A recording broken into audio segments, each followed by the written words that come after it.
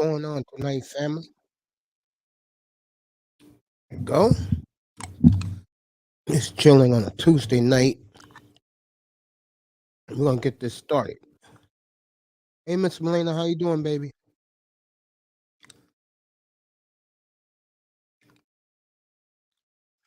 We'll do Jalen Hurts, who really wants to play on Saturday, but you think that's a good idea? When Micah Parsons let it be known last week on Von Miller's podcast, he doesn't respect you and he don't believe the MVP, but you're taking it from him. Do you think that's a wise idea, family? Or you think you should rest a couple of weeks?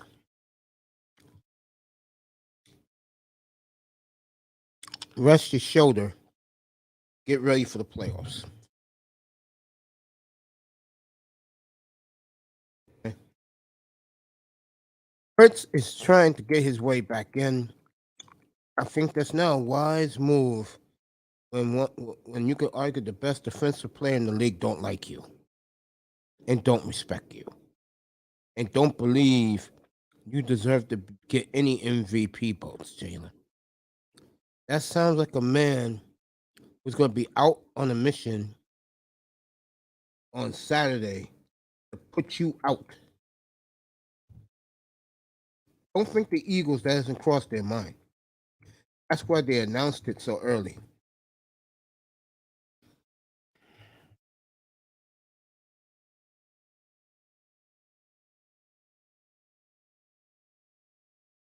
Trust me on that.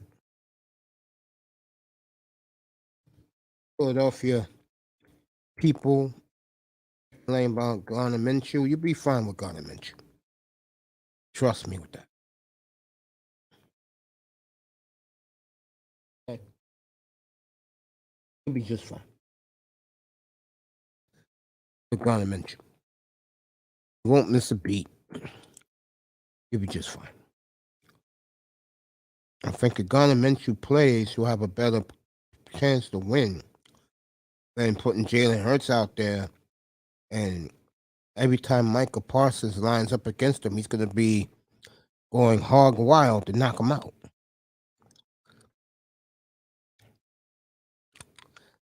I can understand where Parsons is coming from. Why he doesn't think so highly of Jalen Hurts. You know, I think Hurts is a good quarterback. I think what he did in the offseason, bulking up 30 pounds of muscle, has really solidified him. But I'll say this, if he does not play and the Eagles shut him down, he will not win the MVP. That will go to the winner of Buffalo and Cincinnati in 2 weeks on Monday Night Football.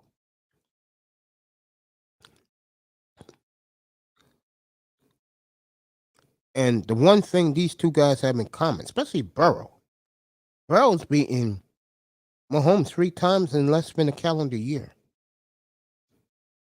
Okay? So, I think Jalen Hurts, that has crossed his mind. Okay? Speaking of Joe Burrow, I have a question for everybody.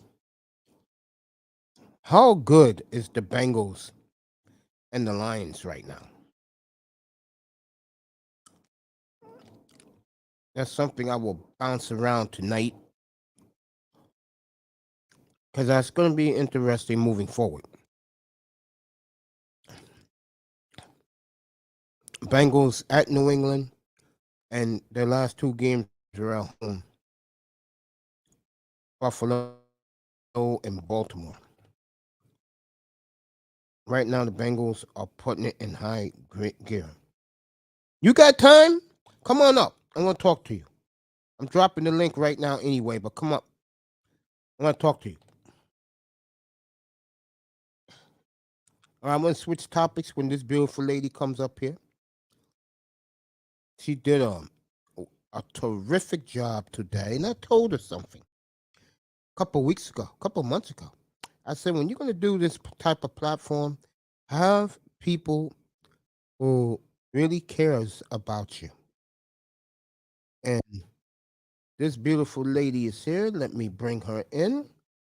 Everybody, let's give it up to the beautiful Brownie Ellie. Hey,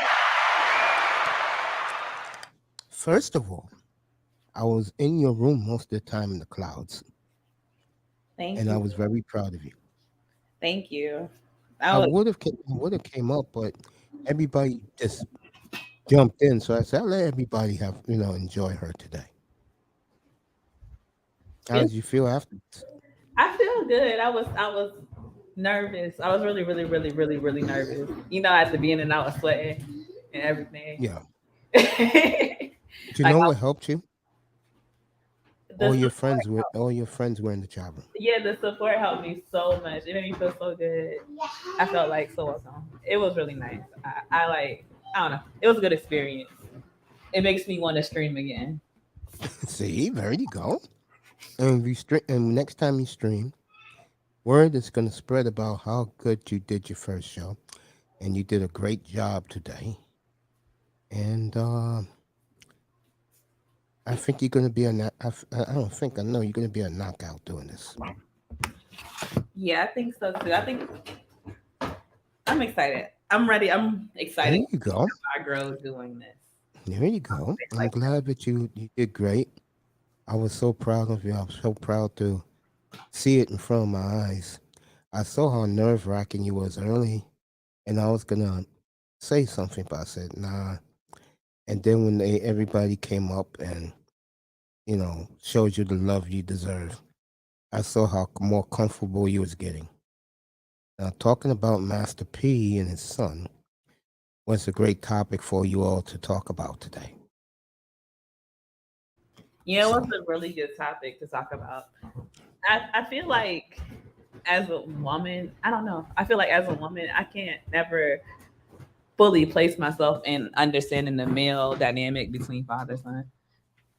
well, um, speaking for myself, I had a very, very good relationship with my father, until the very end, and I miss my dad every day. The person you hear right now talking to you, this is my father's side of me.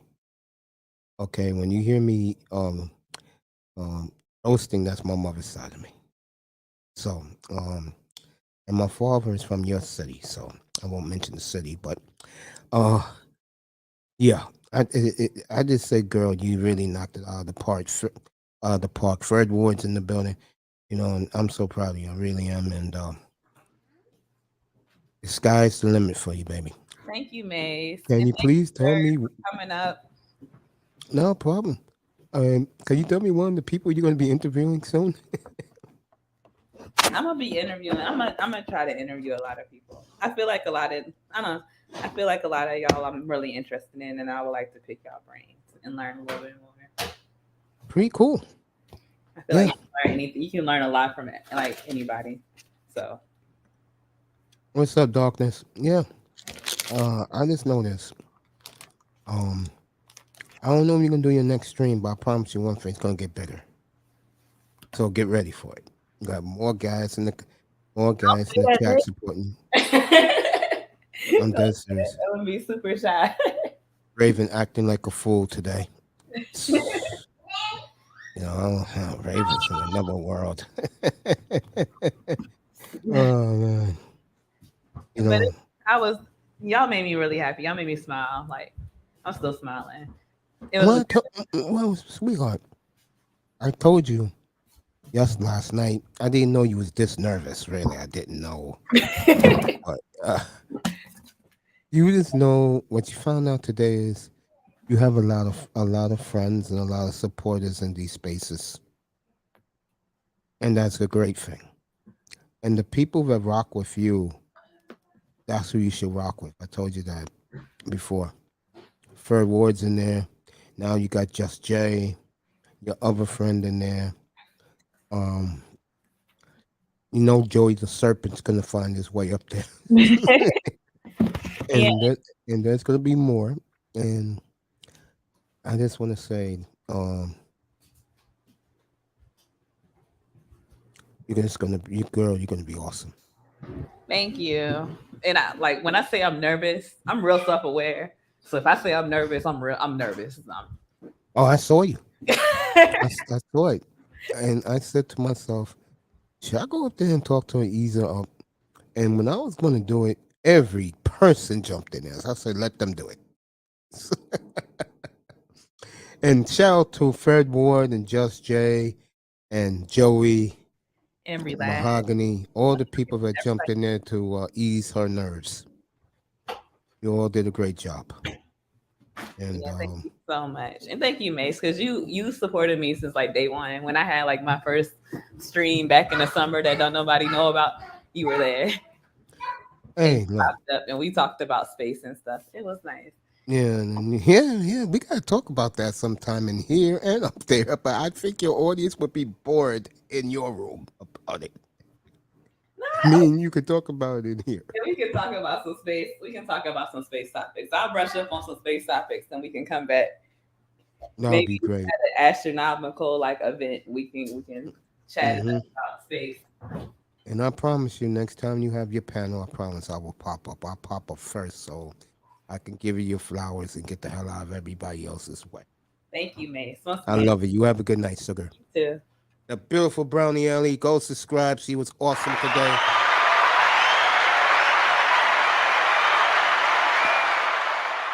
I ride and die with that young girl.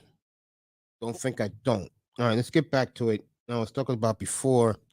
Um, Cincinnati and Buffalo, they met 34 years ago for the AFC title, won by Cincinnati in the jungle. That's what they call it in Cincinnati.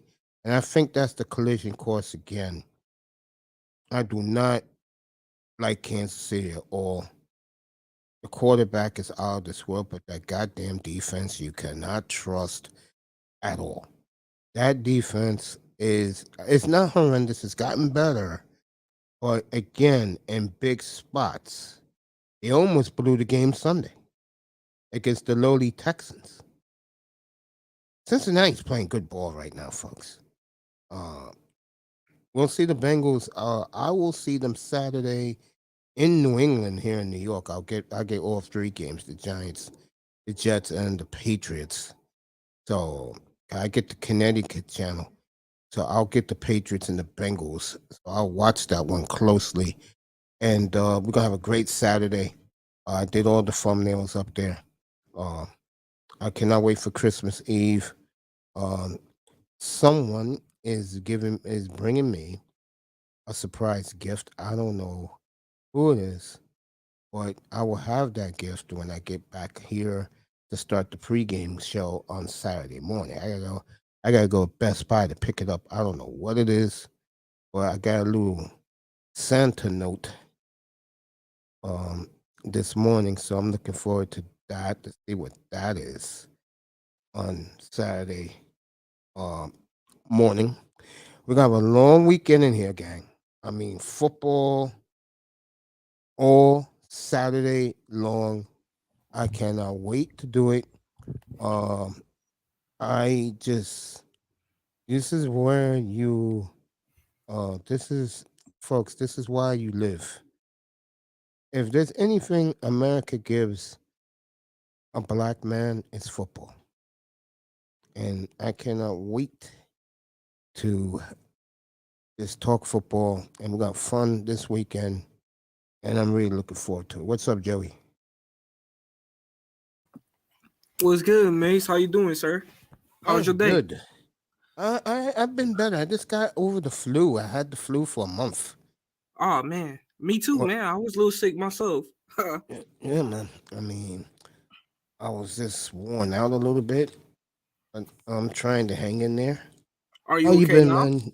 Oh, No, I just started. oh, I had Ellie up here a minute ago. I was congratulating her on her first show, yeah, me telling too. her how I proud was. I was of her. Yeah, I'm actually proud of sis too. You know, Ellie Brownie. Yeah, I'm Hmm. proud of her too, man. I enjoyed myself over there. I saw you in the comment over there, man. Yep. Yeah, Much I much want. love. Much love to Brownie. Much love to that beautiful queen. I wanted Hmm. to pop up in there, but all you guys were there, and you guys made her feel comfortable because she was scared to death. Yeah, I know. I came up there because when she said she was nervous the first time, I said when she dropped the link, I came up there to show some love, calm her nervousness her first time, and I want to make sure she feels safe and comfortable her first live. You get what I'm saying? Just showing love and respect. Yeah, Joey, when I did my first show ever, because I had a couple of delays, and Fred Ward was in here. Uh, I had you know some of the guys from the streets of the Manosphere, and they Of were in course, here, yeah. and I Hmm. was not nervous. I was excited. The second that on button came on, I was like, "Let's do this, everybody!" I welcomed everybody, and we was talking about sports and what was going on. I never looked back, man. Um, Yeah, that's really dope. That's exciting. Shit, me even third. You say third came your yeah, first live, right? Ferd was here Yeah, the third. first night. Yeah, Yeah, third word did the same thing with Brownie. Me, Brownie. I mean, not me, Brownie. It was me, third. It was Just Jay, T, just Mahogany, J. Yeah, and real another deal. lady. T was The up there. relax. Yeah, Yeah, it was all of us in the panel. Yeah, we showed. Yeah, and she needed that, bro. she does. Yes. Oh, if she is listening, Brownie, shout out to you. Much love. I hope she continue on her journey with this YouTube live and grow from it. I'll tell you right Yeah. now, Brownie. Um, because this happened to her today, Mm-hmm. she's gonna explode, bro. Yeah, she is. She Yes. got it all, bro. She's gorgeous. She's humble. She's beautiful. I Oh mean, yeah. and she's very personable, very bubbly. I mean, she already got enforcers in her chat room already. I will say this: if any dude in her chat room start talking crap to her or on our panel, bro, Oh, that ain't you gonna go down. You know how that goes, Mace. yeah, man, check that dude, bro. Whoever that Yeah. is, bro. You want me to check them for you, Hell or yeah. you? I got you. No, I'm gonna keep my promise. I'm too busy in here, man. I can't be and knowing Brownie, I think Brownie is gonna mix it up a bit. Like what I mean by that is she'll do some daytime, she'll do some late night to see how that goes. Yeah. And she's gonna be awesome, bro. Her sexy red is now exploded. I'm so happy for her. Oh yeah, sexy red too. Yeah, I'm Yeah, I actually love excited sexy for the red. sexy red too. I love both their Actually, sisters. with Brown, I'm gonna keep my promise. For you, Mace. I know you're not gonna beat her 24/7, but I got you, fam. Cause I'm always looking out for you. Come over here with the sports and stuff, and plus top of that, I love what you do, and I love what Brownie's doing. Because right now, at this process, this is like you said, she's doing a mix right now, like testing the waters right now. You get what I'm Mm-hmm. saying? Yeah, And shit, I did the same thing myself, testing the waters. Everybody did it. yeah, So, but I do believe what you said. Like she's gonna blow up, and I guarantee you this by my word. I'll say less than about a good 3 weeks for now. Less than 3 weeks to 4 months, she's gonna be up there. I yeah, guarantee you on that. Cause she's yeah. already up there now with the following. You had a lot of people came to the chat, so I can imagine between 2 or 3 weeks in less than a month, just less than 30 days. I'll say she'd be up there. You know what I'm saying? Yeah, I shout out guarantee to you that. Mm. speaking of blowing up. Shout out to my baby sister. I love her so much. Shout out to Sweet Melody Speaks. I know she's doing great. I S- heard her. I never got the chance to see her. I had El Nation told me that on my channel the other day about a young lady named Sweet Melanie. Melody Speaks. Yeah, I heard of her, but I don't know who she She's is. she's terrific. Um, Anybody goes by Melody's room, tell her that a big brother Mace said I love her. Tell her I said happy holidays to her. Yeah, I miss a lot of my old friends from the chat room. Hmm. Um, Jessica X was another one. Man, I never had a chance to interact with Jessica X. She's Never. I know she's a sweetheart, but yes, I would yes. love to have a conversation with what's her name? Jessica X. Hmm. Cause I'm Serpent X, she's Jessica X. That's the reason why I want to interact with her. Yeah, Thought because that was pretty cool. Jessica's terrific. I love Jessica. She's terrific. Yeah, I only saw her a couple panels before. I saw her at Platinums one time, and I think I did saw her on Sexy Red. I I, think, yeah, I had her up here a year and a half ago. yeah. And she gave me a nice interview. She was terrific, and Oh, you interview her before, yeah, right? about a year and a half ago, yeah, I had her up here, and Yeah, I that even saw wasn't that easy, but interview. and she threw me a bone, so I took it, and it was great. You know, did you see the one with me and Sexy Red last weekend? I was there. I was in the chat. There you go. That was Yeah, I was terrific. in the chat. That was a good interview that you did between you and Sexy Red. That was very interesting. Yeah, me and her Shout out go to Big back too. Sis. I Yeah. mean, she's terrific, man. What? Not only is she fine, what a great sense of humor that young lady has. Yeah, Sexy Red. Yeah, she's. I Is it I she? actually like Sexy Red and Brownie. I like both of their characters. I love I their agree. demeanor. Sexy Red. I love her sexual humor. She likes the room. You know what I'm saying? Like people may Yes, she call it. does. People may call it life of the party, but I don't want to consider that because she's more like a person who likes the room. You know what I'm saying? Yeah, Bring the good mood. And yes, yes, she yeah, does. a great spirit basically. I love her, and she knows that. When I was in the hospital about exactly this time a year ago, um, she used to always hit me up on Instagram. I would hit her back, and one video she was cooking chicken chunks. That shit looked good, bro. I ain't know what Sexy Red was doing that. And I told her, honey, you made this? And she said, yeah. And I started laughing. I said, damn, that looks good. Yeah, man. You know, uh, shout out to Sexy Red TV. You know, Shout out to Sexy Red. there's a lot of people in here that I come across, and but I stay in here, and I think for me it's a safe place. I Oh don't want to yeah, go back to. I don't want to be in other places' rooms. man. You I'm the know, same way with you, Mace. I don't know you know this, but I hardly be around like that most time. What's good, Third? I see you in the building, fam.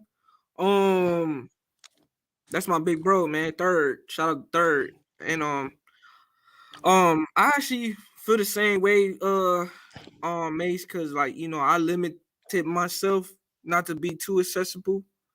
You know, exactly. yeah, and I'm actually agreeing with you on that. So yeah. Yeah, I was just telling Ellie when she was up here. I said I saw how nervous she was, and if you guys didn't pop up, I was gonna go up there to calm her down a little bit.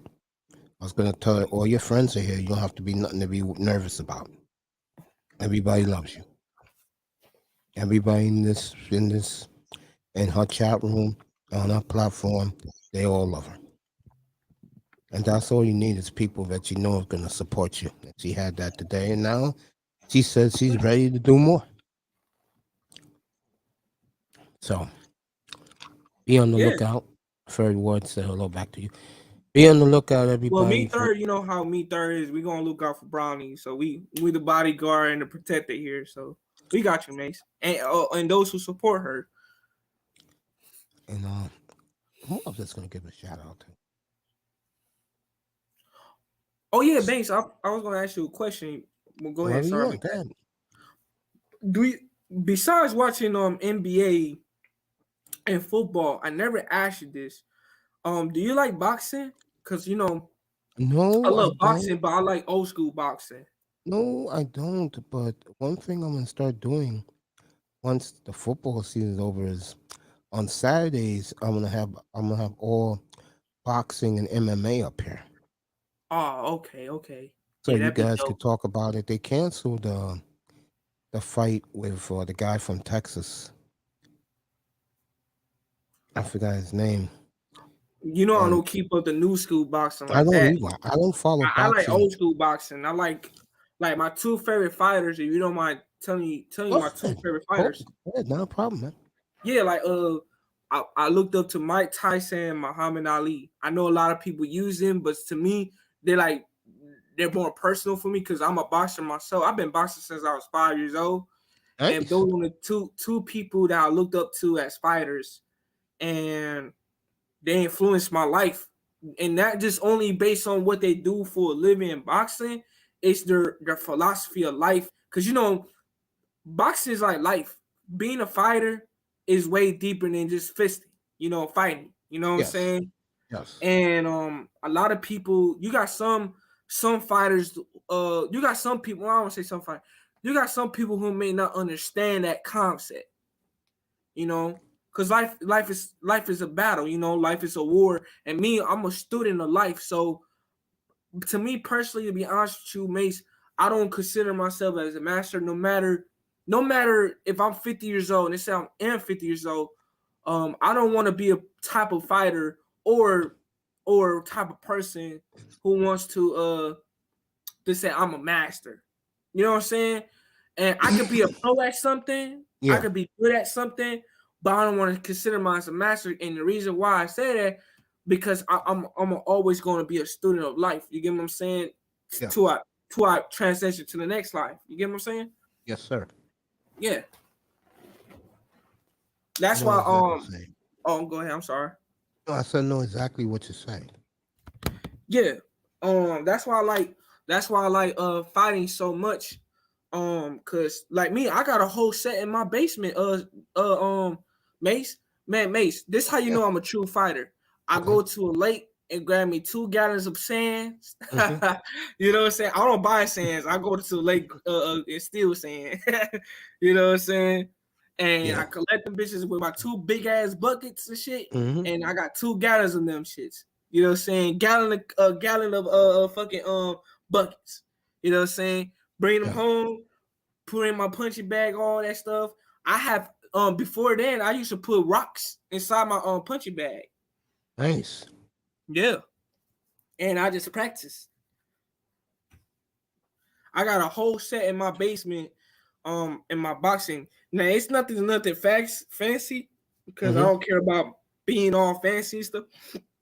Cause me, I'm more a body weight type of person, and I'm a lightweight fighter, so I'm not no heavy fighter.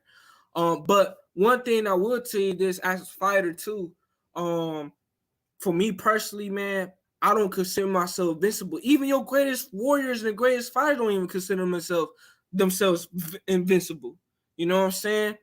So, but you got people have that misconception that think they are. Me, I'm still in training. I'm still learning life. I'm still be a student of war. You know what I'm saying? I'm a student of life. And me, you know, I love taking L's. And you know what's so crazy? That boxing taught me a lot of stuff about life.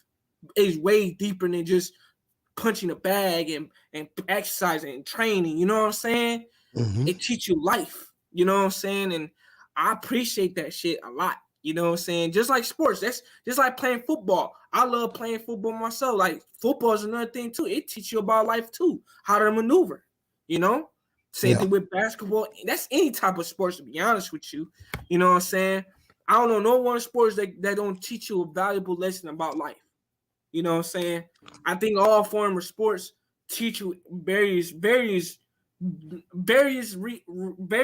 forms about life, how to maneuver, how to play the game in different ways, and what fundamentals that's more more impactful than the ones that's not impactful. Just like in football, I know you know Ray Lewis, right? You know Ray Lewis? Yeah, the Ravens. Yeah, Ravens, right? That's my favorite football player, right? One of my favorite ones. And he was saying, for a team to win the championship, they gotta learn the fundamentals to win the championship. Yeah, and he's absolutely correct. Yep. Just like a coach, like when the coach training his players, in order to win this championship, they gotta use the fundamentals to win this championship.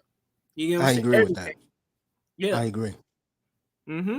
And that's why that's what I do with myself in boxing. Like I apply the fundamentals, you know what I'm saying, life. And this is really not that hard. Once you get the information and get the knowledge, you know, it's so accessible to you.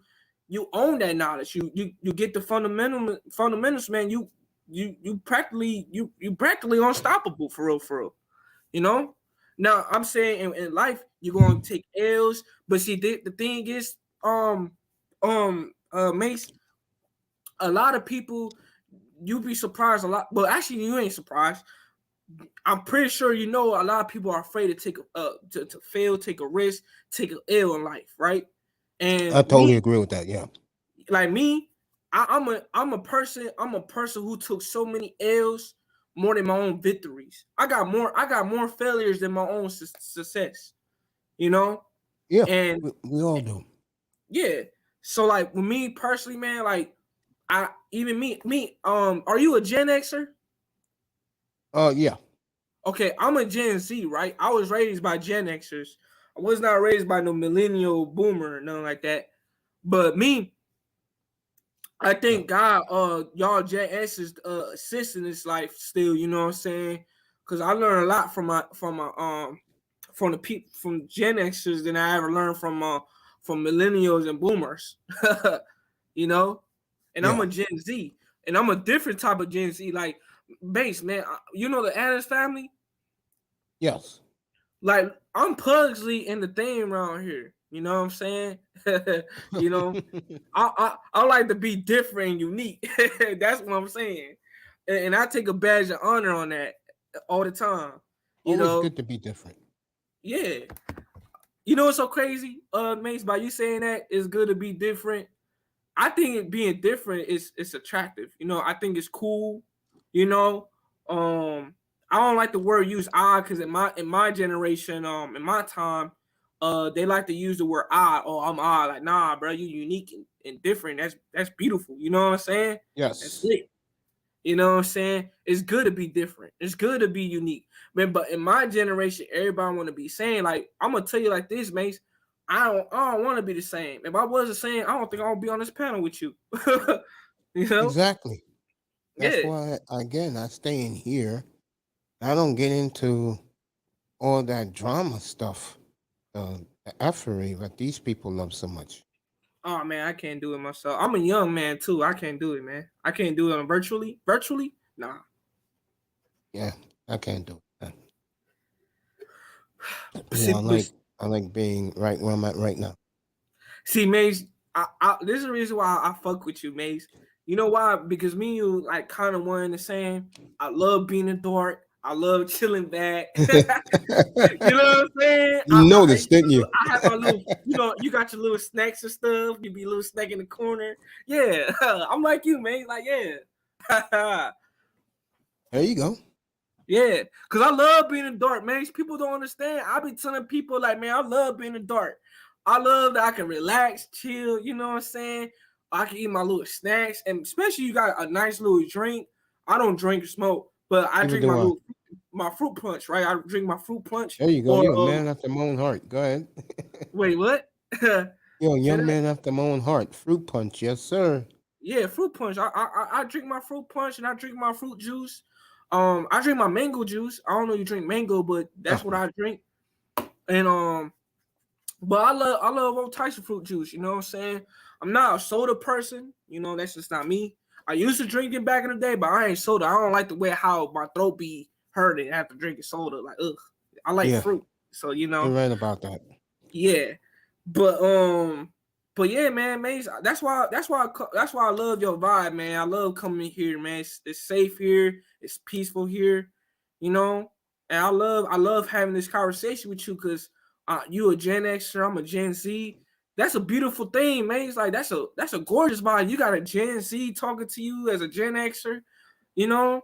And I Yeah. know that I know not a lot of young niggas come up here, talk to some older band, blah blah blah, because out of ignorance, blah blah blah. But that's not me. You feel me? That's why I Hmm. tell you, Mace, like I'm the Addams family here. I'm Pugsley the thing over here. You know what I'm saying? Yeah, man. Yeah. So I ain't with that normal shit. People can have it. Yeah, Joey, you know what? One thing about you, I always liked you from that time you used to be in the Roger Report. Yeah. Know what I'm saying? You know what? You're good people, man. You stay this way. Thank you, man. I Don't appreciate it, man. change That for makes me feel anybody, good. bro. You stay just like you are. You say you don't change for nobody? Yeah, don't change for anybody, bro. Oh yeah. Thank Real you. talk, man. Man, I love that comment, man. I usually, you know, it's so crazy, Mace. Hmm. Personally, I'm an introvert, and I I stay to am too. myself. And I'm not extrovert as much that you might think I am, just because I'm talkative with you. I'm I feel more comfortable here talking to you because you make me feel comfortable. I can open up to you, talk to you about, have normal conversations. And that's a good thing, you know what I'm saying? Me, I'm really an introvert, man. I be really quiet, stay to myself. Man, Mace, I just went to the movies. Well, I don't know you go to the movies now, but I went to the movies to see Avatar, How the did new you one. like it? Oh man, it was beautiful, man. I Yeah, think man. everybody should, huh? Raiden saw it like 10 times already. Yeah, that's a good movie, man. That's a woof. I think everybody should. I recommend everybody to watch it. It's a good movie. Yeah, You know, I think I'll go see it too. yeah. I know Shit. it's I 4 even hours go to long. the movies by myself, man. I went I to do the movies. too. Yeah, like And you what's got a so lot of crazy? life, man. Yeah, what's so crazy, Mace? I Yes, don't know sir. if you had this experience, but I experienced this when I was young. I was like 13 years old, man. And I started going to the movies by myself when I was 12 years old, right? Yeah. And I had people in my circle at the time during that time period that thought I was weird and odd going to the movies by myself. And I was 12, 13. I don't know you had that experience, but let me know. Like, I cut those people off. I looked at them crazy, not me. I was like, I love enjoying my own company. Like, I'm a whole vibe out here, Joey, you're growing on me more and more because we're very similar. I'm just older. Yeah. Got me smiling up here. I'm Yeah. serious. You got me. There you go. You got me smiling up here, man. That's I'm what in I do. myself a lot. Man, Seriously. look, I appreciate it, man. I appreciate the compliment. That's why like me, man, it's like I love like having people like to have, people may call it positive conversation, but I call it life conversation. And when I say life conversation, because the word life means being alive, it's because I like to put my own little twist, my own little style to it, That's Mm-hmm. this young nigga in me. you know. You like I'm real almost life. You like real talk conversations. no, actually, yes, I do. But I love intelligent conversation. That's the thing. Like, I love having an intellectual conversation with people, but I'm anti-stupidity. Some people think I'm anti-social, but like, no, I'm anti-stupidity. You know? I am very antisocial, Joey. Huh? I am very antisocial. Real talk. Hey, I'm with you, my damn self, Mace. I'm not a sociable person. Some people thought, it's a crazy Mace, man. People thought I'm mean as hell just because I ain't sociable. I'm like, the fuck? I let people talk. You know what I'm saying? Yeah. I know exactly what you're saying, young man. I feel you. Man, it feels good to know that I'm a young man and I'm a young nigga. But you know what I'm saying? But like, so crazy, Mace. I met a lot of young niggas around my age, and they lack so much maturity at the moment. And the reason why I supposed to act mature for my age and conduct myself like that. Cause I'm young, I'm taking responsibility, right? I'm pretty sure you feel the exact same way when you was young your damn self. When you was handling business, taking responsibility, right? Yes, sir. But in my time, in my generation, the Gen Zs I'm talking about, not the Yeah. boomers, not the millennials. I'm talking about the Gen Zs. Mhm. Man, I'm gonna tell you like this, man. It's like children around this bitch. For real. I was having a conversation with somebody. I was talking to Great Pill. I don't know you know him, but No. yeah, I was telling him, I'm like, man, I got upset because at one point I was angry at one point, Mace. I was so angry because I'm responsible for as a young man, right? I'm supposed to care of my responsibility. I'm Yes. supposed to be productive out here. I'm supposed to take care of my business. I'm supposed to do all these things, right? Mm-mm. But you got some people, no matter old, young, it doesn't matter. I don't look at people's age no more. I look at people's character and maturity now. Fuck the age. You're a You smart know? man. Yes, because sometimes a person could be. I met some 30-year-olds, man, and they have a mindset, a mindset of a 17-year-old, man, and I got so mad because the reason why I'm mad, Mace, I'm taking care of responsibility as a young man, and I'm supposed to do these things, not act like a fool out here in these streets and look dumb and stupid out here. You know what I'm saying? And now I'm like a quote unquote rare breed in my generation because I'm self-sufficient. I take care of responsibility. I'm productive. I'm taking care of my purpose, doing what I need to do as a young man, right? Yes, But sir. I'm like a quote unquote rare breed in my generation. And I hate, and I'm gonna be honest with you, I got a little upset about this, but I started to despise the compliment of, oh, Joey, man, you're rare, man. I hate that compliment, Mace. Cause I'm like, damn, I love being different, unique. I love it. Exactly. It's the best feeling in the fucking world. You You ain't know? lying. I live it, bro. You ain't lying. Yeah, like I live every day. Like it feels good when a person come up to you and say, "Man, Joey, man," or Mace, man, you a unique type of nigga, man. You different out here. It feels good. It just feels good. I was like, man, I feel good about that shit, you know. But like I said, man, I had people, you know. I don't like to call myself normal. I like fuck being normal. Like, what is normal? Because Gen Xers back then didn't want to be normal niggas. You know? Yeah. Yeah. Yeah, you're right about that. Yeah. And when you was coming up, Mace, I didn't live your time, but I heard stories from Gen Xers, not millennials and boomers, but Gen Xers, period. During the time period you was growing up, the government was the one who started y'all calling y'all Gen Xers. Y'all ain't know call yourself that. The government did that. Yeah. You know? Yeah. I know my little history makes you surprised, huh? Yeah. No, I'm not surprised. Not Yeah, funny, that's true. Yeah.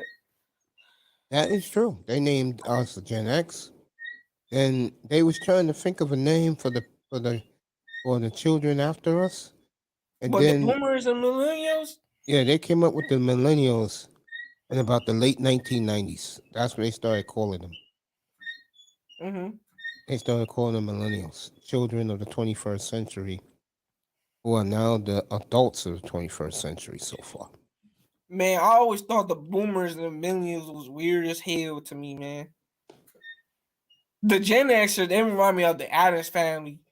That's what they remind me of. And the millennials and the boomers, they're like more indoor niggas. You know what I'm saying? Like, what do you mean? What I mean by, okay, so you got the millennials. They the one who prevented the word introverted during their time period. You know what I'm saying? Before they discovered the word introvert, right? Yeah. And then you had the boomers who was like, I call them outcast niggas. You know what I'm saying? They Yeah. was like, you know what I'm saying? They ain't somebody I want to be around with.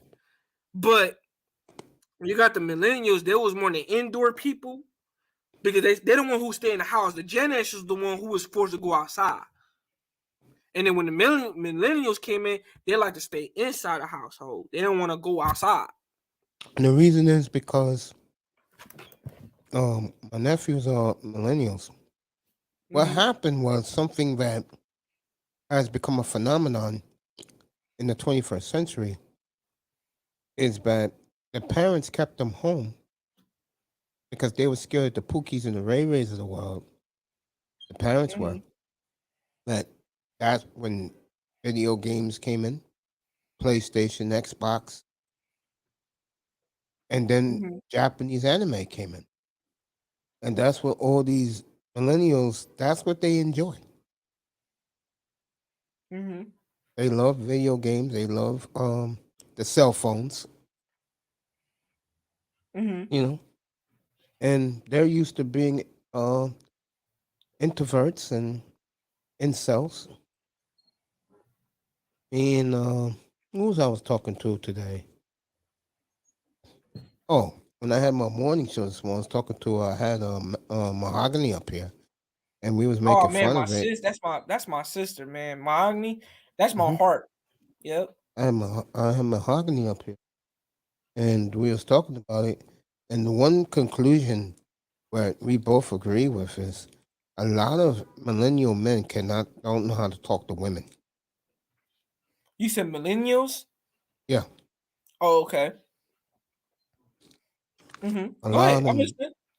No, I'm just saying a lot of them don't have a lot of them don't have no game. Mm-hmm. So does And that it's same sad. apply for the boomers?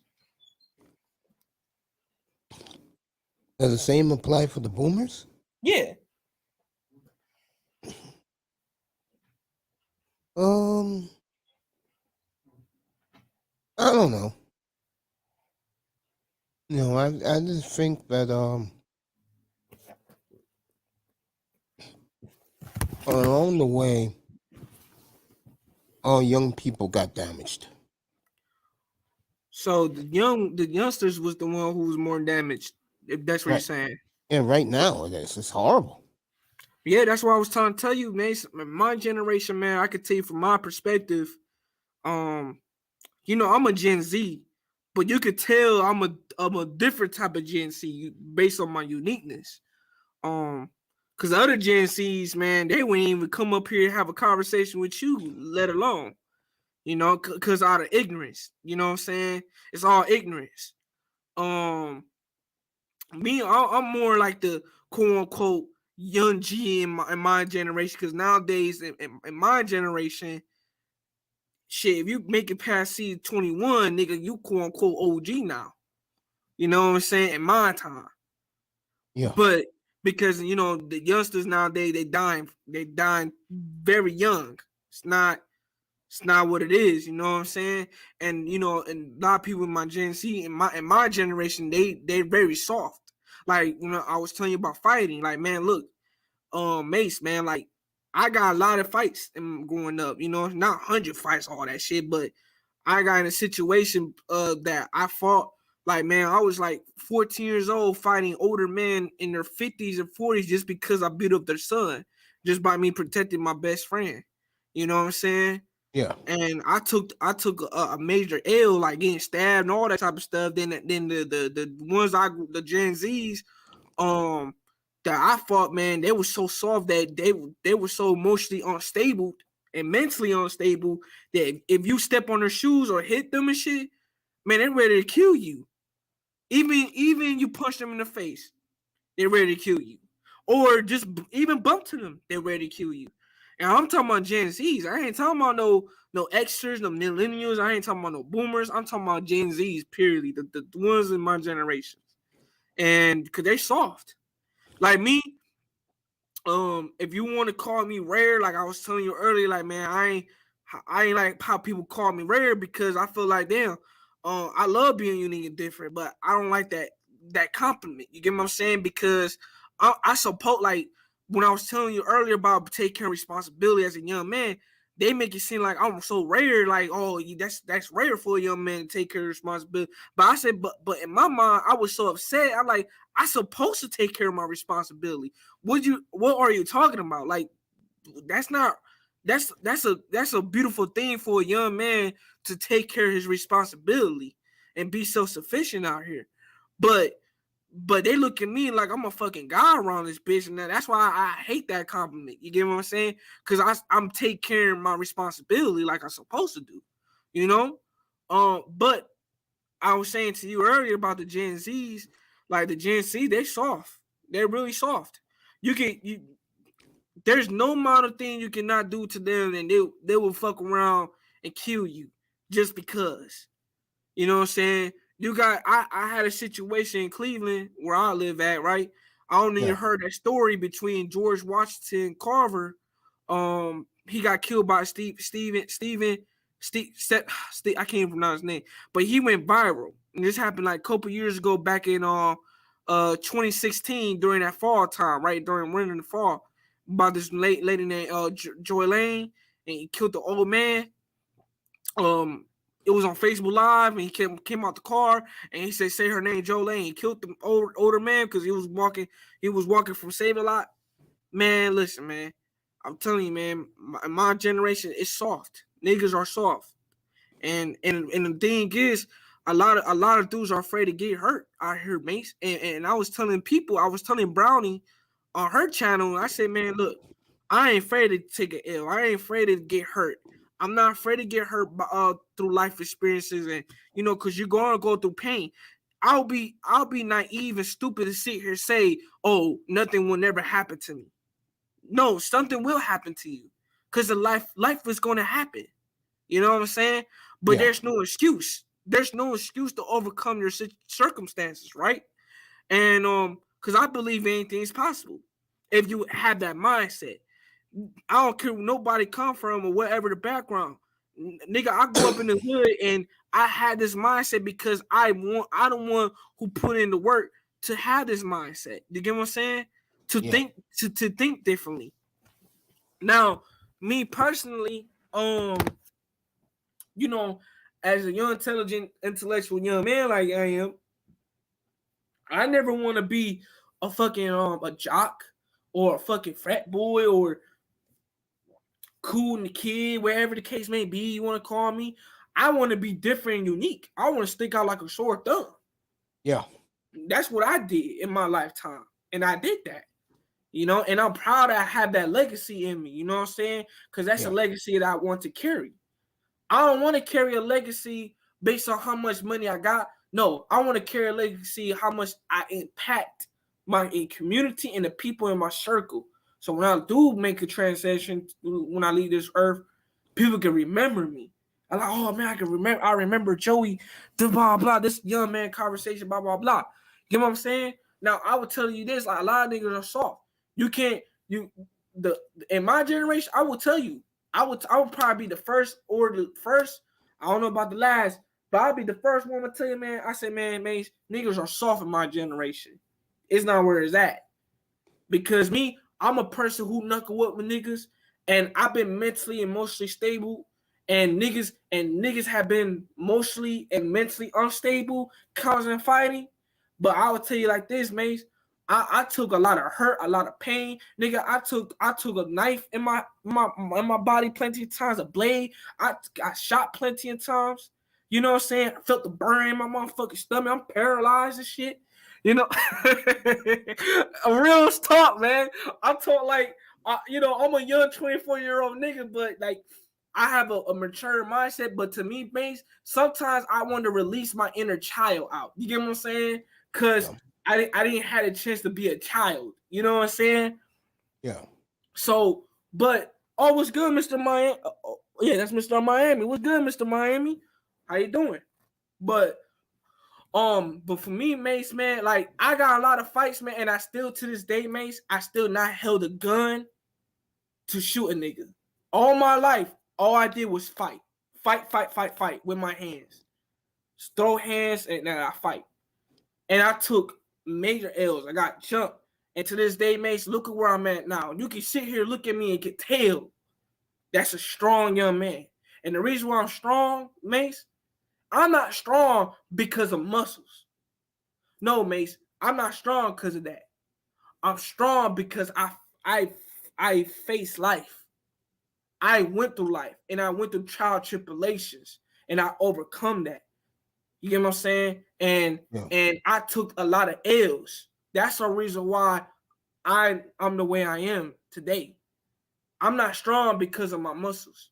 I know a lot of niggas who got muscles, mates, but they can't even take an L. They can't even take a risk. They can't even fail. They didn't even make, you know what I'm saying, take that. I'm flawed, mates.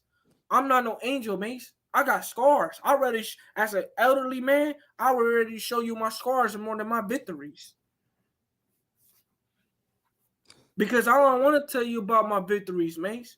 I want to tell you about my scars and my testimonies and telling you how I overcome that. And the reason why I overcome that because I want to overcome that. Life is how you make it for real, mates. But there's a lot of people who make excuses and cry and complain. I didn't play, mates. I could have been a bitter young man out here, mates. I could have been angry, bitter, all that. I could have been that. I could have been a dog ass nigga out here, mates. But I didn't, mates. And you know why I didn't? Because I thought about myself and I asked myself, do I ever want to let this pain impact my life? Or do I want to control and conquer this shit? That's what I did, and I conquered it. And did it came overnight? Hell no.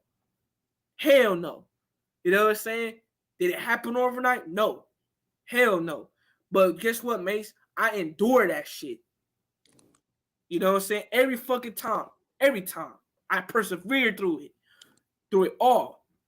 Even I got shot, even I got jumped, even I lost a fight. But guess what, mates? I pick myself up. I lift myself up. You know what I'm saying? Every fucking time. You know, I fall 7 times, I rise up again. No retreat, no surrender. You know what I'm saying?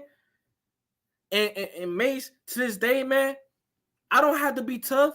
I don't have to be none of that. I don't have to be. I told you, mates, I'm not no invincible ass nigga out here in the world. You know why I hate, mates? People think I'm so invincible, mates, just because of my maturity, just because of my mindset. You know, my mindset came from boxing. I could take 1,000 L's, and I'll guarantee you, I'll become one of the greatest skillful fighters in the room. You know why I become a skillful fighter? Because I failed. I took a lot of L's. That's how you become a great fighter. You don't become a great fighter how many victories you got. That don't mean nothing. It's how many L's and trial tribulations and how you overcome your situation. No matter what circumstance you're in, no matter what environment you're in. You can be financially broke for temporary, but you could be financially, you can have money in your bank and learn how to manage it. See, money is not the problem. It's your management skills. Man, I'm talking too much, Mace. You got me talking too much. You know? But on some real stuff, Mace, I endured that. And I overcome that. And like I tell you, it ain't came overnight, Mace. Oh, no. I'm telling you, man. I taste of bitterness. I taste of bitterness. I taste a taste of L. I taste love. I taste hatred. I taste all that. But guess what, Mace? I bear all sufferings.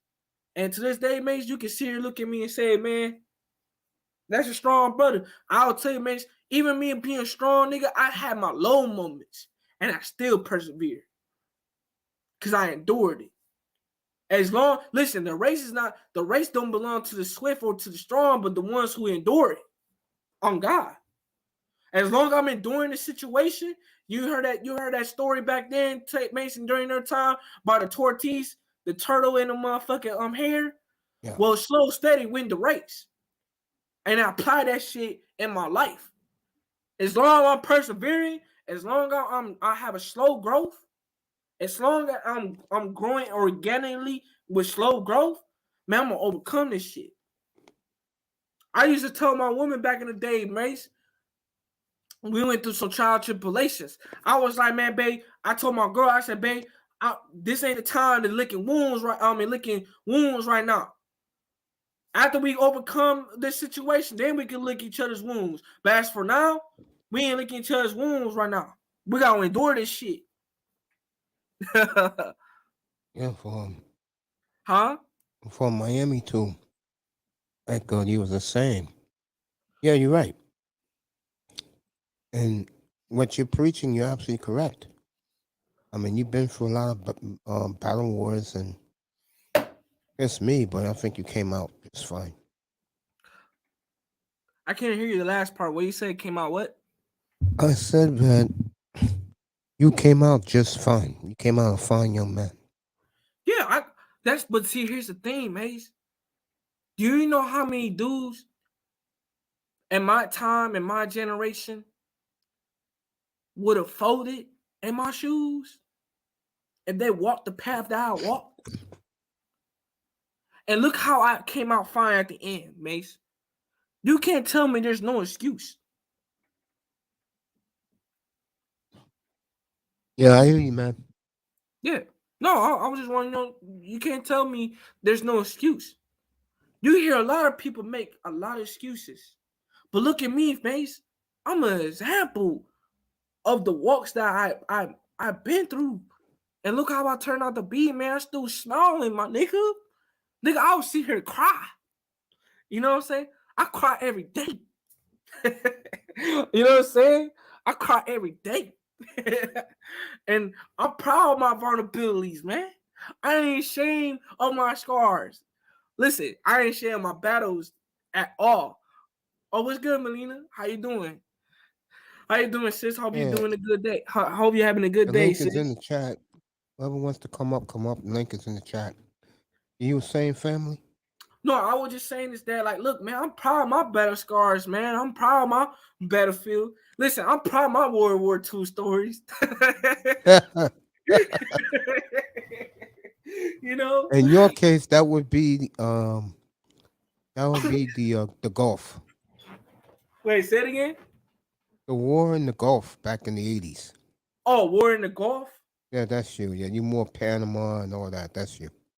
More Panama. Can you break it down to me in detail? Like, can you give me Back in the 80s and Mhm. 90s, I forgot what they called it. They named it something. And what they did was they took over the Panama Canal. They took over everything, U.S. Military. And I forgot what they called that war. But that was like 30 years ago. What's up, Jordan? Nina's in the chat. Miami's going to be up here soon. So, again, man, you was awesome on Brownie Ellie's platform today, bro. Oh man, I appreciate it, man. I mean, I ain't taught much in brownies and stuff. I mean, I did a little bit. You know, Mace, when I be on panels, man, I be in the cut. Or I'll be in the chat in the cut. You Yeah, know, man, you got to be, bro. man, look, you gotta be, but look, Mace, when you see me, man, or if I'm not around, just know I'm in the cut. I'm in the shadows, like you, Mace. I'm in the Yeah, I'm in the shadows too, bro. dark. Yeah, I stay in the shadows. I've been telling the woman, I said, hey, I stay in the shadows, baby girl. You will never see me in the light. See, I'm not like those cockroaches. I'm like the cockroaches in the dark, but as soon as you turn on the light, I run away. Hell yeah. I don't want you to see me. You know what I told the woman? Hey, Mm-hmm. look, I told the woman this, right? I said, I ain't no criminal until I said, look, I was like, I ain't no criminal until I get caught. I told a woman that.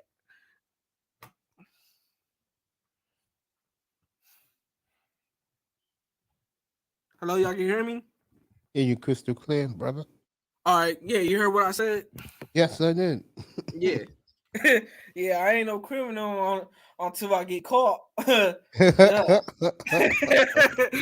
what I'm saying? Crazy, man. Here with Hey, I be Serpent wondering. X. Yeah, go ahead. Awesome. Go Okay. ahead, fam. No, No, I I was just just be telling wondering people you up here. how the hell y'all deal with nigga like me? How y'all do it, guys do it, man? How y'all can handle me? Cause sometimes I be talking crazy.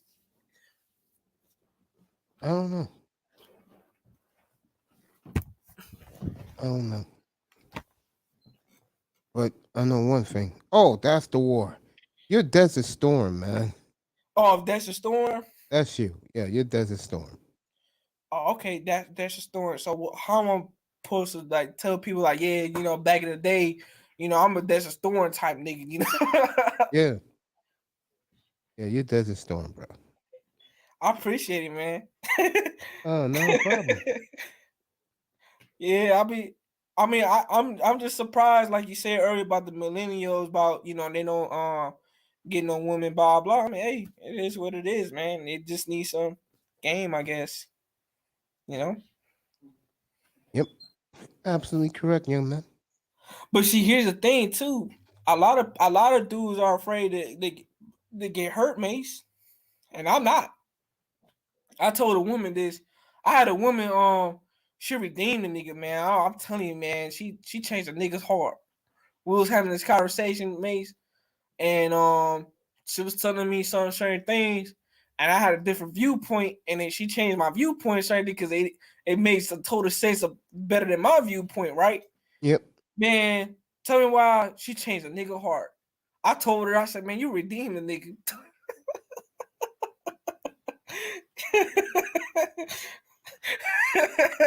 Oh, I'll be on some other shit, Mace, man. Yeah, you crazy, man. But we love you up here. Who? I said we love you up here. We love you up here. Oh, lovely. Yeah, we all do. Yeah.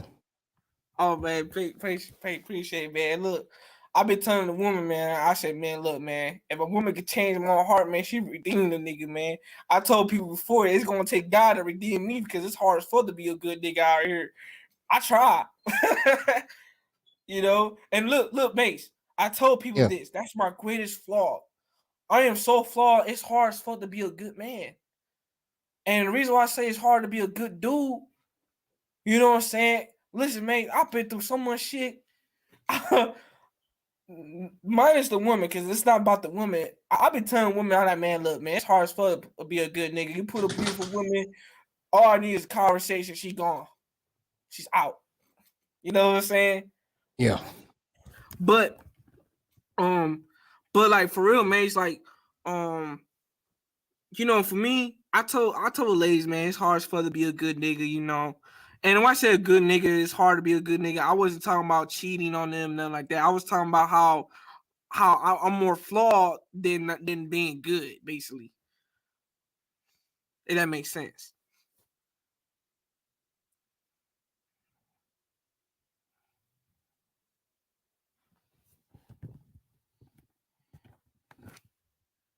Yeah.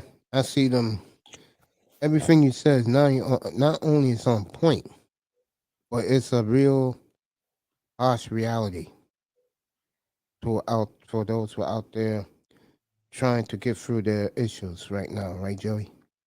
Yeah, or well, like I said, my best advice for those who trying to get through things is to endure and persevere. You don't have to overcome it overnight. As long as slow and steady. Remember, I said slow and steady win the race. I'm saying is that, for example, I've been through hurt, but the difference is the strong person in the room ain't the one who avoid pain. That's not the strong person in the room. Just because they avoid pain and hurt, that don't mean they're strong. No. The person who is strong in the room is a person who feel pain, who brace pain, who love pain, and accept pain. You get what I'm saying? Even the greatest warriors in the room have fear. Like, nigga, I got fear myself, Mace.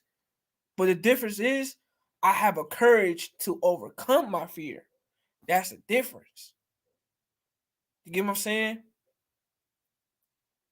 And I'm a student of life, but I told people at the time, the race is not for the swift or the strong, but those who endure.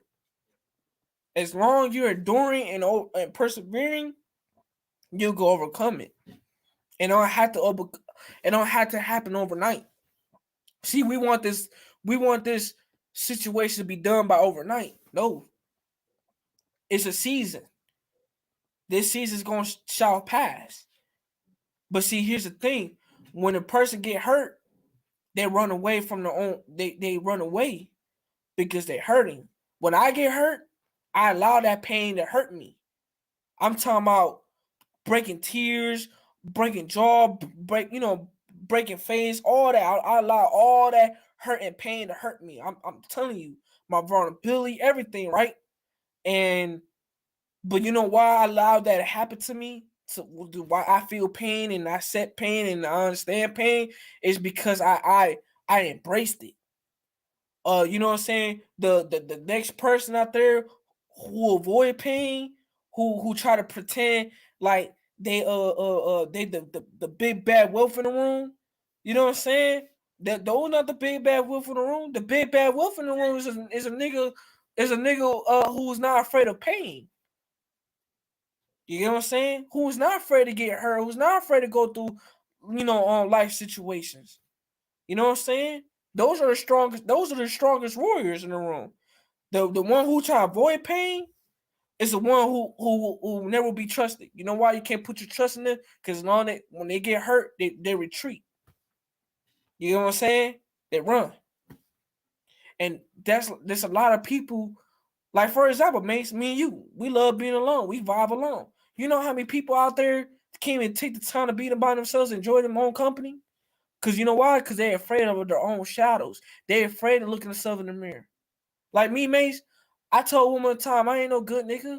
I ain't no angel because I got flaws. That's why I was telling women, I like, look, I never cheated, but just because I never cheated doesn't mean I ain't no angel. Doesn't mean I'm better than any man out there or better person out there just because I never cheated. I just don't condone it because it's not my thing. You get what I'm saying? It's not me. It's not who I am. But that doesn't mean just because I never had those cheating experience, because I never cheated on a woman, it's because for me, Mace, I put so much pride on myself. I got a lot of pride on myself, right? I don't like to share my weed to the next woman while I'm with my woman. Nah. And I understand people make bad decisions and all that, but that's not me. See, a lot of people are afraid to look themselves in the mirror and embrace their flaws and their imperfection. A lot of people in the room would like to be an angel around this bitch. But see me, Mace, I'm a wolf in the sheep clothing. I'm a nigga who has flaws and scars, imperfection, and nigga, I can have a fucking one arm missing and the next arm is longer than my other arm. You get what I'm saying? I could be one arm. I just got a lot of flaws. You feel me? But the thing is, I love my flaws. That's self-love. You know what I'm saying? A lot of people don't have self-love. It's not for me. All the stuff I've been through. Right when I first got shot, I felt the burn in my stomach. I was paralyzed. You know what I'm saying? I fucked up, and my mom in the hospital, all waking up and shit, thinking I saw God around this bitch, all that shit. But guess what, man? None of the situation had made me become a bitter man. You know what I'm saying? None of that stuff. None. And I'm still smiling in my face, man. And the thing is, Mace, even for people, man, anybody can overcome their condition, man. You just gotta persevere through it and endure it. As long as you're enduring and persevere, because remember, the race is not for the swift or belong to the strong, but those who endure. The ones who enduring the most are the ones who want to win the race. The ones who trying to overcome the situation fast, blah blah blah, they're gonna fall because they built this foundation on sand. They didn't build the foundation on rock. You know why a relationship fails, Mace? It's because people built their foundation on sand and not a foundation on a rock. That's why you see a lot of shit going on right now.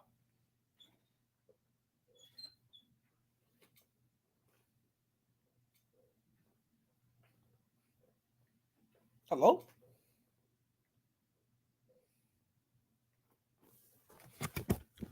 Mace, you here?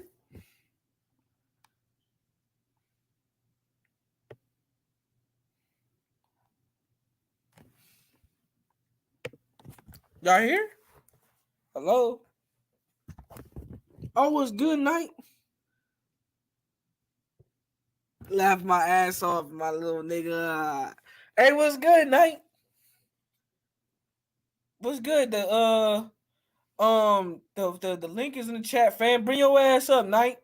I know it's still your birthday, fam. Mace, you here? I hope Mace ain't went to bed, y'all.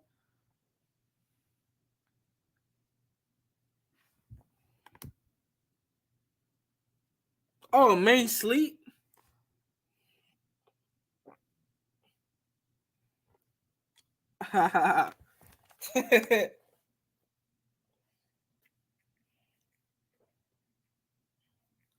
Wait, so hold on. Mace left my ass up here and he sleep.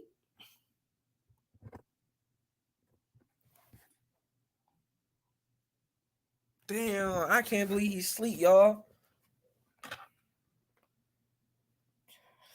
Hey, I'm just chilling, y'all. I'm here. I can't believe it, man. Hey, man, I might as well drop down, let him have his little personal sleep and shit.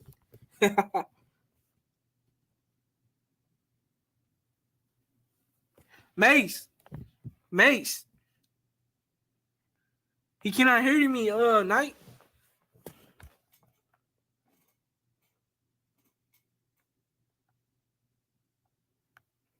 What's good, Melina? Hey, Melina, man, Mace fall asleep on me, mate. Melina, he knocked the fuck out. What's good, Melina?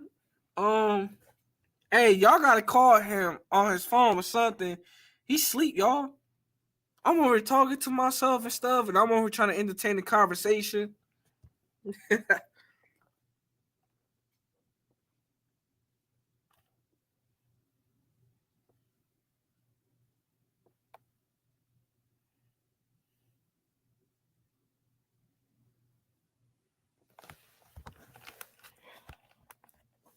Yeah, he knocked out. I'm chilling, y'all. Hey, I saw Avatar 2, y'all.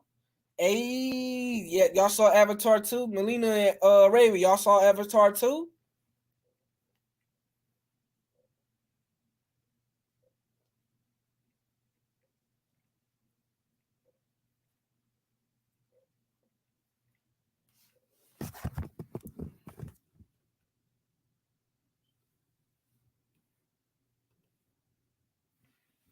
Man, look, hey Raven, man, I loved it. It was a good movie, man. Melina, yeah, Avatar 2 was a good movie.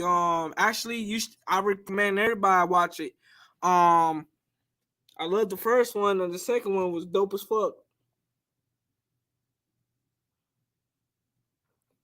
Oh yeah, you began dissecting it too. I just seen it not too long ago.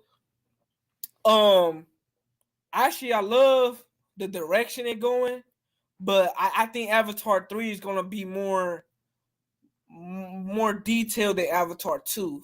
Cause I feel like for Avatar 2, um, they got a lot of speculation, and I love it. I love the way how the direction it going with Avatar 2. Like I love it. But I ain't gonna spoil it because I know Melina haven't seen it.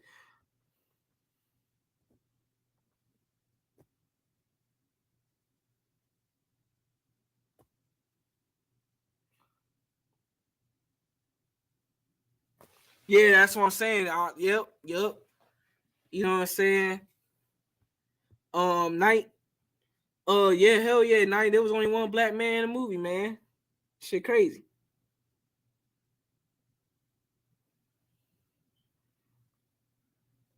Oh yeah, the little girl feeling AY. Yeah.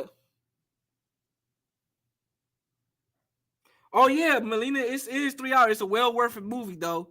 It's worth to watch. Trust me, Melina. You're gonna have a blast. The visuals, the storyline, the direction of this movie. I think Avatar 3 is gonna be more valuable than Avatar 2. You be asking me because Avatar 2 is gonna hype you up. I ain't gonna spoil it, but I know you will probably be more excited to see Avatar 3 because Avatar 3 is gonna be way more detailed than Avatar 2.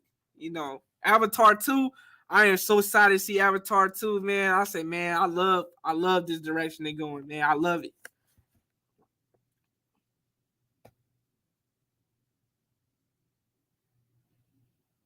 Large up yourself. How the hell am I large myself up? I'm not his co-host. Um, well, I am his co-host, but I ain't no co-host. Co-host, it's worth it, Melina. Like, trust me, Melina. When you watch it, it's worth to watch it. Like, um, you will have a good time watching that movie, man. I promise you. Like that 3 hour movie, it's gonna blast. You're gonna fall in love with the details of that story, man. I'm telling you.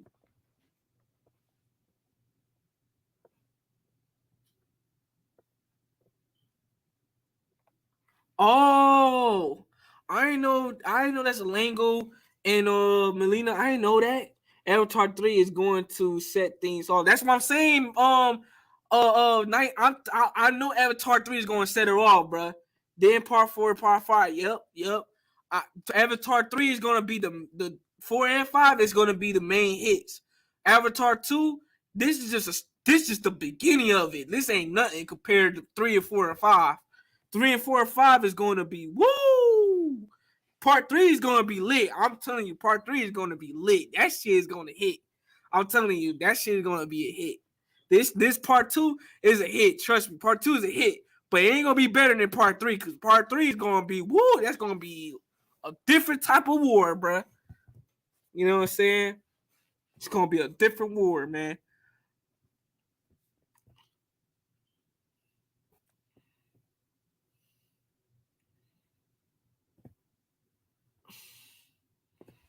Catching some Z's. Hey, hey, y'all know I speak well, right? Hey, I ain't gonna lie. I remember Finding Nemo first came out. I used to speak well. Whoa, whoa. Hey, don't mind me, y'all. I'll be on my goofy shit. Young nigga shit. hey, Knight, you know I speak B language? Hey, I'm corny as fuck, y'all. Hey, don't mind me. Hey, Melina, don't mind me, y'all. I be corny as fuck sometimes. I been telling people, look, I can speak B language and whale language. On God. You know, I'm a pro at that shit. You know what I'm saying?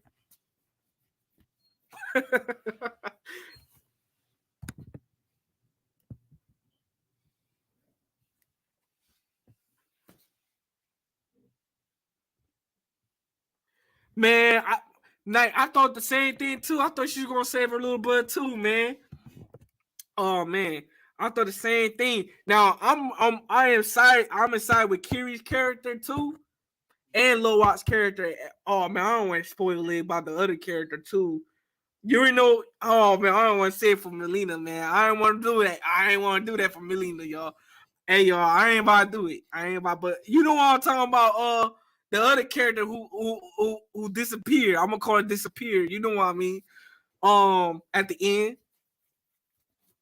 the son. You know, the first son.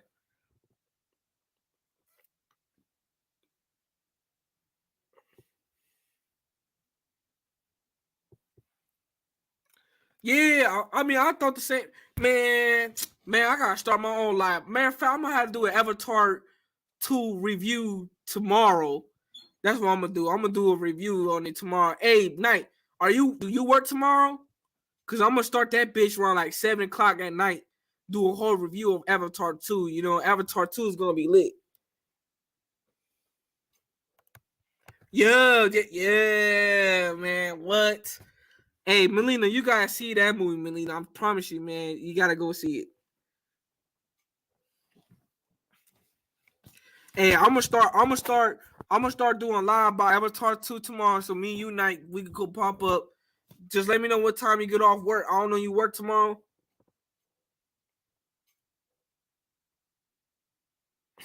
I'm gonna start the live around like 8:00 at night.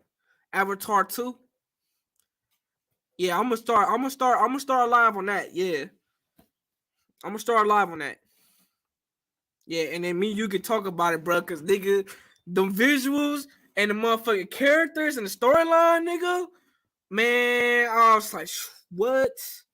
I'm too hyped to see Avatar 3, man. I am too hyped.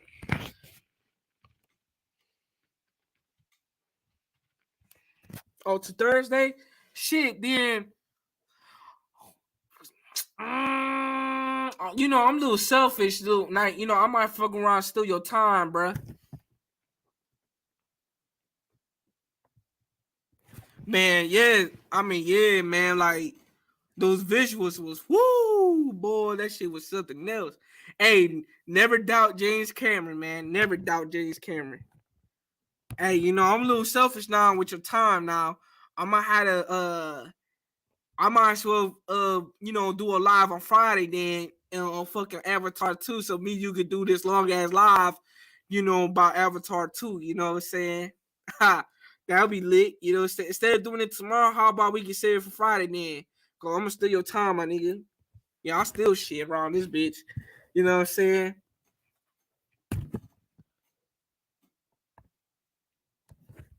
I know, man. That's the thing. A lot of people doubted Avatar 2, like, oh, it's not gonna be a hit. It's not gonna be a hit. But I said, man, Avatar 2 was like, whoo, boy. I'm talking about That movie was fire, man. I'm talking that shit was lit. That shit is lit. And hey, I ain't gonna lie, night. I want to ride a toucan whale around this bitch though. I ain't gonna lie to you, fam. I will fuck around, ride that bitch, that big ass toucan wheel. Man, nigga, I'm low around this bitch. Let me ride that bitch, bruh. Hey, that shit was fun as fuck. That scene was lit, nigga. And the kids was driving little dolphin ass niggas. I call them the dolphin ass niggas. You know what I'm talking about? The long neck nigga. The long neck. Hey, I call them niggas long neck. You know what I'm saying? I call them niggas long neck. You know what I'm talking about? The little fish with the long neck. Hey, I would love to ride them bitches. Them bitches remind me of the dolphins. For real. I swear to God.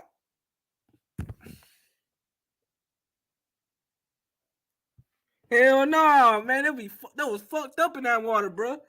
It was too fucked up. Hey, what's good, Jordan?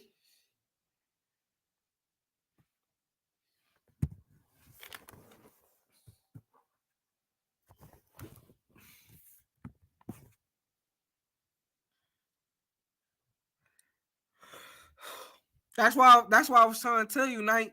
I'm gonna have still time for Friday for Avatar 2. We're gonna do a review in that bitch. And you know what? And about the whale and shit. Hey, my nigga, this is the reason why I speak whale language. After I saw Avatar 2, nigga, I'll start speaking whale.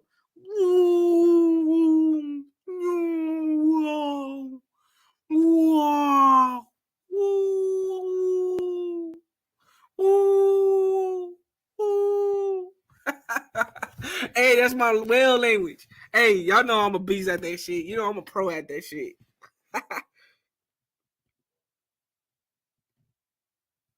Maze, Maze, Maze, Maze, you sleep, Maze. Wake up, Maze. Maze, Maze.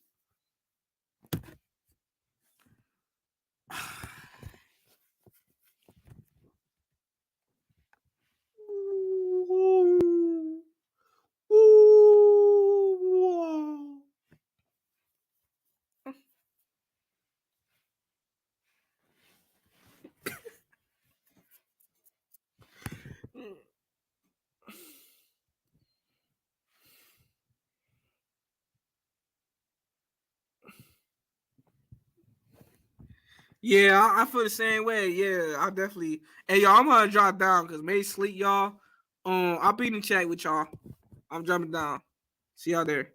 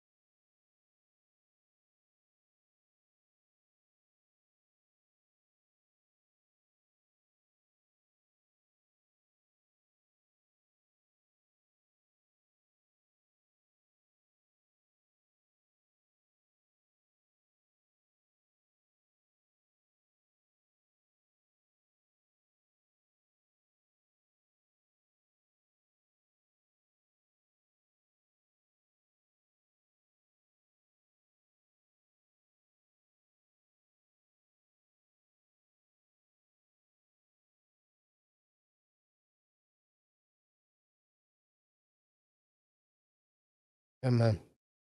I feel you, bro.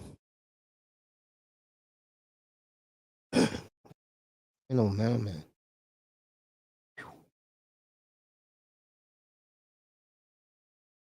Yeah, it's 9 o'clock. Yeah, it was later than that. 9:08 Eastern time.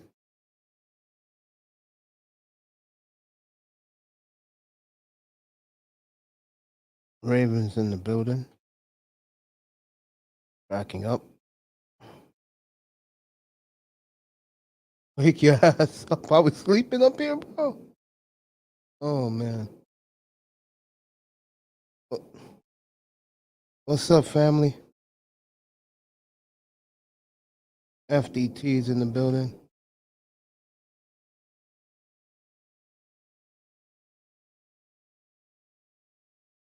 Nice nap. I was sleeping up here like that. Oh, man. Oh, man. It's my bad. I fell out. Oh, man. Had a long day up here, bro. Had the morning show. You was in here.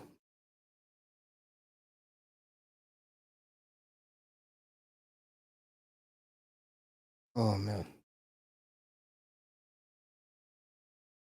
Boy, I tell you. What up, Mace? I'm good, man. I apologize. You just fell asleep. Joey was trying to hold it down for you. Come back, Joey. Yeah, Joey, come back up here, bro. Dang. Oh, man. Yeah, you put some hours in today, Mace. Oh, yeah, bro. Long day, man. We had a good day today, man. And you was really acting up in Brownie's room. Oh, yeah. I'm sorry, Brownie. I was acting up. My bad. Oh, man. I had Brownie up here about, like an hour and a half ago. She's great, man. I was so happy for her.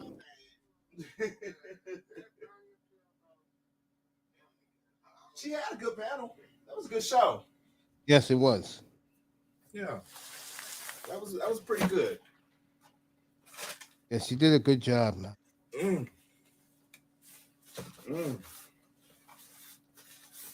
I got a kiss on my neck today.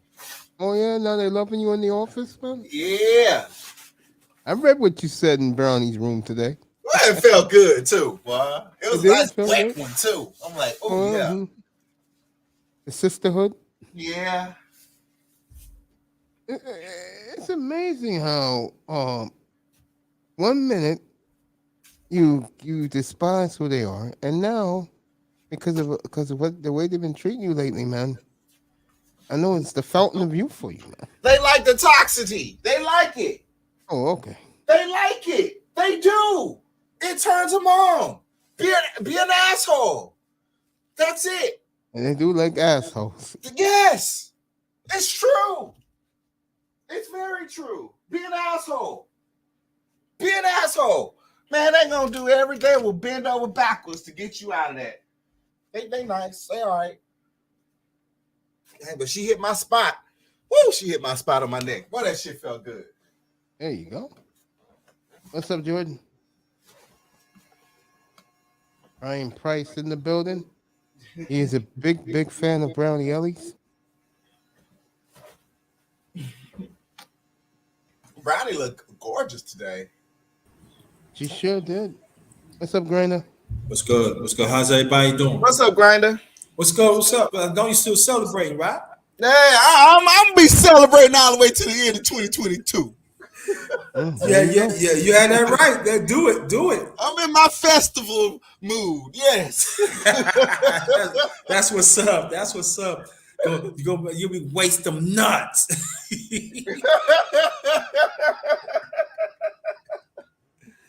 I don't know, man. Sorry, man. Sorry, man. You don't know. What's up, Brian? What's up, Jordan? Melina, shout out to you as well, always. Hope everything's going all right with your English slang. You know, Melina, you use that English slang. It lets me know you probably know the other slang words from the UK. Maybe one day you come up and educate us. I know Jessica X knows them all, but still. Jessica's still around? Yeah. I saw her. Whose room she was in yesterday? She was at the Purge. Yeah, she was in the Purge. I've seen her on Obsidian. Well, I've she's seen her always on her own Obsidian. channel. She always at a scene. Yeah, she always there. Yeah. Okay, because I'm subscribed to her channel, but I don't get her notifications. It don't be Yeah, she popping did up. a show not too long ago. Okay. It's like when you ask where Jessica X at, you ain't saying a boom, she'll pop up and do a show on her channel. Yeah, she does them once in a while. Showing her little gorgeous self these days. With her short, tiny self. Mm-hmm. Yep. You mean she's that tiny you can put it in your pocket? Man, Jessica X is short. That girl is tiny. Mm. I think she's about 5'2", 5'3", something like that. That's short. Yeah. She's got itty bitty toes. So she out there lurking and listening. Yeah, Jessica, I'm talking about your Piscean ass because I know your birthday's coming. I'm just joking, Jessica. Yeah, shout out to Jessica X. Shout out to Jessica X. Jessica sound like a dying cat when she trying to sing. I know that last year or the year before, she was going harder than women though. Yep. She was going hard. And I had to back it up. Oh, no. Look at this statistic. Not put it up there. I gotta give it to her. I mean, as a conversationalist, she, for a chick, she definitely is up there. She can hold a conversation. She can hold an intelligent conversation.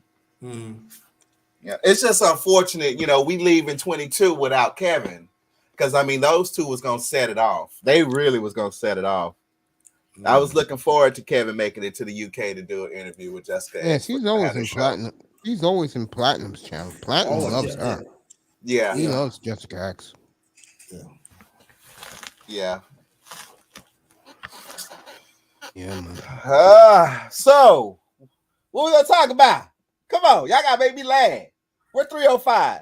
We're 305. You should be up here soon. Yeah, but you watch the wrestling, man. Watch wrestling. Yeah, Joy was talking about Avatar 2. Yo, that movie is good. I done seen it now effectively 5 times. I done dissected it. Yeah, it's only one black man in the entire movie. So that's the only beef that I got about Cameron. And we already done jumped on James Gunn. Oh, I got Warner Brothers and James Gunn pissed off at me. Oh, yeah. Oh, they up there hiding comments. I'm like, you can hide comments. I'm just going to come right on back to it and type it again. I'm just going to type it again. What's up, Dorf? What's up, Dorf? What's up, Dorf? Oh, thank you, Dorf. You work 9 days in a row? Man, all right. Dorf putting in them hours. Shit. I got to tell y'all. Salute to you, family. Y'all have turned up my dedication to work. My shit is unparalleled at work, putting in them hours, because I know y'all put in them hours. Y'all put in them hours. Y'all don't complain. Y'all just say, shit, I'm tired. I done put in my hours. Got to get up in the morning. Shit, that shit got me in the mode, bro. For real. Yeah. Well, shout out to Miss Molina. Yeah, but I tell your brothers and sisters, be careful out there, because a lot of crazy people out there. So you work them long hours. Protect yourself at all times. Let people know where you at and everything, because there's this young girl, not that far where I live, and she almost got abducted, and they found her in the next town. She almost got abducted, or she got almost. She almost. What was she doing in the next town, though? How they find her in the next town? They put the picture on the news. Whoa. Well, someone had talked to her to go to the next town, or she was running away. That's the way I look at it. And the parents ain't know nothing about it. But they found her. But they found her next town. So be back. Tell people, man, be careful. Yeah. Yeah, you never hear the follow up. Turned out she was a fast little teenager. That they gonna keep that thing up. They gonna keep that to low. Yeah. They gonna put that to low. They always say, you know that she's a little girl, but she's 16. Ain't little. 16 up, she off running off with a boyfriend somewhere. Yeah, getting piped down. She fucking an older nigga. So That mess with you, But I'm telling you, be careful out here. You know what I'm saying? Those, you're driving, Uber, all that. You got to protect yourselves, yo. Protect yourself, because people getting knocked off from Uber and Lyft. see, that ain't happened down here. That's on y'all end. That's up there on the East Coast. Yeah. They are getting popped off.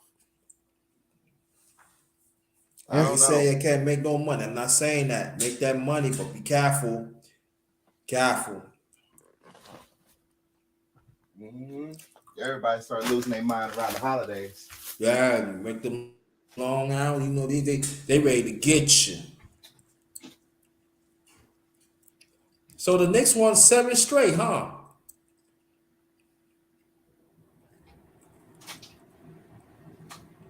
Mace fell asleep again. No, I'm right here. I'm letting you guys talk, man. I'm ready to go take my medicine, bro. I think he just asked you a question. Who just asked me a Mason. question? Yeah, our next one's 7 straight. Oh, they won again? I heard, yeah, 7 straight. Damn. Yeah, that's why Auntie was talking that shit, because he felt good about them Knicks. Oh, did he? What were you talking this shit at in the purge? Oh, we were trading barbs on Brownie's channel. Oh, okay.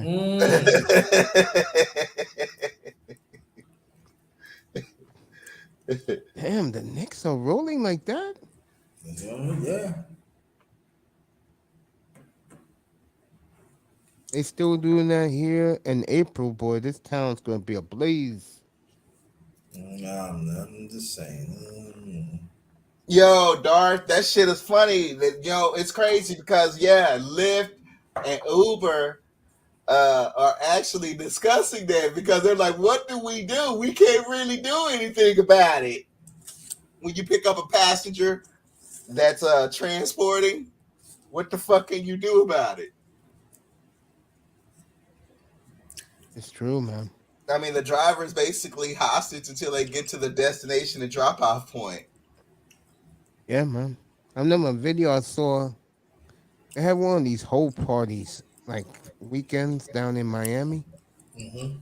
So this fun. What would you call these? Okay, these two fine ratchet bitches got into the Uber, and those bitches had their 22s right behind the driver. The driver didn't even know, just in case if he was gonna take them somewhere to get fucked up. That shit was crazy, bro. Damn.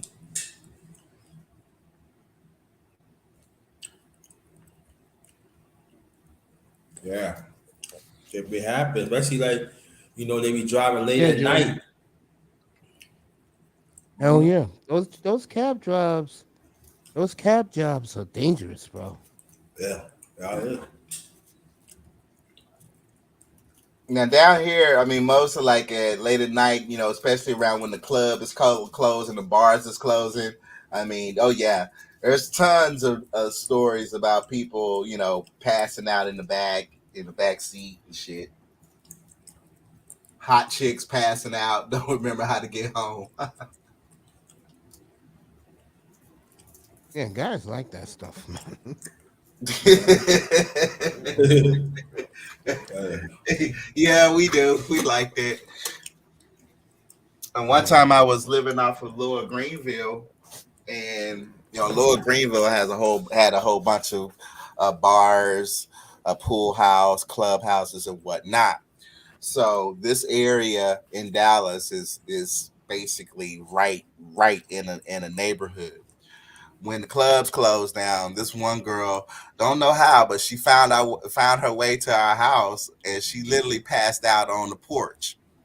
Oh my gosh, she looked so damn good. I opened that door and I saw this fine motherfucker out cold, and I'm like, "Excuse me, are you all right? Are you all right?" brought her in, got her some coffee, helped her sober up, and she was like, I don't even remember how I got to this house. Like, you walked your drunk ass down the street. Black women don't tip. Yeah, we moved because I mean, people after the clubs and bars were closed down, yeah, they be walking down the street and stuff, and guess what? The streets become bathrooms.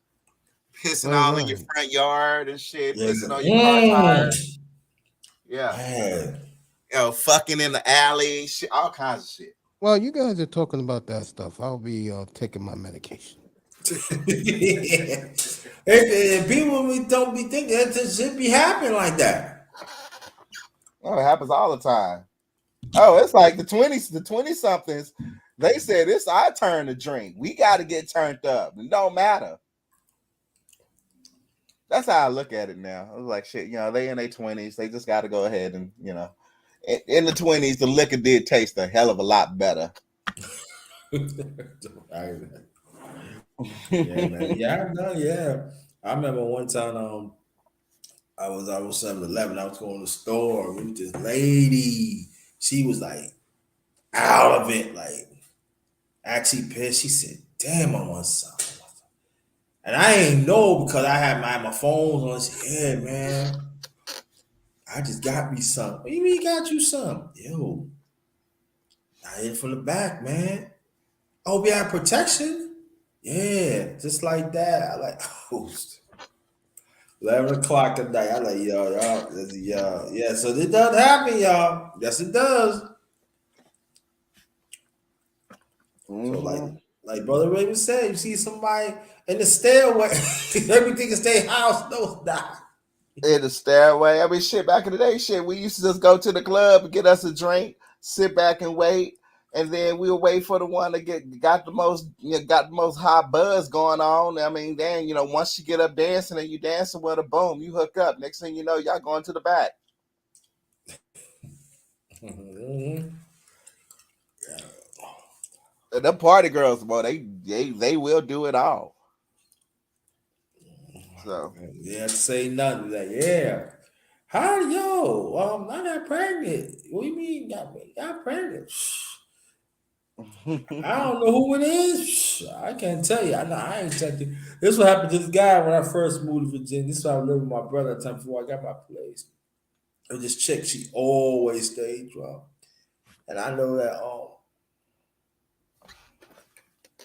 was living with my brother like around the corner, man. It's like 4 or 5 guys was taking turns, man. Like, dang. I said, you remember what happened? Nah. Yo, you was a bus stop. My brother laughed. He said, you was a bus stop. They were stopping at you. You was getting plunged out. Like, what do you mean? I said, you ain't know? No. Nah, Darth, I don't got that Bill Cosby game. But no, when I hosted events, though, the security taught me how to keep an eye on the crowd. I know how to scan a crowd. I know how to find a suspect that could possibly be looking to spike some chicks' drink. Now, back in the day, they taught me how to keep my eye out for, you know, assholes that was up here with Visine vials trying to spike drinks because the formula in Visine back in the day used to make you go, they basically knock you out. Became a Mickey. I mean, that was used as a Mickey. Mickey, yeah. Mm-hmm. Yeah.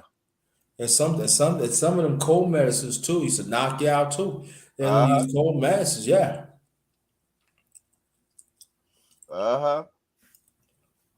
How did I get here? You don't like that?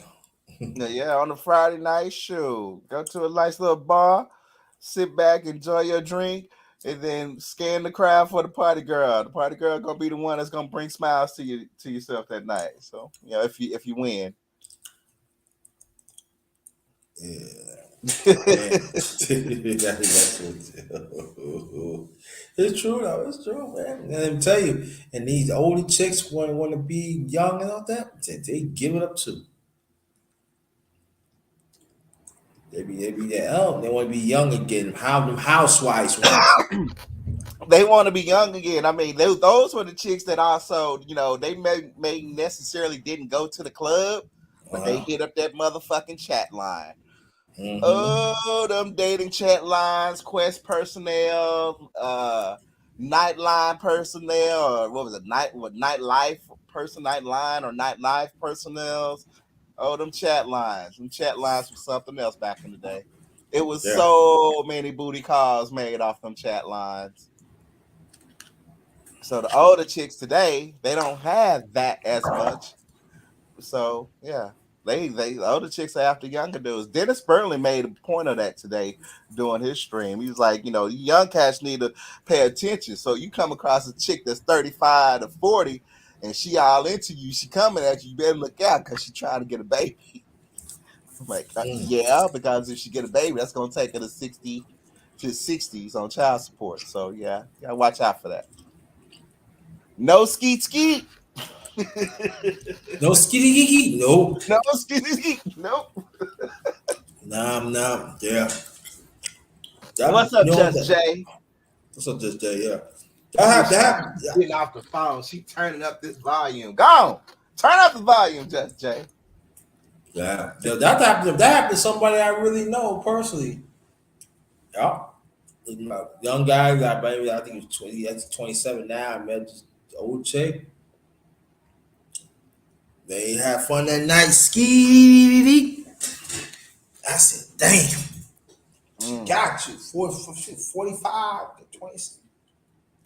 Say my cougar was 48 when I met her, and she popped it off. She was like, "Hey, I can't have kids." Yes, thank you. You're perfect. Yeah. Whoa, my God. Yeah. I can't say no. You know what? You can't pass up all older women. Some older women got it going on. Yeah. No, I know some of them got going on, and some of them do lie too. Oh yeah. No, I'm not. I'm 35. No, you 55.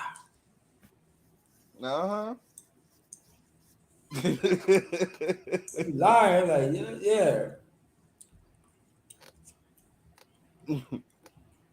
Yeah, but keep your eye open. Yeah, that's true though. That's true. Some be doing it. Yeah. Cause they biological clock is ticking. I don't. Well, not really. Well, yeah, theirs, but it's like once they get over that age where they know it's kind of risky to have a kid, it's like it's either their libido would go down out of depression because they got powdered eggs, as Jessica X like to say, or it spikes up. And that doesn't happen to a lot of old people. Because I know there's a lot of old people don't be talking about how they fucking. Mm-hmm. It becomes almost a mystery in the black community beyond 40. All right? Except for older niggas. Now, older niggas, we know we fucking past 40. But the sisters, you don't ever hear sisters pretty much talk about sex once they pass 40 or how they get down or what they like. They don't even bring up the positions they like to be fucked in. So, I mean, it is what it is. But you do come across some where instead of when they come to that fork in the road, their libido can go up to nymphomania level. And those type of older women, young cats need to get at. Yeah.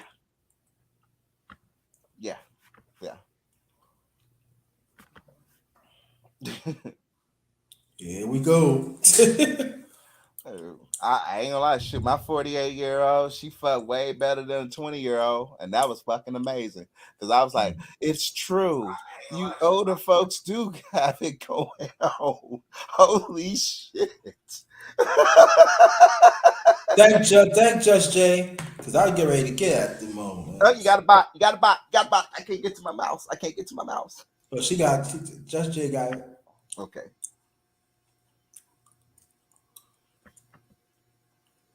Mm-hmm. Who Dallas play this week? Who do we play this week? Yeah, we got the Eagles Saturday. Ooh. I'm completing my work week. I'm glad I got Friday off so I could just prep my mental state. I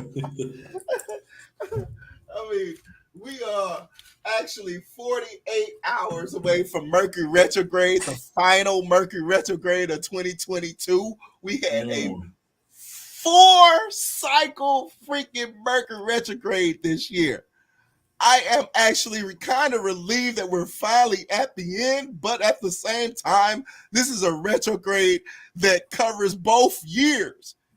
It starts in 22, it ends in 23. Oh, that means we got a long way to go. We got 3 weeks worth of unpredictability in the playoffs. At the end of the season, in the playoffs. So this upcoming set, I can't even call it if I think the Dallas Cowboys is going to win this. I'm looking more at Philadelphia since it's Mercury retrograde. They could have a bad day and we could end up winning it. That's what I'm thinking that could possibly happen. But at the same time, Mercury retrograde can hit the Dallas Cowboys even harder. As a matter of fact, it just did because some people are able to feel the shit from the 12th. And as we noticed, well, that last game that we just lost, which we should have run, that type of shit happens during Mercury retrograde. There was only one team I seen it, and during that time, I was saying, "Oh yeah, that's because they got that voodoo magic behind them," and that was that Who Dat Nation when them boys finally went all the way to the Super Bowl and won. Remember how they were winning throughout the season? They would end up having turnovers in the in the 2-minute warning in the fourth quarter. They down by 7. Next thing you know, they up by 14. I mean, yeah. Yeah, there, Joey. Yeah, Joey was on some.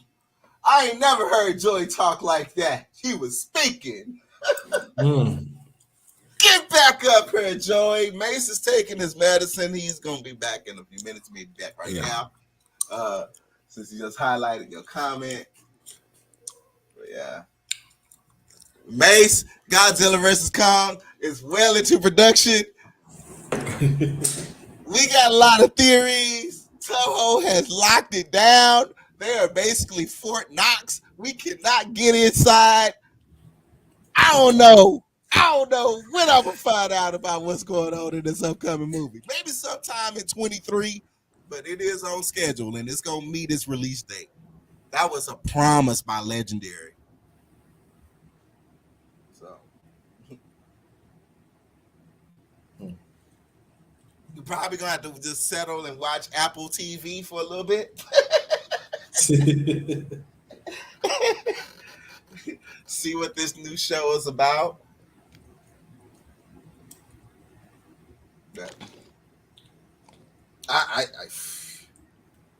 I can't even pick the teams that I think will make it to the Super Bowl. I hope it's the Kansas City Chiefs on the AFC end. Out of all AFC, I personally select the Kansas City Chiefs. You do? Yeah. I mean, they actually made me happy this season. I gotta give them credit. They gave me a lot of feel good this season. Even on the games that they lost, that they should have won.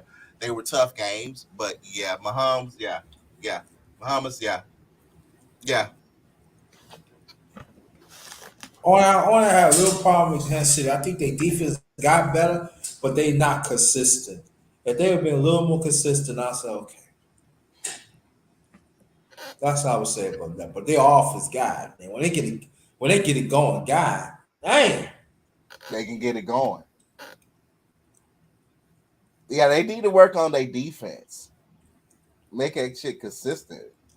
yeah, that's what I'm saying. I mean, their defense is much better this year, but they're not consistent. Like I said, they're not consistent. Mm-hmm. So, Grinder, do you think how much of the playbook do you think has changed since the 90s? They can change. On what side of the ball? On the defensive end. Let's try defensive first. I said it changed a little bit because of the rules. You know, when you're a cornerback or safety, You can bump a receiver within 5 yards. You can't do that no more. When we hit the quarterback, you got to make sure you got to hit him from the waist up. And even like when they turn a certain way, you try to go for the touch, but you end up accidentally hit the head. And, you know, it's a lot, man. Offense, they do that wishbone and all that. Things change. Yeah. I think the NFL want more points on the board. That's what it is. Mm. What's up, Just Jay? So Just Jay, yeah. Good call. I don't know. I mean, on the offensive end, one, I'm noticing the routes the routes have changed, but they haven't changed that much. I'm seeing more action, and I've always thought it needed to be more action within the mid, especially on pass receptions. But what turns me off, and I mean, I'm seeing it so often. It's like it's becoming just an institution just to play the sidelines. Play the sidelines. Oh yeah, make that clock go out. Clock management.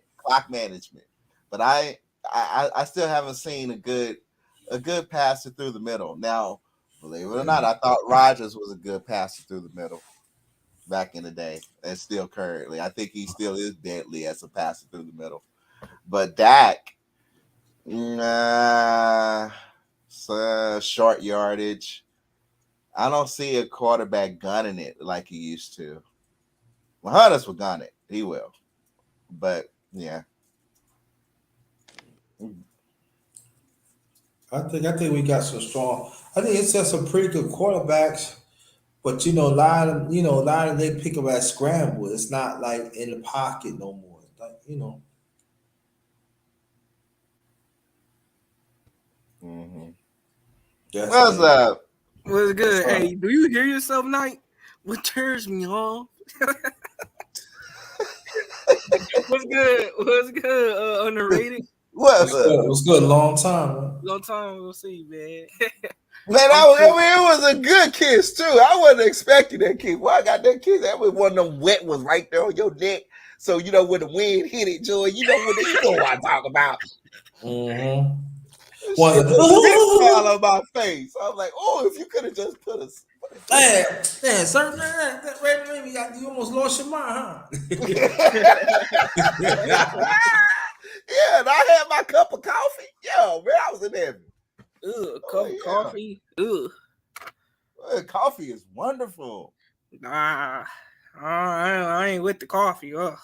Not yet. You got a few years ago. Don't worry. You don't get this. Nah. Is it Frappuccino though? Oh, that's like new age cappuccino. Yeah.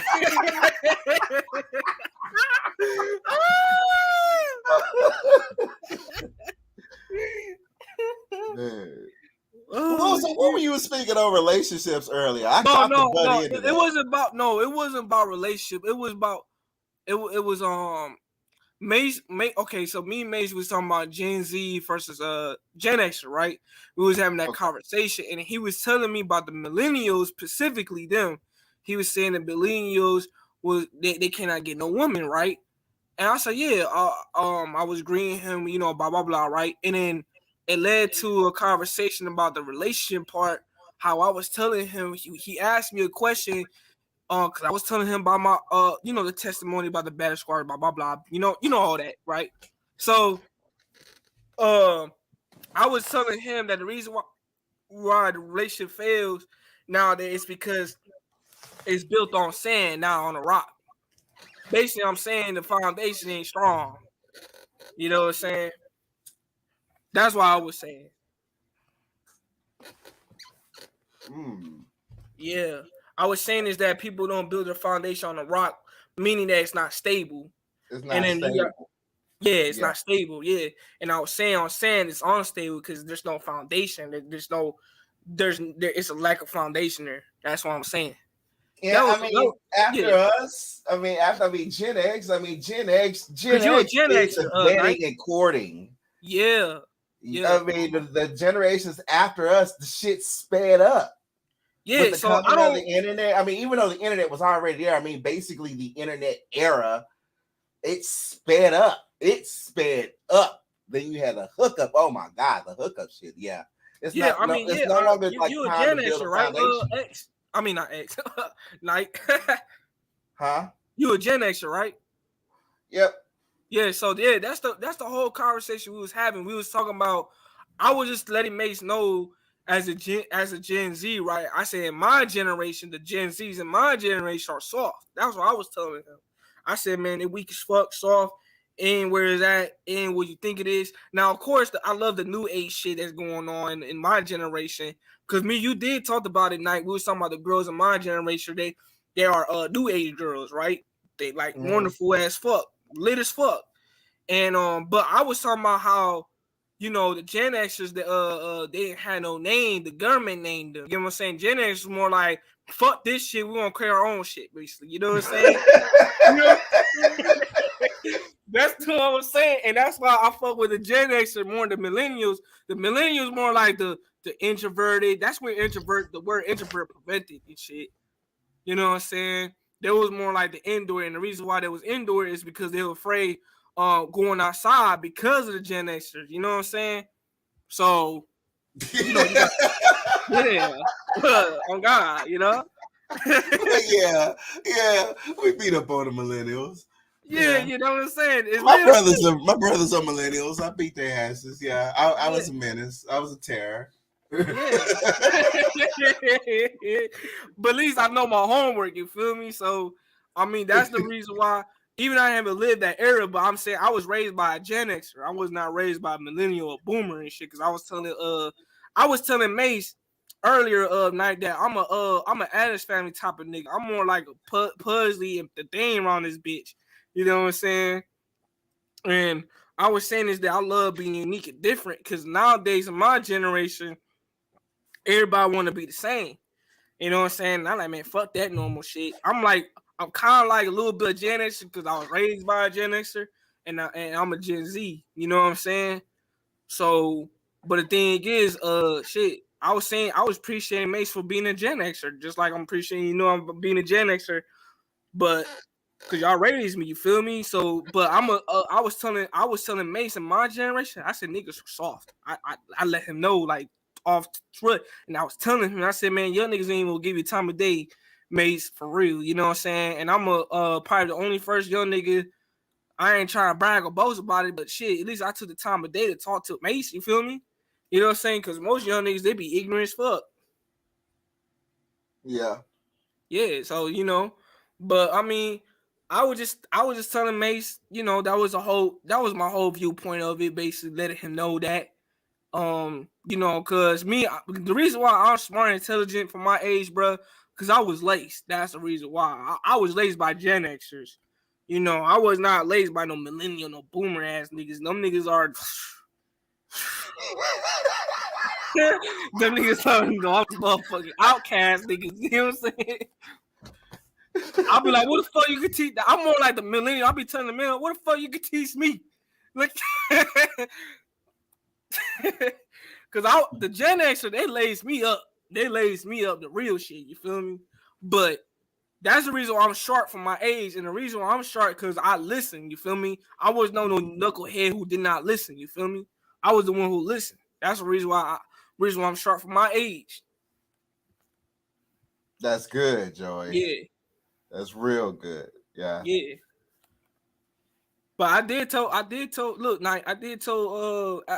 Maze that, because he was telling me how dudes nowadays, they they not niggas don't get no women, blah blah blah. And I said, yeah, I actually agree with him. I agree with him. And I was telling him, I said, nigga, look, Maze, when I was in school, nigga, I never want to be a jock. I don't want to be fucking frat boy ass nigga. I don't want to be none of that. Guess what I want to be? I told Maze, guess what I want to be? He like, what? I said, nigga, I want to be a unique, a different type of nigga. That's what I was saying. And I told him, I said, I'm Pugsley around this bitch. For the Addams Family, nigga, I'm the thing and Pugsley. You know what I'm saying? Yeah, like I'm God. You know what I'm saying? And I told, look, Mahogany. Yeah. Yeah, Mahogany. That's my big sister, right? That's my heart. I was telling Maze how I got redeemed. I said a woman could come in your life and she could take. They say you got one viewpoint of certain things, and they said another woman give you a different viewpoint, and it makes a total sense better than yours and shit. Nigga, I was redeemed, nigga. I'm talking about that woman, Mahogany. She redeemed the nigga. You know what I'm saying? She changed the nigga heart. Yeah. You didn't want to join a frat? Hell no. No, I want, bro. I want to be so unique and stick out like a sore thumb. Like for me, like I was a unique, different type of kid. You feel me?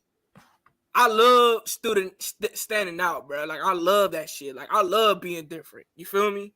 Yeah, And I individuality was always like, if you bend the knee to individuality, you're a slave. So yeah, it's like I couldn't conform. Yeah, and when I was in school, I just couldn't conform to the set standard because individuality was like vital. I mean, that's like your core. yeah, What's up, Nicer? what's good, nicer? Yeah. I actually agree, but see, me, bro, I took that shit as a badge of honor. I took it as a badge of honor. Like, nigga, I'm talking about some Vegeta shit, nigga. I took a lot of pride. Nigga, I was saying around this bitch, nigga. I'm talking about I was a unique, different type of nigga. And I loved it. Yeah, I was on some ultra instinct around this bitch, nigga. I was on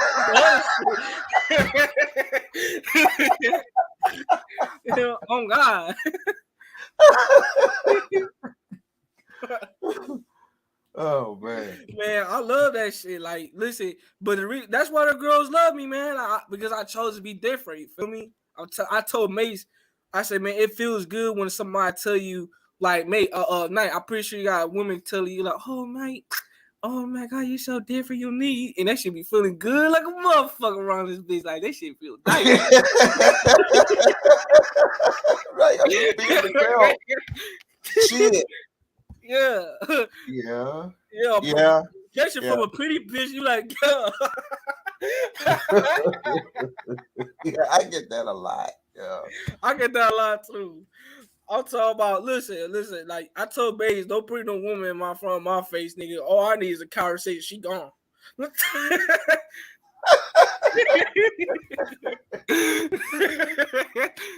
what I'm saying?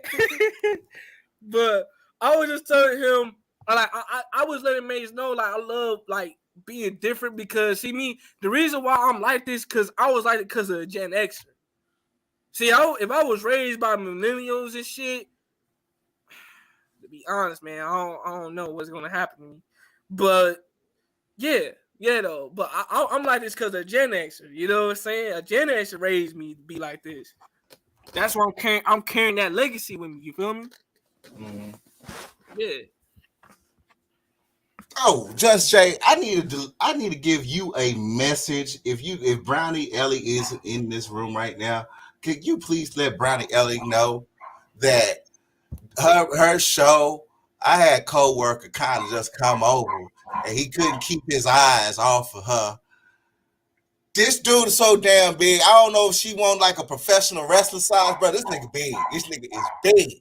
And I mean, literally, he kept just gearing at my phone. He liked my phone, liked the broadcast, but he is going to be subscribing ASAP because he liked the show and he was crazy over her.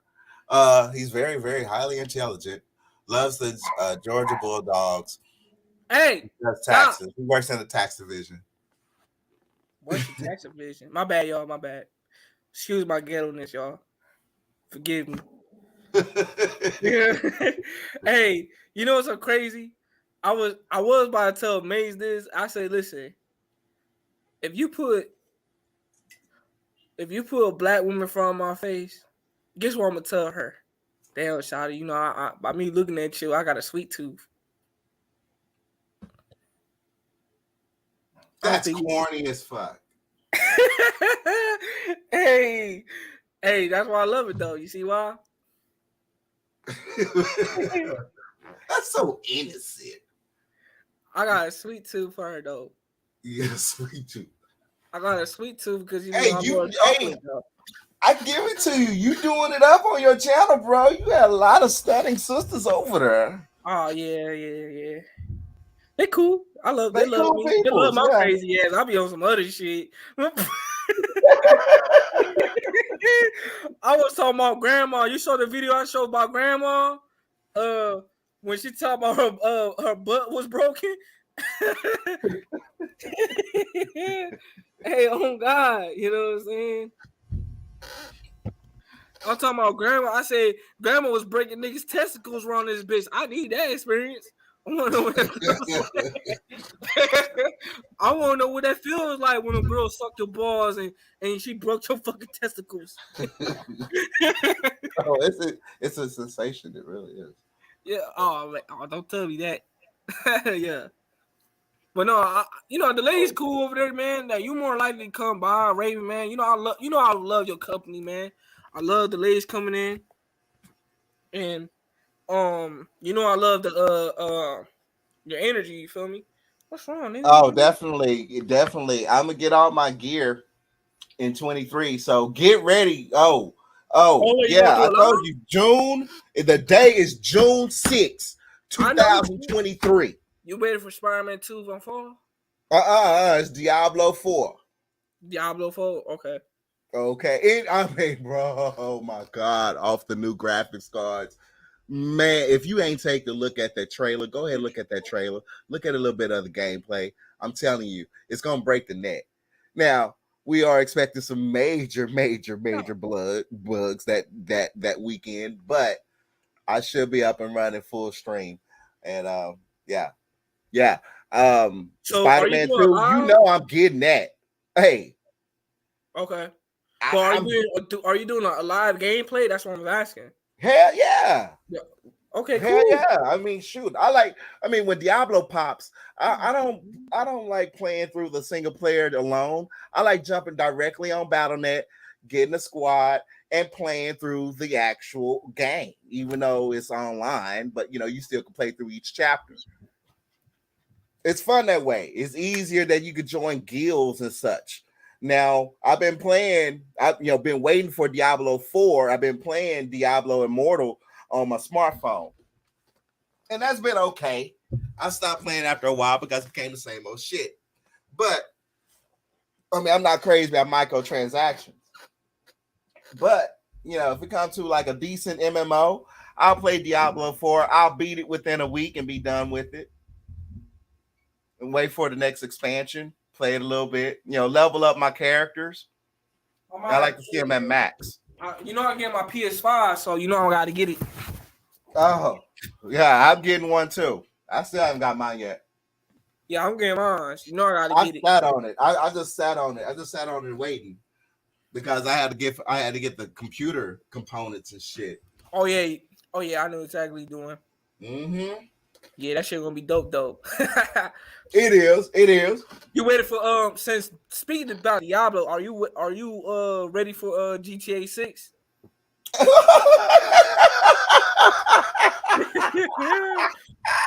Yes.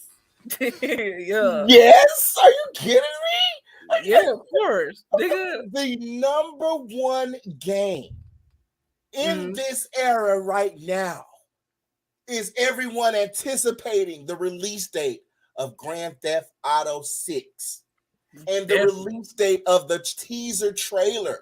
Because when the teaser trailer releases, Joey, it's going to break the fucking internet.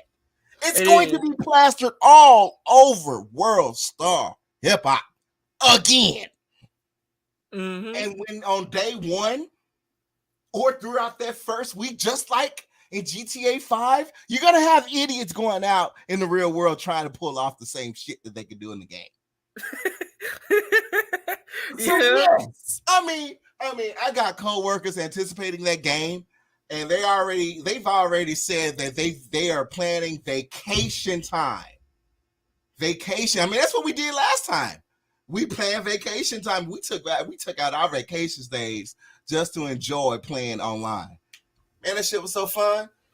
Yeah, I'm waiting for GTA 6. Man, what? I mean, Nigga, you probably I gonna remember- be online right now. I'll be screaming. Yeah, when it's cool, I was gonna say that shit. I was on my GTA 5 shit when niggas in high school talking about, bro, you about to play GTA 5, nigga? Yeah. I remember niggas used to skip school to play GTA 5. Man, the kids in the game. The Nigga, kids I in the remember game when really mama used to tripped me leave the out. house, we was pretending we was sick as shit so mama could leave so we could play GTA 5. And when mama get home, we gotta lay down and shit and pretend we sick. Man, the kids in that game, I mean, I'll never forget the first night. Them little kids taught me how to rob a gas station while I was rolling. No, that's not how you hold a gun. You need to hold a gun like this. Give me the motherfucking cash, nigga. Whoa, like, whoa. It was straight comedy. And then you have players. There was nights on GTA 5 online. There, I mean, it still goes on to this very day. But people that will actually freestyle. Wow. They freestyle their own music. There were people that was actually streaming the YouTube content creators on GTA 5. I did it myself. I did it on Platt's channel a few nights. Just went ahead, just kept my mic open and had YouTube going directly onto Los Santos. And people in the game listening in to the broadcast, laughing. I mean, man, when GTA 6 drops, I mean, forget the metaverse. Fuck the metaverse. Oh no, Hey, fuck that shit. I got some major news tonight, folks. What's up? And this is sports related, and this is gonna one up Ravens Amazon Prime. The NFL Sunday Ticket, folks, is in exclusive talks with YouTube television to get all the football games every Sunday. Wait, what? There will always be Prime. Wow. There will always be Prime. You're gonna take a L for this one, Prime, and you lose the NFL Sunday Ticket. That's box office, baby. You get that package. And for Joey, who doesn't understand what we're talking about, for about the last 30 years, if you want to watch football, you only could watch football like all the games on DirecTV. The contract runs out this year. You know, on New Year's, the contract is over. Anybody could bid for it. And it looks like YouTube is in the lead over Amazon. I am shocked by that. I have never watched YouTube TV. I don't know how good it looks, but I do know one thing: Amazon Prime's off the chain when it comes to the football and all the sports. They do a great job.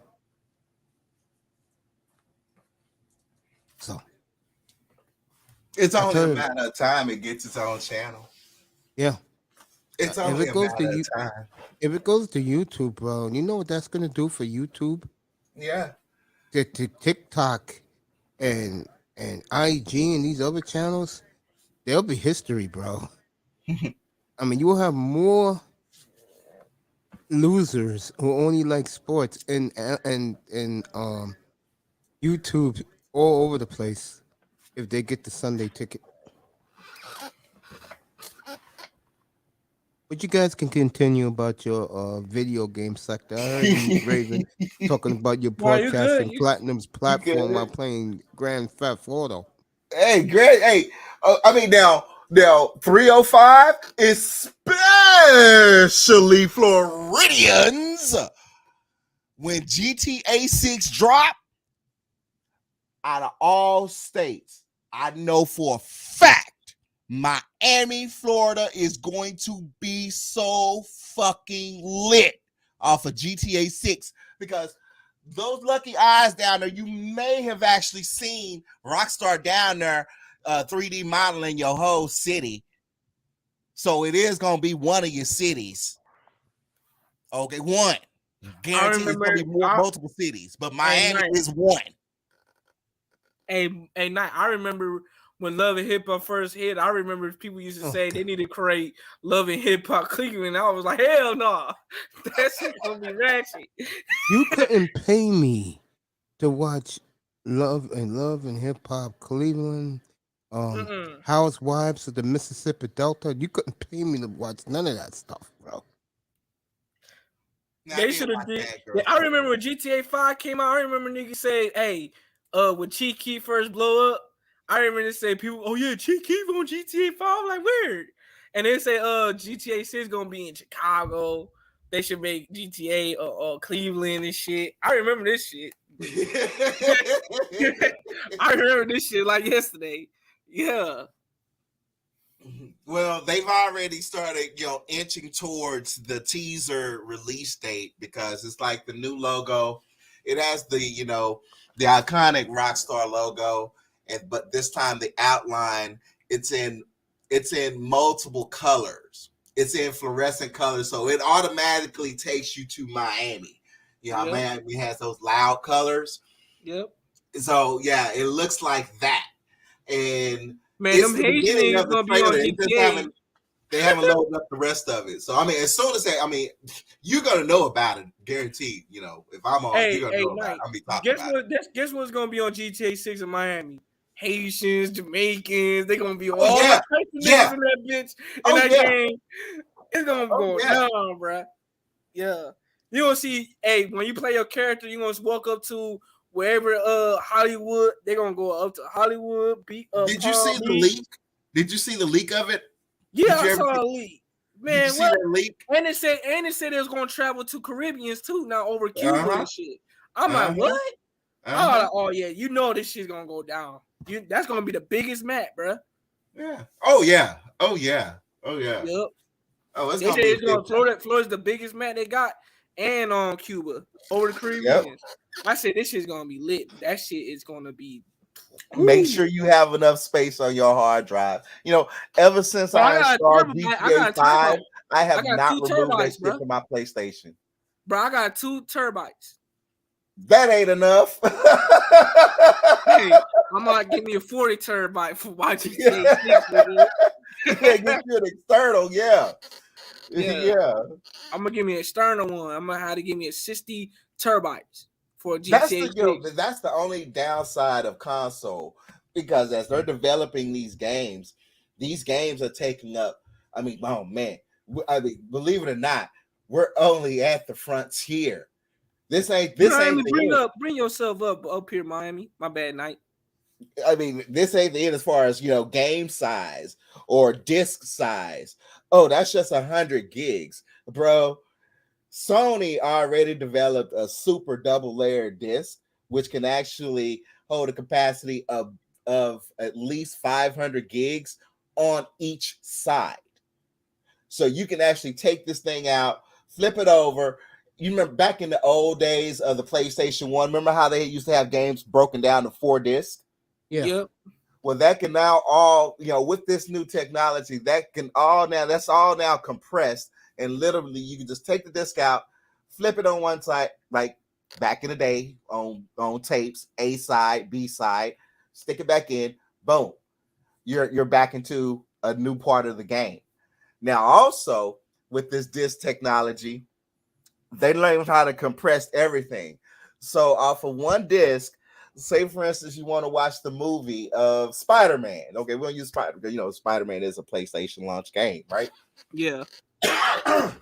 So, okay, on one disc, you'll have Spider-Man 1, 2, 3 on one layer. On the next layer of the disc, you have the behind the scenes, the deleted scenes, all informational about the movie. On the third layer, you will have the game itself. On the fourth layer, you'll have the online player itself. And then on the fifth layer, you'll have the DLC, the expansion, microtransaction, the digital items that you will buy from the digital era, as well as, say, for instance, a link that goes off into the metaverse. They can now put all this information on one freaking disc. And since disc is actually going away, they're working on actually being able to distribute that shit from the cloud. Make it simple for everybody. Oh yeah. So your unit just beam up to the cloud and you'll be able to have access to it all. Oh yeah, that's gonna be lit. I can't wait to see I mean, that'd Spider-Man probably be 2. about PlayStation. That'd probably be either PlayStation 8, maybe PlayStation 10. So yeah, that's where they're going. Nah, it ain't gonna be PlayStation 6 or 7. It ain't gonna be a 6-7. The 6 and 7 is a computer I'm building. Yeah. I mean, I kind of feel like I can't wait for Spider-Man 2 to come out on Marvel, because you heard about what is coming out in fall next year. Yeah, that's gonna be lit. And Love guess and what? hip-hop Oh wait, root. did you saw the new Transformers Rise of the Beast? Oh, Yeah. man, you crazy. Yeah, I saw it. How you like What's the up, trailer? everybody? How y'all doing? What's up, 305? Love and, How I like love it. and hip-hop Beirut.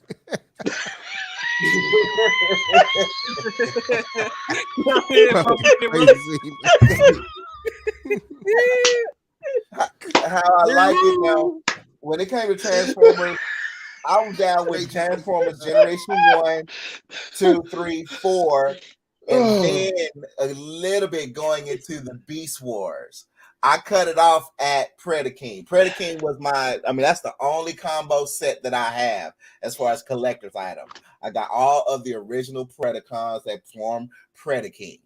I'm a big combiner collector. I like that shit. But when I saw the trailer, I was gonna say, but I always thought Prime and Primal were the same. So when I saw them both, I'm like, holy shit. I'm like, there's two. What? And then as they started leading on into it, I'm like, oh, you're releasing the Terracons. Yeah, I like the Terracons. I like the Terracon team back in the day. I used to like the construction cons. Yeah. With Mixmaster, Lawn Haul, and I forgot them other four. It looks interesting. I mean, they mixed G1 with Beast Wars, so. Hey, you saw the cheetah? Yeah, I saw the cheetah. How big that motherfucker was. That shit. Hey, I'm gonna have to grab a collection of that shit. That cheetah. And I mean, Predaking is in it because you saw the eagle. I mean, I saw that. Like, oh, there it is, right there. Oh, yeah, Predaking. Oh man, I was like, and Megatron. Yeah.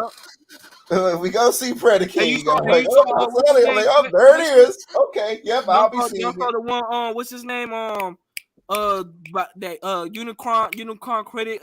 What's his name? When he had Bumblebee on Transformers Rise of the Beast, the trailer. What's his name? I didn't see anything relating to Galvatron. And Unicron. That's my only disappointment, because I'm like, yeah, at least with Michael Bay's universe, at least we got close to Unicron, but I don't believe Unicron being in the fucking planet. It means when he transforms, we're all gonna die. Of course. Shockwave. I ain't like that. You gotta retcon that shit there. Nah, I don't like that Unicron. I'm see me. No, there was a character that related in that's Unicron. He was created by Unicron. Yeah, because Unicron also had some connection, a big storyline with the Beast Wars, didn't he? Yeah, he did. That's what I'm saying. He created one of the characters that was in the trailer. What's his name, man? You seen it when Optimus Prime was trying to say Bumblebee? What's his name, man? He Unicron created him. Hold on. Let me see. Grandma. Look it up. I got you. Is he an animal? It was on Rise of the Beast trailer. I did my dissect on it. I mean, they didn't set up. I done set up and seen the release, the what they're releasing along with the movie. I done seen one. I don't like Will Jack. Two, oh yeah, I ain't like the Will Jack. Yeah. I'm like, y'all, come on, how y'all fuck this up? They made that nigga look goofy. Yeah, I'm like, how do y'all fuck this up? How do you fuck this up? Shoot, if we can look up how they originally look, how come they didn't look up how they originally look? Anyway, but what does he transform into, Joey, when you come back? What's up, 305? Joey drop. What's up, brother Raven? How you doing? I'm just sitting back here. Enjoying my youth. I'm a shit talking motherfucking Texan. Yeah, my nerves, man. That's why, man. Shout out to Third Ward, Ed T, Brownie, Ellie, Just Jay, everybody that was on Brownie Ellie's show. Shout out to y'all. I mean, my nerves. I'm counting down to Saturday. Waiting for them dirty birds to get up in this motherfucker. And the thing about it, we dropping tip. Yeah, Philadelphia coming with the funky weather again. I can't wait till we get a date with Green Bay Packers. Cause It's gonna be so cold in Dallas, tossing up Philadelphia funky Eagles. Cause we gotta put them boys to sleep. It's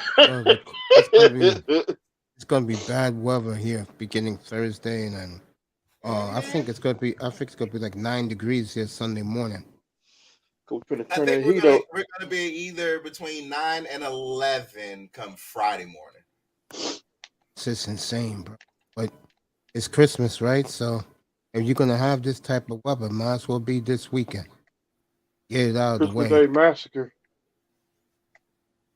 Scourge. Yeah, that's I heard that name a long time. Yeah, that's the character Unicron created. Yeah, he's in the movie in Transformers Rise of the Beast. That's Scourge. That's right. Him. He's the one who was created by Unicron. So yeah. So I'm glad to see him on a movie on the Rise of the Beast. Blitzwing and the Astro Train. See, I'm glad that y'all hype about Mirage. Well, they did them right. Yeah, they did. Mm-hmm. I give them credit on that. They did them right. Especially when he used his holograms. I'm like, yeah, that shit was. Yep, they did him right though. On the hologram, that shit was funny though. I ain't gonna lie. Yep, I like they did them right. Yep, and I like the fucking RC. RC was raw as fuck. Yeah, they did. I mean, this RC is gonna be off the chain in this one. Yeah, I ain't like the RC in Transformers Revenge of the Fallen. I'm like, damn, Michael Bay, why you gotta kick her out throughout the movie? She only had 30 seconds on the screen. But see what trips me out. I mean, you have RC running around. I'm like, you in that moment, my favorite Autobot. Ooh, damn cigar. Excuse me. Mm-hmm. My favorite Autobot was Trax. Do you remember Trax? Oh, what? Yeah. Yeah. I'm like, he should be running around this. I mean, if you're going to go ahead and have RC running around, they've already had Retgar running around. Hey, Trax was raw. I ain't going to lie. But Trax was good. And where the fuck is Ultra Magnus? I've been waiting to see that for a minute.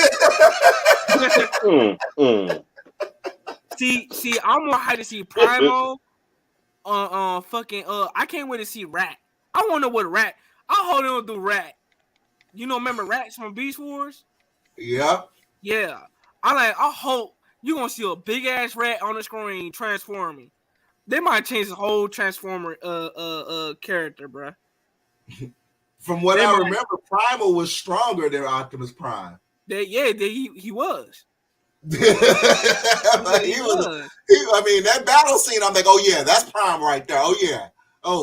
He about to wreck some shit. Yep. And I like the way how they detailed him too. As him as being a gorilla though. That shit raw. You know what I'm saying? And top of that, I want to see Rat. I want to see what he look like. I hope they combine the Predacons and the Predaking. I want to see Predaking. No, I think Predacons in the movie. I do believe that. I just think they are. They are like they just tease. Oh, they are. I mean, that was that bridge, that train bridge where he blew some fire at it. I'm like, yeah, they in it. Yeah, they in it. They in it. They gotta be in it because they were in Beast Wars. They were in shit. They were in Generations. So hey, I want to know what Megatron gonna look like in that motherfucking movie. Me too. Yeah, big ass gun. What was he back in that show? Was he a dragon or something? No, he was a T-Rex. He was a gun. He was a T-Rex. He was T-Rex on Beast Wars. Yeah, Megatron was different. But that's not the same Megatron that we know from Cybertron, the other one. Yeah, this is gonna be a different storytelling of it, I guess. Or is it gonna connect with the Bumblebee universe at all? Or It seemed like it seemed like this movie is connected to Bumblebee universe in a way. And the reason why I know because the car, you know what I'm saying? I said, oh yeah. It's like it's like after the fact, you know, and plus this is when I remember I saw Bumblebee the movie the other day. I ain't gonna lie. I did remember the part when Optimus Prime left Bumblebee when he went to Earth, and we saw the movie Bumblebee, and he was fighting the Decepticons and shit. So this is when Optimus Prime come into Earth though. You know what I'm saying? So yeah. but that's still my only beef about the film adaptations of Transformers. Man, Bumblebee had a voice in the cartoon. He did. Bumblebee talked up a motherfucking storm. Bumblebee became Goldbug. I gotta calm this down. Miami. Yeah. Ready for Sunday, baby? I've been ready. There you go. Ready for Saturday? Been ready. I'm war ready. What's good, Lou? I mean, nothing against the Transformers, but enough is enough. No, you okay, Mace? I'm sorry, man. We're gonna put Green Bay to sleep. Ain't your fault, brother, and I apologize. I fell asleep earlier. Man, you fall asleep on me. You asked me a question, and I answered it. My house is so hot right now with the heat, bro. Is it that cold over there in New York? Yeah. Getting colder too. By Friday it should be like we're gonna have a snowstorm Friday. And do you live in one of those sky-raised apartments, or you live in like a big ass house? I live in the condo. Oh, condo, okay. Second floor. Okay. Yeah. And it's snowing. The snow and stuff don't bother me. What's gonna bother me? Because the older you get, and Raven's lucky he lives in Texas, but you live in the Northeast. The older you get, the colder your bones get when it's 9 degrees outside, bro. I don't think I can survive. And you feel that shit too. Survive. I want to leave Cleveland to live. I'm gonna be where fucking Raven at. Raven, come kidnap your boy. What's up, Lou? Or come down here. Oh wait, shit, Miami, don't kidnap me, Miami. You shit, get me out of here. Because winter and summer over there. Shit, I think what they're getting basically that's what hit us and knocked our grid out last year. So yeah, luckily it missed us, but we're still gonna get cold. But we don't get blizzards like that, Mace. Oh. No, Joey gets the blizzards. Bro. I get the blizzards around this bitch, nigga. Oh, Joey lives where you live out with Joey. I get like 8 feet snow around here. I get the blizzard. Yeah. You gotta drive a fucking truck. I always tell people, if you're gonna live up northeast, make sure you buy you a truck. And the reason why I say a truck and the reason why I recommend a truck is because you don't want to look all fancy driving a nice damn car in northeast. You feel me? So when the snow comes, you're gonna be fucked. You know what I'm saying? So it's better off to drive your truck. What's up, Melina? Hi everybody, how you doing? Hey, Melina. Hey, what's up, Sister Melina? Hello, Raven. I went on a date today. Hey, sweetie. Oh, you did? How'd it go? You had a date? That's good. Yeah, Lou, I know, brother. I'm bracing for it. So your date went well, sweetie? Yeah, it was good. It was good vibes. Yeah, Good vibes. Okay. And Melina, the frozen bear, she's like, you guys, that's nothing. You know, Melina, do you watch a show called We Bare Bears? No, bro. Lena's pure sports, bro. I was gonna say she reminded me of that little girl. You know, she might don't get it. No, she doesn't. But Are you a fan of is that Triple X in your picture? Yes, ma'am. Oh, rest in peace to him, man. Yeah, it's my icon. Yeah. I heard there yesterday I heard that they were talking about the case, and I saw 2 days ago that apparently Drake was a witness in his murder. Drake That, and someone else. Another when rapper. Well, when I don't when like Drake. I never did. No, he's Before a Ace curse. came out, I'm from Canada. He's a curse to Canada. see me, What's but up, Charlie? Melina, to be honest with you, like, see, I've been rocking with Ace back in the day I when he like was on X and SoundCloud. Juice World. Huh? Juice World Oh, music. Juice Roll, yeah, that's my boy too, yeah, and Triple Red, Trippy Trippy Red, yeah. Yeah. So, I'm not the typical type of artist that I listen to, like, you know what I'm saying, but me personally, when Ace, I've been listening to Ace since when he was in SoundCloud. You get what I'm saying? Oh, okay. Before Yeah. he hit Release mainstream. music. Yeah. Yeah, before he hit. But I never liked the Drake because before Edge came out, he was known. Drake was already known stealing people's artist flow. Yeah, he was using a ghostwriter. Yeah, he did the Caribbean vibe with the song called Coachella.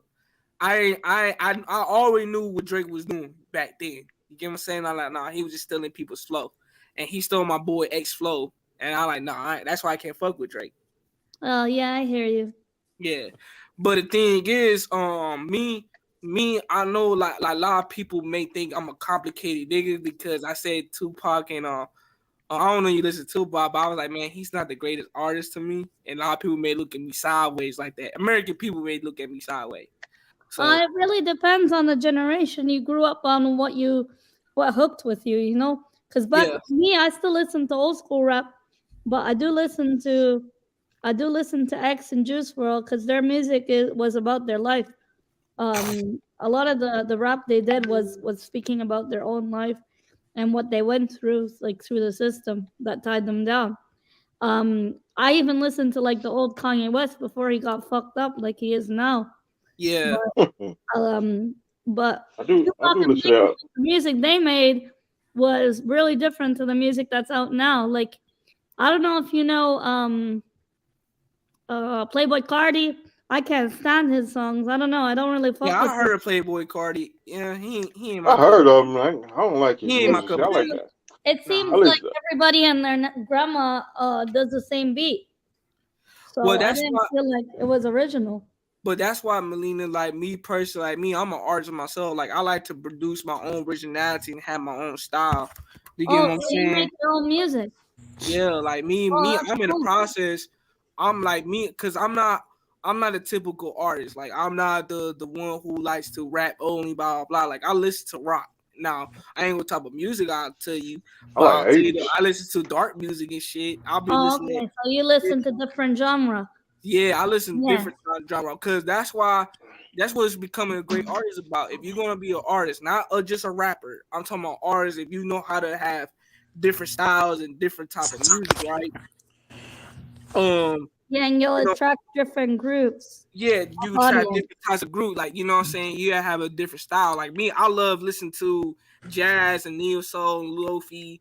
You know what I'm saying? I love listening to Japanese soundtracks and Chinese soundtracks. I don't know if you guys know, like, I often when I feel like vibes, or even just like a night out or driving, I like dance hall and Afro beats. Like it's a different. Oh yeah, Afro beats. Yeah, I was gonna say you read my mind. Kind of genre, but it's quite nice. Serpent, what you're saying is the issue with that. Besides you, the younger generation of rappers don't really. The younger generation of artists, like hip hop artists specifically, don't. But they rather talk about like anything that lacks substance, like they talk about money, women, and cars and stuff like that, like vanity. But that's the issue. But that's the issue I have in my generation, Tony, because that's why I like to talk about. Man, y'all got me want to expose some certain shit, but that's the surprise. But see, here's the thing, Tony. Like, I like to talk about real things, like about suicide, depression, and I want to talk about stories that people went through that was an impact for their life. You know what I'm saying? I don't want to only just make depressing music that's gonna like. I want to make different type of music that's gonna like have different types, different audiences, the different type of people gonna different effect. Yeah, different fact because the type of artist I am, I want to make sure I give substance to my music and make sure it's not about money, about women, it's not about sex. No, like me, I want y'all to see my soft side and I want y'all to see my hard side and I want y'all to see my painful side. I want y'all to see the emotional story that I give off. I want y'all to see the rock side. I want you to see the jazz side and I want y'all to see the neo side of me. You know what I'm saying? I want y'all to see the different dualities of me. I don't want to give off. Yeah, like I don't want to give off just one area because you know the music of my generation, there's no substance. It's either about sex. You know what I'm saying? That's why this is why for me when it comes to rap hip hop specifically, this is why I listen to the older stuff like the guys that Mace grew up because they talk about the substance of the stuff and they talk about substance instead of this ridiculous crap like that you're seeing in this generation of music and stuff like that. Like I can't stand this generation. That's why I'm listening to older music now. I don't blame you, Tony. I don't blame you. I always believe that the oldies and the old music is way better than my music. The only thing that's top notch in this generation is Afrobeats and reggae. Those are the two top notch. No, actually, I disagree with you. Country music is substance too. Oh yeah, country music good. Yeah, country. I'll say country, reggae, Afrobeats, and I say you got neo souls coming back. Well, it been back, but it's just that now it's more fluid. Then you got Lofi. Then you got oh, I forgot too. What's that Korean music artist? K-pop. Yeah, K-pop is blowing up. You get what I'm saying? Yeah. So, but yeah, I actually agree with you, Tony. There's no disagreement because me now. If you was talk, I did told this earlier, Tony, about Gen Z versus Gen Xers. I was telling Mace this earlier. I don't know if you was there, but I was telling Knight that you know if you was talking to a different type of young nigga, a different guy, a different young person, right? Man, then when I be on here talking to y'all, they would be sitting here saying, "Yeah, man, this generation is the best." Blah blah blah. Give me some bullshit, unreasonable ass conversation. We're the young millennials. We're young millennials. Like we were born in the 90s. The older millennials are, I think, the 80s. Right? Am I correct, Mace? What do you mean? Like when it comes to the millennial generation, are the young millennials the ones that were born in the 90s and early 2000s, basically? You mean the millennials? No, I thought millennials are from millennials from like 20. It's from 1981 to 1997 or 98. Yeah. No, that's what I'm saying. The millennial generation listened to the old rap, old music like that. They grew up with that. They was in high school with the late 90s music. Yeah. No, and you agree with us, Mace, that this generation of music doesn't really like have a lot of substance. It's more about vanity. Yeah. I would agree with that. Yeah, I would agree. I mean, just like me, I want to talk about some introverted shit on my music. Some people don't make introverted songs. But go ahead, when you do your rap music, hey, I'm like, when you do, I have a question. When you do your rap, your hip hop music, what flow do you use like a specific flow and stuff like that, or?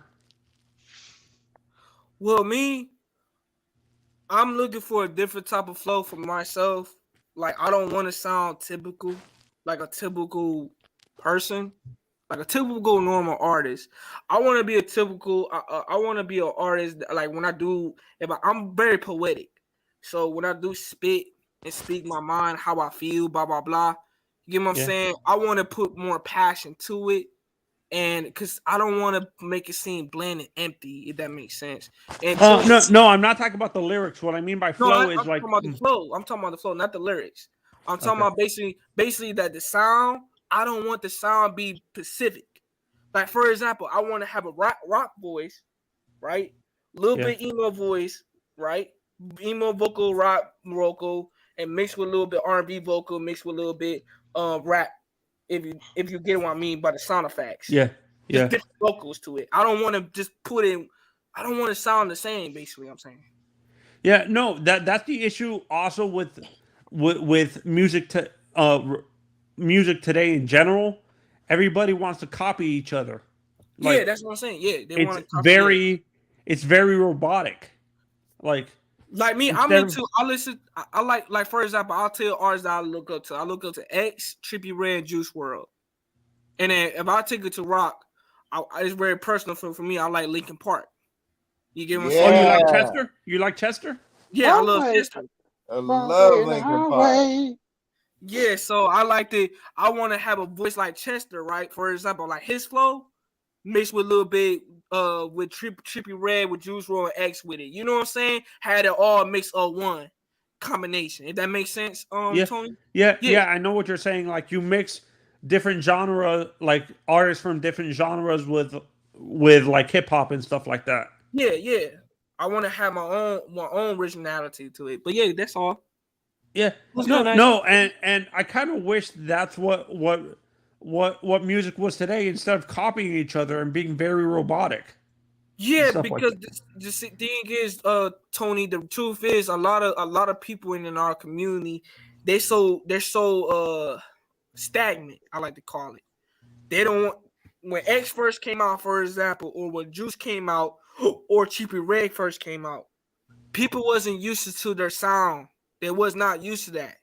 You get what I'm saying? Because they was doing different genre. They was doing different things. It's like, I'm gonna tell you like this. When I was growing up, I never liked it rap like that. I always like, man, I don't want to hear about degrading women and doing this and talk about bullshit with no substance. There's no. So what's good, Just there? I'm glad you're back.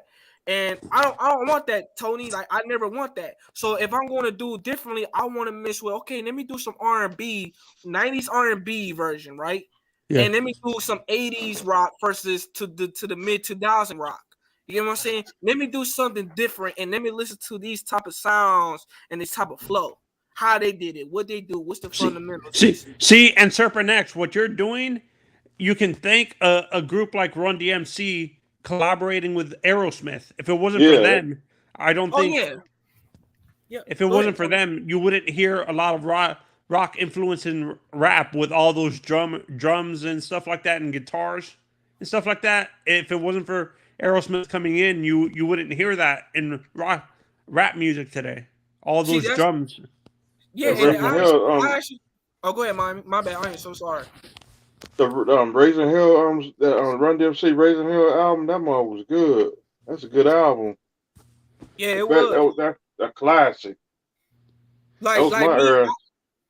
Like me, I like to listen to like a lot of like some old school music. You get what I'm saying? And I want like, you know what? Let me listen to their flow.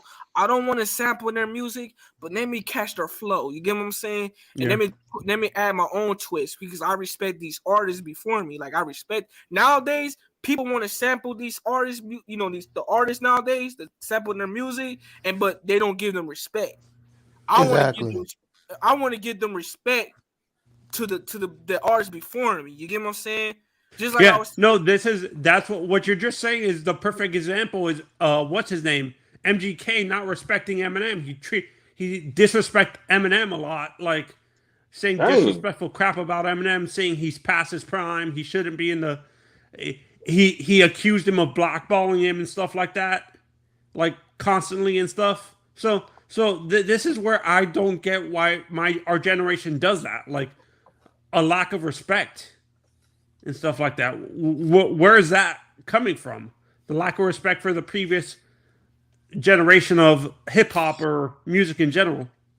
Well, yeah, that's the and that's the thing, and I actually agree with you, Tony, because in my generation, the youth, my generation, they don't respect the artists before them. So I understand. Like me, I respect the artists before me, but I don't want to copy them. Like you said, I don't want to sound nobody, but I want to have my own originality, have my own significant sound. Let me create my own style, but let me mix the R&B from 80s and 90s. Let me bring up the love with mixed with reggae and Afro beats at the same time, and let me mix it with rock, and let me mix it with with jazz and neo soul with it. Let me take it to a whole nother different level. Let me mix it with Japanese and Chinese soundtrack. Let me take it to a deeper level, and I want to catch people attention. You know what I'm saying? And how by do that is play with the frequency, because music is frequency. Once I get the people, when that's where I produce my music and create my own sound, I say, you know what? I'm gonna catch people with frequency because I don't want to sound the same. I don't want to be like. Have you tried this is an honest question, Serpent. Have you tried to do some Samoan influences in your music too, like getting some Polynesian music influences too? No, not yet. I mean, for me, I'm trying to expand my genre for right now. Let's be honest with you. I've been doing this since I was a kid. Like for me, Tony. Look, Tony. Yeah. If you ask me what artist that I would like to work with, right, you'll be surprised of my answer. I would tell you, I said, man, Tony, I don't want to work with the typical artists that most people want to do with. I want to pick artists that people don't know about. Let me pick the underground artists. Let me be around people that's more unique and have their own significant sound. Because it's common for a person who want to work with Beyonce. Me, I may want to work with Kevin Gates more than, or I'll choose Chloe Bailey, those two artists over the more majority of people. The reason why I'll choose them because they have a different taste of flavor of music. You get what I'm saying? Yeah. And No. If I hear some of your music, honestly, if you're able to send me some of your music on like Twitter or something like that, I want to listen to it, and I will recommend you. There's a guy named Maluma. I think you would actually do well, like that, like Spanish music or something like that. Yeah, I'll do some shit like that. Yeah, it'll be dope. Right now, I'm in producing mode, so just give me some time. I got you. Okay. I do like that. I do listen to that. I do listen to that Spanish music too. To Miami funny, salsa reggaeton. From that 40 and 50 the 40s and 50 salsa. Well, that's crazy, Miami. Oh, go ahead, Miami. Hey, Mason Raven. I have a question for you guys. All three of the older generation. Can you explain the lack of respect from me and Serpent's generation for the previous generation of music? Can you explain that? The lack of respect that our generation has for the previous generations of music and stuff like that came before them?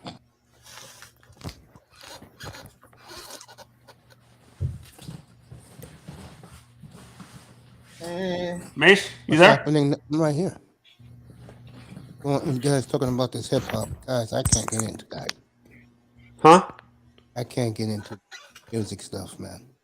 Oh, you can't get into music? I'm too pumped up for this weekend. I don't Go ahead, care talk about it. damn about Channel, music, man. bro. Shit, I am so pumped War up. ready. And Raven, what did that mean when someone left a surprise gift for you at Best Buy? I gotta go pick it up Saturday morning. Huh? Yeah, someone bought me a surprise. Someone bought me a surprise birthday gift. I don't know what it is, but I gotta go pick it up at Best Buy Saturday morning. Nice. Dang. I don't know what it is, but I'll find out Saturday morning before I come up here. You know what I'm saying? All right. I'm still finding out the details. Now, this is the scenario I said about 2 hours ago. Hertz is ruled out. His shoulder's busted up. He wants to play. He wants to play, but I don't think I would play if I'm Micah Parsons, excuse me, if I'm Jalen Hurts, knowing what Micah Parsons said to you about you last week, he basically called Jalen Hurts trash, and Micah Parsons fought loud. Why is he in the MVP conversation? What do that mean in English? If number one is playing for Philadelphia late Saturday afternoon, Parsons coming to knock his ass out.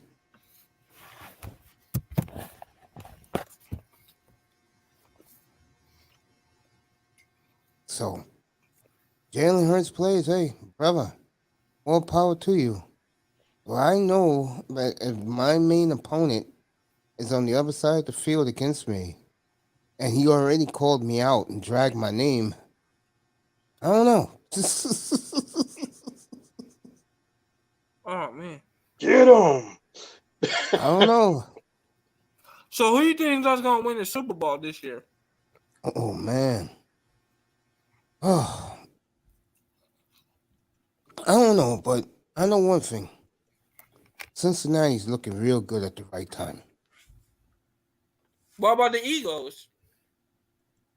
I like the Eagles. I mean, I'm not, gaga for them.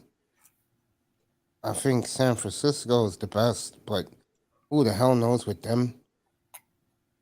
Dallas, I don't know what the hell happened in the fourth quarter with them.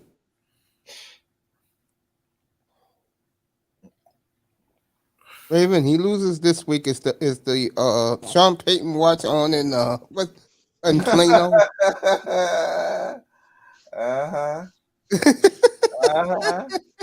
All right, go on, don't just cut off. I don't even want to watch the first playoff game, man. For that real. was bad on Sunday, man. Yeah. If I was a Dallas fan, bro, I would have fucking tore up my room, man. No, I was like, this can't be happening again. I swear to God, when that shit happened, I swear to God, when that shit happened, my mother said, "What the fuck?" I mean, we are cursed. I'm telling you. My mom said, "What the fuck?" What caused us to have deadly Decembers, but man. Boy, Dallas, man. I'm gonna hate December now. That was brutal, bro. I love December. Plus my month. I hate to say it's the only thing I got left. Clock management. Oh man. Goddamn, bro. Wow. I couldn't believe that shit. I just kept it in, because I love Raven. Still pissed off and sad. I don't get why we always got to give motherfuckers mercy. Hey. We always do that shit. That shit pisses me off. Make the whole fucking end of the season a fucking charity. Fuck that. Belichick didn't do that shit. Belichick be blowing out motherfuckers to the end of the motherfucking final clock. Did you see how he lost on Sunday? Yeah, I did, and I laughed my ass off. I'm like, yeah, to the Raiders, bitch, motherfucker. God. I was happy Sunday when the Raiders beat the Patriots. Fuck the Patriots. And a happy Buffalo. And a happy New Year's to you, Mr. Miami. Next Sunday they're in Buffalo in New England. Fuck Buffalo too. I hate them niggas too. So much hate in the room, bro. Oh man. But I'm like, man, we always want to give him mercy. It's like we gave him the fucking ball. Don't look now, but Sunshine's one game behind Tennessee. Who does Tennessee play next Thursday night? And I'll have it up here. You guessed it. Dallas. It's Paul Heyman. And when we go to New England, we're gonna be the spoiler. What's up, Auntie? Congratulations of what you did over the weekend. What's good, Auntie? What's going on, brother Auntie? What's up, Mr. Mace? Hey, bro, I'm so sorry Give me a second. Take your Before time, you bro. Joey, and shout out to you, Joey, too. I just want to give a shout out to Mace, dog. I'm sorry, I meant to pull up the last 2 nights on you, bro, and I just been tired, busy, all types of stuff. Yeah, I dog. understand that, man. You're a businessman. I understand that, brother. Yeah. Who was Hey, what's up, Ant? What's Oh, up, Ant's showing off. It's late December. You're outside, like it's nice outside. I'm man. Yeah, Warm outside. Troll. Hey, Mr. Miami could go outside in his It's palatial. warm outside. Mr. Miami could go outside on his sun deck at his palatial estate in Davie and show you how that looks. Hey, Ant, who you think that's gonna make it to the Super Bowl, Ant? With the golf course behind him. Chico. Got Chico. Oh, baby. You got Chico. And you got Antonio ready to cut your grass whenever you want them to. You got Miko ready as the pool boy. He be banging your neighbors while you gone and work.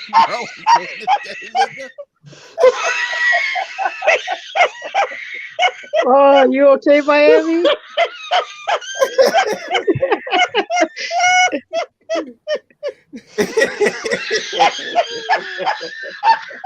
Oh, by the way, since Auntie's up here, Oh man. Reminder mentioned that I was half asleep. I'm wide awake now. Don't look down, but the New York Knicks have won 8 in a row, and they beat Golden State tonight Oh by 38. man. So the team that Auntie wonders about, this young group, is putting it together at the right time. Hey, Ant, who you think that's gonna make it to the Super Bowl, fam? Like of the football. I mean, I'm always betting on the Giants, man. You can't get me to bet against them. Okay. Well, Because I said the Eagles gonna make it to the Super Bowl. That's why I said to Mace. Well, yeah. I mean, it looks like they're gonna take the division. But as long as the Cowboys are blowing these damn big ass leads and shit, We're just talking about it. yeah, dude. I think we might be able to get a wild card, dog. Do you think Miami Dolphins gonna make it to the Super Bowl? Because They could, but their quarterback's got to stay healthy. Yeah. Miami You has know the the lead. better Blew the question you lead. should ask, Joey? Because what they have on the bench Wait, can't take it home. I'm saying their second string quarterback can't take it home for them. So Tua's got to stay healthy. But they can definitely, the Miami Dolphins can definitely win. You know you should ask Mr. Miami and me, Joey. Yeah, what's up? Can the Dolphins make the playoffs? Okay, so I hope we make it to the playoffs. Do y'all think the Dolphins gonna make it to the playoffs? I hope. I don't know. I hope when we can make it to the playoffs, if the referee keep on cheating us. This is, and I know. Well, I mean, what's tough on you guys is that you can't win that division. That's why you've been in purgatory for so long. It's just really, really tough, dog. And you're not going to get a home. Even if you do make it to the playoffs, you're not playing at home. So you're going to have to go to damn Pittsburgh or Baltimore, you know what I'm saying? Or Kansas City. Buffalo or some shit like that where it's fucking freezing cold. Cincinnati. Yeah. It's freezing cold there, man. You know what I'm saying? I got to play some warm weather games. You know, So you put on your bet. You put it on your bet on the Giants, right? I wouldn't go that. If they make it to the dance, I'm not betting. Oh, damn! What happened to Auntie? The Auntie's right here. Sorry about that, Aunt. I'm trying to change my picture. That's why. No, I got you. I'm trying to change my look. So you're not gonna go too far with the call it the Giants, right? No, I mean, bro, that's my team. I ride with them. I learned that a long time ago. Just yeah. You know what I'm saying? Just don't ever bet against your team. It's just dog. Don't ever bet against them. It'll always bite you in the ass. I was asking because I was asking everybody who you think is gonna make it to the Super Bowl. You know what I'm saying? You said the Giants, so I was like, okay, cool. You know. You know what, Joey? Yeah. Ask me next week. I'll tell you. Because right now things are beginning to come into place. That's why. So you want me to come back for next week Sunday? Yeah. You come back next Friday. I'll tell you. Okay, cool. I got you. I'm gonna watch this whole game. I think this is for Auntie has his big weekend. I ain't gonna talk about it. He doesn't like talking about it. Nah, we can talk about it now. It's over. Let me say this to you. Not about the event. I was talking to Mahogany this morning on my morning show, and we were both praising you.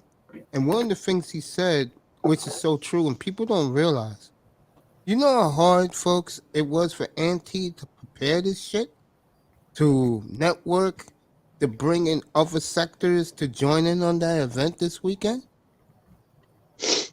And from the feedback I got, brother, I could tell you, a lot of people really enjoyed other people from other sectors they didn't know being part of it.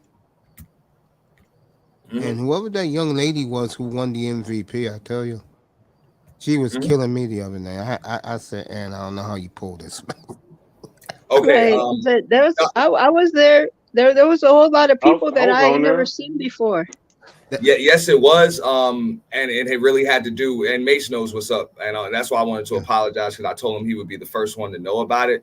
No, but okay, it was just based on the situation and what was going on, which y'all know about the situation with my teammates and who they're beefing with and shit like that.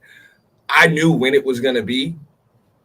I just couldn't let it out. So there were certain, breadcrumbs and whispers and stuff like that. It was just a different way that we did the promotion, and I planned that just like that, and it had to just pop up. It seemed like it just popped up, out of nowhere, but it was very planned. If you guys saw the way I was dropping the edits and the premieres and stuff like that, it was planned, and there was just a concerted effort to try to stop it, take it down, flag the channels and stuff like that. So I had to make sure that by the time anybody made an effort to try to fuck it up, it was already over. Too late. There you go. That's why Auntie. That's why Auntie, like me and Mahogany, gave you a box of cigars this morning, bro. All that work you had to do and put into it. People don't realize when you're doing something like he does. Forget me. What Auntie does, that's a lot of work. And to me, it went off like a charm, bro. And again, I really wanted to say hello to the two ladies you out there last night, but it was nice seeing them. Tell them I said happy holidays to both, and L. Nixon. And that's the difference. And I was telling that to Mahogany this morning. You, in my opinion, you got the strongest team in these sectors, bro. It's not even close. Your team, you could depend on them. They come through for you. You all work together. You could take a nice nap, and you know they're handling the business, bro. I don't know how you do it, man. I guess it's the career you do, bro, to bring it together. But goddamn, salute to you. Everybody should give this man big applause, bro. I could never. I mean, like I say, it was a lot of planning. It was a lot of work. I'm gonna go to you in a second, Raven. It was a lot of work. It was a lot of planning. You know what I'm saying? There was a few arguments. There were things that were supposed to be in there that got scrapped at the last minute. Like even just me having to interrupt the roast and shit like that to call out super chats and shit. I had OBS up and ready to go. Like there was supposed to be names coming across the screen, graphics, all of that. I was supposed to be able to just sit backstage and you were going to see bombs just hit it automatically. But there was some equipment that was missing, so I had to scrap that. But overall, like, you got to get lucky too. So shout out to Lady La. Like I got a lot of people came through that I didn't expect to really come through, and they did, So, you got to get lucky. But I kind of just relied on the fact that, the word would get out and people would find their way over there. No, they found no way over there, all right. Yeah. So let me ask you this, I know you don't want to talk about it. We'll get right back to sports, bro, because I know how Auntie feels about this. What's next for you? Forget what you just did. What's next? Business? Okay. Business. Yeah, absolutely. Yeah. I've already got consults scheduled for the beginning of the year. We're helping content creators to either grow their channels with subscribers, graphics, production, content strategy, of course, marketing strategy, branding, logos, all types of things, merchandise, music, just about anything to make whoever it is just focusing on helping people to build their brand, expanding the collective as a whole. Of course, the Purge brand, I've already announced that show is going on the road. It's not going to be strictly something that's on my channel. It's not going to, it's not going to happen all of the time, but it's going to go to other sectors. Really? So yeah, it's going to go to other sectors. Wow. Mm-hmm. I can and imagine then, that. The year-end Purge will always be on my channel, no matter what. It will be there. But the other ones, spring break, summertime, Labor Day, I'm going to try to bring that to other sectors as well. Can I ask you something?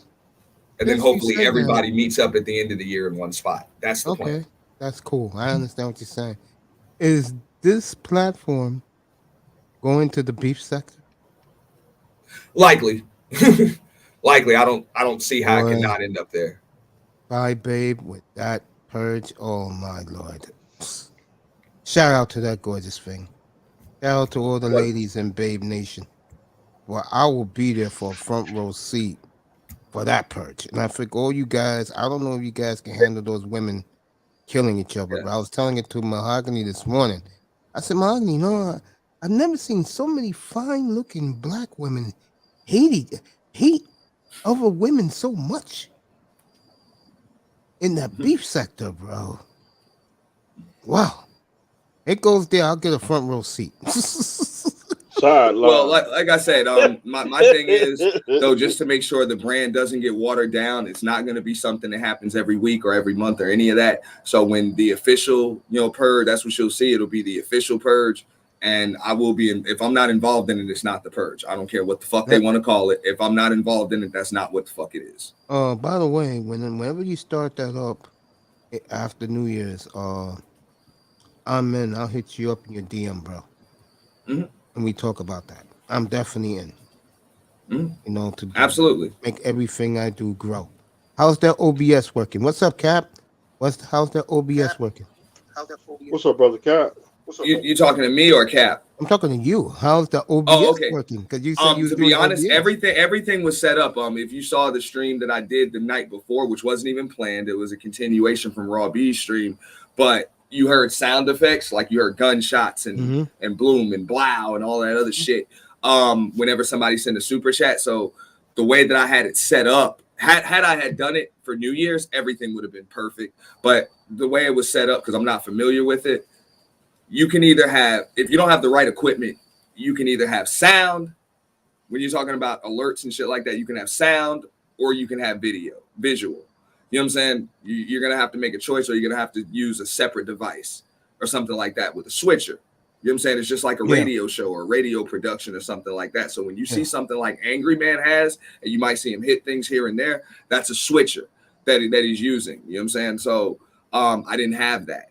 You know what I'm saying? So I had to choose between the sound or the visuals, and I decided to fucking kill all that shit. So you saw the visuals. I was putting them up there manually when you saw the Grand Theft Auto visuals. And shit like that. Those were dope. Yeah. Like the guy with the AK blasting and that was supposed to Menace to Society drive-by scene. Yeah. That's actually set up to come up automatically. Like with OBS, it comes up automatically when you send a super chat. So if somebody sends a $5 super chat, you see that one guy just bust somebody from Grand Theft. The guy sends you send a $5 super chat. You know what I'm saying? You know what I'm saying? Dude just blast with the AK. You know what I'm saying? A $20 super chat, somebody that's when they do, you know what I'm saying, a drive-by. $50, you see the flamethrower. $100, you see the nuclear bomb. Wow. With the sound. You know what I'm saying? And with the name come across the screen and all of that stuff. You know? Oh, that's dope. So are you doing another Purge for spring, summer, and winter time, or is it gonna be like just in that order? It's seasonal. So it'll be spring break, summertime. Okay. Yeah, spring break, summertime should be every 3 months. Oh, okay. It may not be in Auntie's room. Maybe somewhere else. Because the next one will likely be in my room. Okay. I was working. My bad, Auntie. That I missed your Purge, man. I didn't know you was doing the Purge. I was at work, so my bad.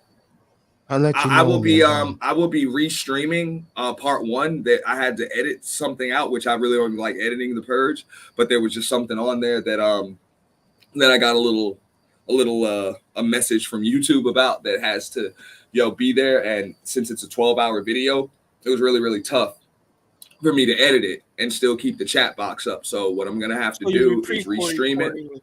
Okay. I'm sorry. Yeah, basically that's what I have to do. I have to restream it and catch the timestamp and just make sure it's censored. But other than that, we're fine. So feel free to tune in and that'll be uploaded. Okay, cool. No. And so I'm also gonna have some edits done where so nobody has to sit through 12 hours. There's gonna be some highlight reels that go down too. So pay attention to my channel, pay attention to Baller X 2.0, pay attention to Hennywise. You guys are gonna see edits drop there. Okay, cool. So I got a question. So does a purge only apply to people that just beefing only, or is just anything? I just want to know the rules basically. Cause I don't know the rules. Well, the rules are no doxing. Okay? Nobody is to be timed out in the chat. And a rule that came up after the spring break purge was do not bring your children on the panel. No children. You know what I'm saying? Under 18. Who did that? Yeah, somebody. I'm not gonna say their name, but they understood. Just no names either. I know who it was. Yeah. Yeah. So somebody brought their 17-year-old daughter. Like put them on the stream. You know what I'm saying? Gave them a microphone. I'm like, nah, no kids on the panel, Exactly. You know what I'm saying? No kids on the panel. But other than that, that's the rules. Look, I said people can address beef, establish beef, because sometimes people don't even know you got beef with them, but you can also squash beef. So I'm glad that happened. Raw B and Beach talked it out. Gotti talked it out with John Columinati. And I think we on Lock and Grinch kind of talked some stuff out too.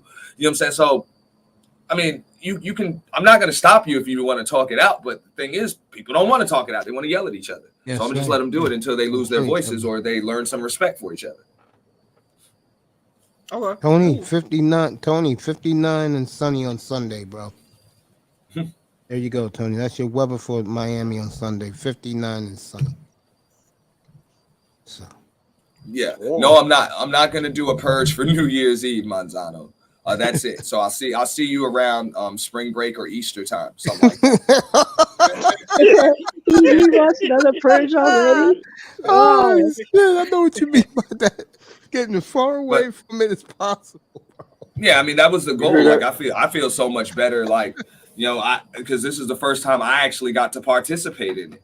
So because I had some issues, that I wanted to address. Oh, did they ever come up?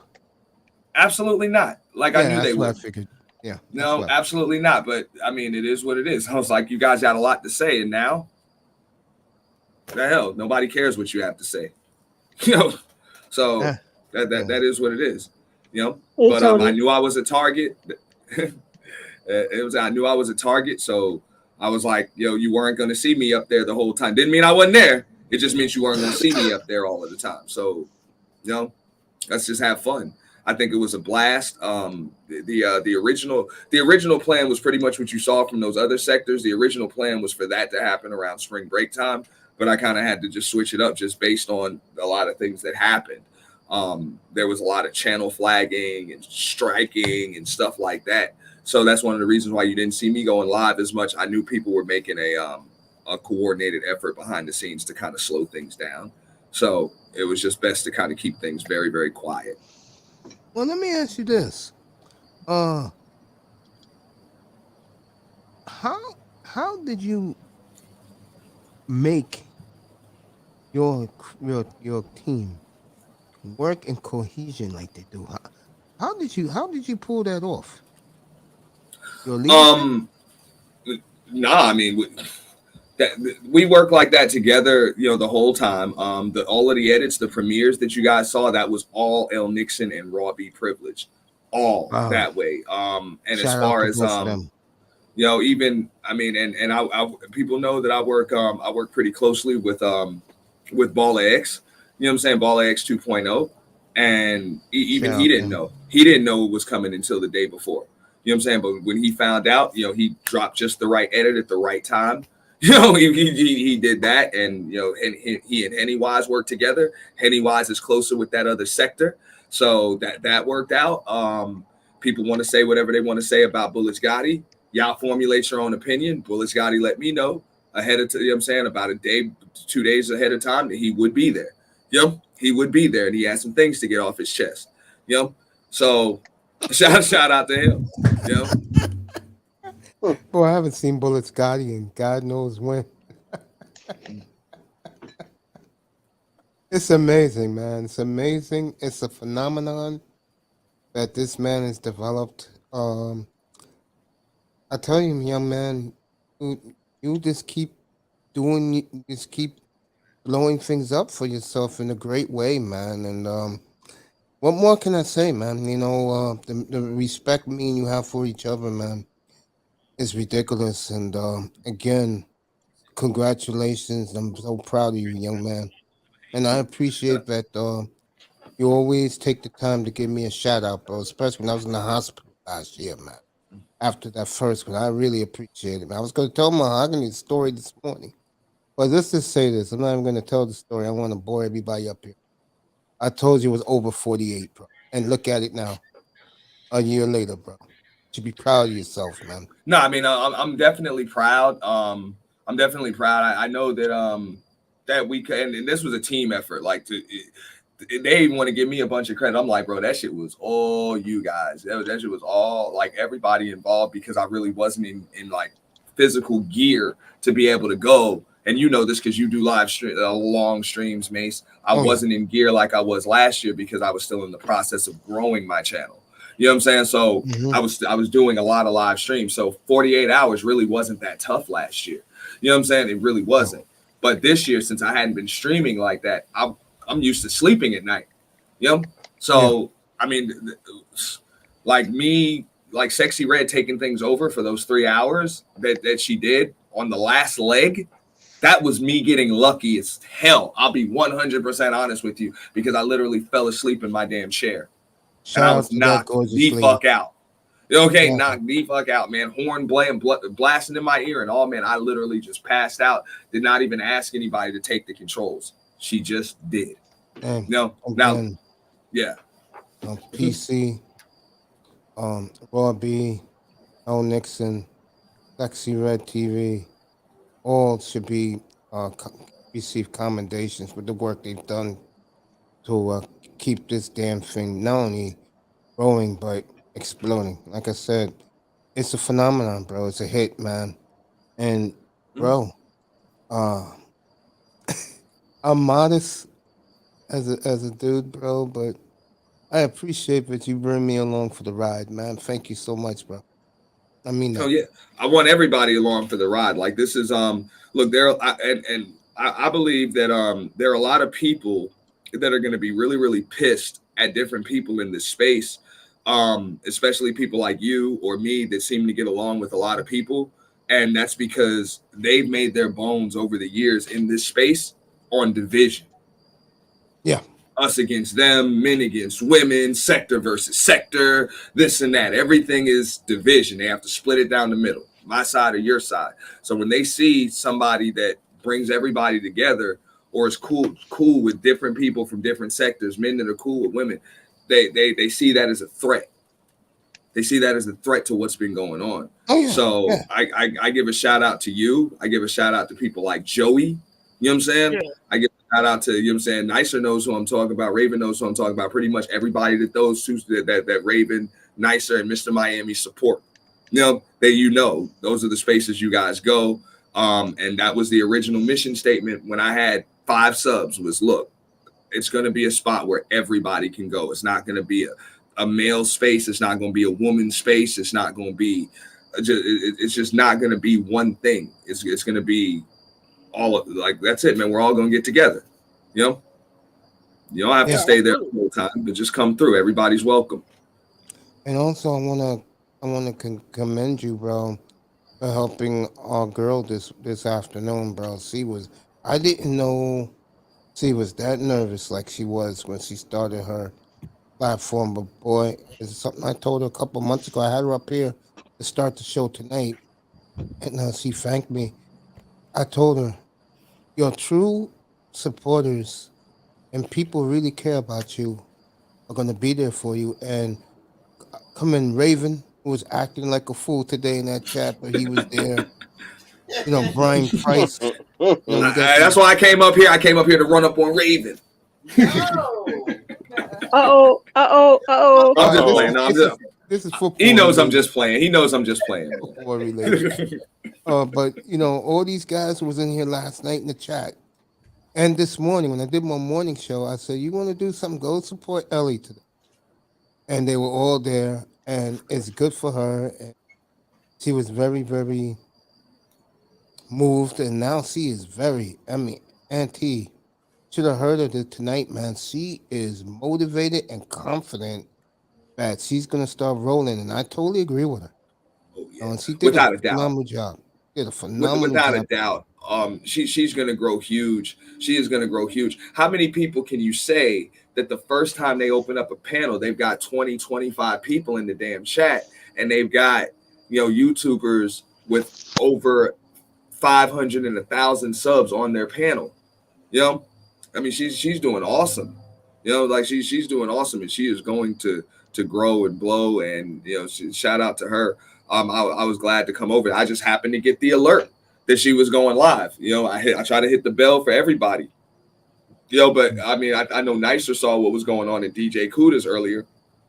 That's what I happened to be watching while I was at work, and I was just on my way out, and then I got the alert saying Brownie Ellie is live. So hell, I'm going over there. I don't even know what. I'm sick of hearing this right here. I'm going over also. there. You know?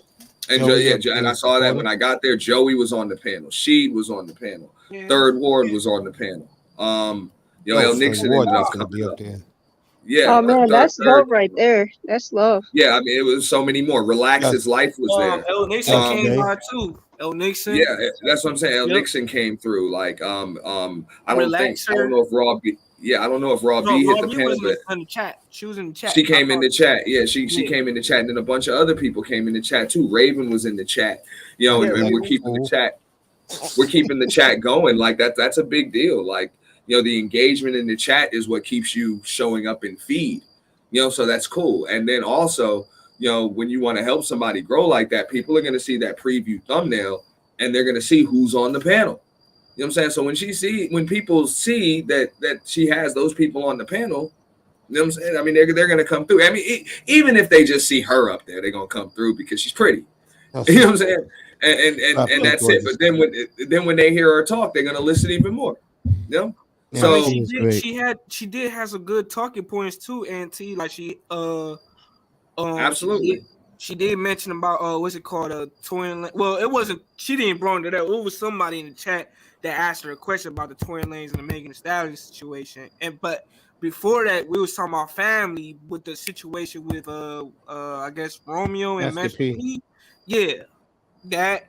But I did mention about the beauty standard with me. It was just me, Just Jay, and Brownie. And Just Jay too. Yeah. Yeah, Just Jay. Yeah, like we put our input. Even Third came by. You came by. El Nixon came by. Practically like the whole squad really came by for real.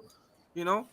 But she got a squad. So so all we gotta do for real is protect her from the bullshit. To be honest with you, so I think we covered that. They'll be coming after, not now. No, they're going to, because she is going to grow, and she has a co-ed space. Whenever you have a co-ed space like that, the people are going to be offended by it. So just like Joey just said, he's right on the money. You know, the supporters just make sure you know none of that bullshit. You know, none of that bullshit, man. You ain't gonna fuck with this chick's platform.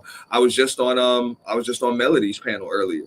You know, shout out to Melody, man. She's doing her thing over there too. You know? Yeah, I wish I would have known you was going there. I was going to tell you to tell her I said that happy holidays to her. She's one of my all-time favorites, and I'm like a big brother to her, and you know, and she's a little sister to me, and I'm so proud that I know a lot of people don't like this guy, but Game Changer did a great job mentoring her where she is now. Without a doubt. And shout out to Game Changer, because he's always right there. He's always right there. And you know, I mean, shout out to them. I always like Melody and what she does, and the way she's an excellent panel host. You know what I'm saying? She's excellent, and she's getting better and better every single day. And any success that she gets, she deserves it, plus more. And she'll always get my support. Always get mines too. And Hey, yeah, go ahead. Who was talking, I Joey? was gonna say to Aunt Tia, I said, matter of fact, I just checked Brownie's live of her views. She got like 336 views, so yeah, she gonna blow up. Yeah. You know what I mean? It's only gonna get better, man. Yeah, it's gonna get better. And we're gonna do everything to get her there. And I mean, I felt bad because I couldn't share out anybody's videos. I could do it, but I didn't want to shit. I just want to make sure that last I get about my thank yous, which those will come out tomorrow. I just don't want to forget anybody. So I'm formulating the list. It's just I have to finish going through this part 1 stream. And then, everybody is going to get a thank you. You know what I'm saying? I can't even give all the thank yous for they gave me financial support because there was just so many people. But at least those that participated, like I said, we're working on a lot of things, for the next event. But you guys are definitely I'm gonna be sharing more people's videos and stuff like that. So I apologize to her for not being able to share out the video. I share her video. I mean, shit. You guys can. I just wanted to make sure I thank everybody for the purge and give people their credit for that before I share anything else out. And it's funny. Am I allowed to share your? Oh, I'm sorry, Mace. I was going to ask. Yeah, go ahead. Absolutely. Am I allowed to share your purge once you do your No, you can share out part 2 and parts 2, 3, and 4 already up. The only thing that's not available is part 1. That's it, and it will be within the next 24 hours. Okay. Yeah. Do you know? This is you personally. Do you know how much you brought to the table, young man, in 1 calendar year? No, real talk, man. I remember a year ago, you was telling me about this idea, and I said, this shit's gonna work. And you thought I was crazy when I said this shit's gonna work for you. And I think you have done more in 1 year's time in any of these streets with anybody else. I mean, no knock, and I don't want Nice to take this the wrong way. When a woman does something or tries to do something, I'm talking about like a woman that wants to be big, like that chick in England, okay? It's easy when you're a woman, in my opinion, when you are doing something like getting group talks and everything, and you're talking what you call that shit, gender war shit, you're gonna get an audience. It is hard for a man or a young man like Auntie to do the creative ideas that he has done. And I know the haters are gonna say, I heard that nigga Mace talking this shit. It's facts, fellas. Your idea has become a phenomenon, bro. It's gonna be a cultural, iconic phenomenon for the next generation. I'm dead serious, bro. And you should be proud of yourself, bro. Real talk, man. Yeah. I mean, that was always the goal when I came here. I just wanted, I just wanted to kind of go above and beyond. And I'm not saying that I did anything perfect. There's so many improvements that you're going to see. It's just so many improvements. I just think everybody just deserves a better show. Like we all deserve a better show. So, I just want to, set that up where, we can all, just network and work together. And as far as the question you asked me earlier, like, how did the team come? Like, these are just people that rock with me, When I started, L. Nixon is a day one supporter, and not even just a supporter. Like, he's an actual friend. Like, it's rare that me and L. Nixon go 48 hours without at least a conversation about, like, what's going on, and not even on YouTube. Hey, man, how's the fam? The kids are good. Everything's good. How's work going? Like, a little bit. What's going on? Things like that. Same thing. That's the same thing. Well, I don't know you. Well, and you know that because you're part of the circle too. So Joey. Yeah. I was gonna say I don't know you. You know me, El Nixon, do the follower. Like, did Nixon tell you that or nah? Nah, I mean that's between you guys. But I know that. I know that. You know what I'm saying? You're part of the circle too, bro. You're a friend too.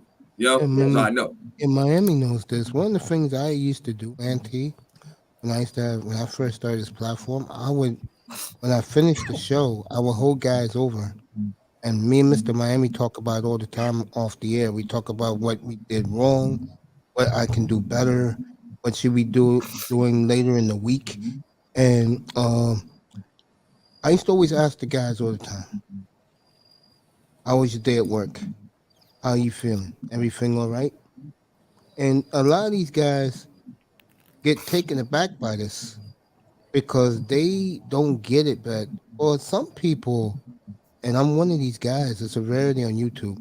I'm not in it for the money grab. I'm in it to entertain and please and make people, so many guys, everybody up here know who guys who I'm talking about.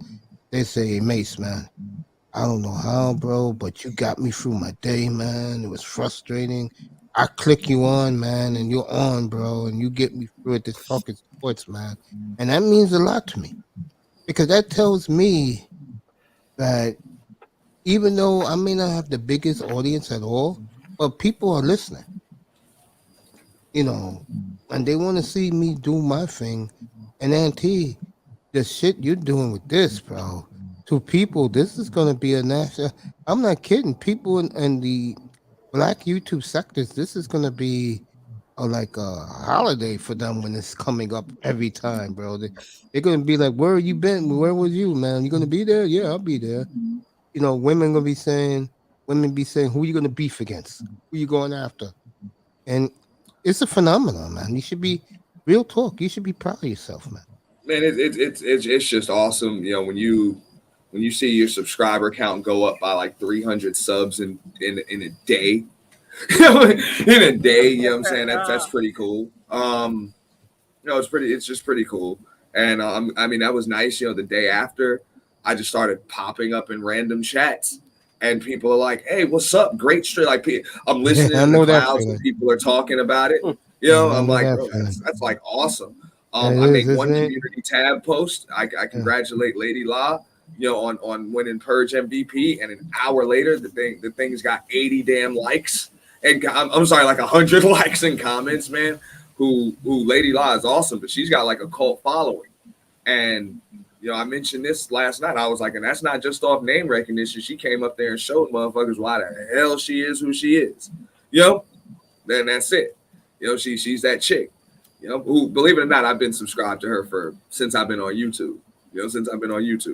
I heard the name, I went over there, but I kind of stay in the clouds on that because no, bro. When I be in the beef sector over in Five Babes channel, bro, I'll be right in the clouds, listen to all the beef. If I'm not mistaken, I think she's more black sector. Yeah, she's more black sector. So you guys are gonna see that. You're gonna see because a lot of people assume, okay, it's manosphere or black manosphere, and then there's beef sector. No, you have a lot of sectors and subsectors that are going on. So you know what I'm saying? What you guys saw over there, you saw beef. You actually saw very few people from the beef sector. It wasn't many people from the beef sector over there, but you saw black sector, you saw Mo3 sector, and you saw black manosphere, a lot of that. And you did see some people from the beef sector too.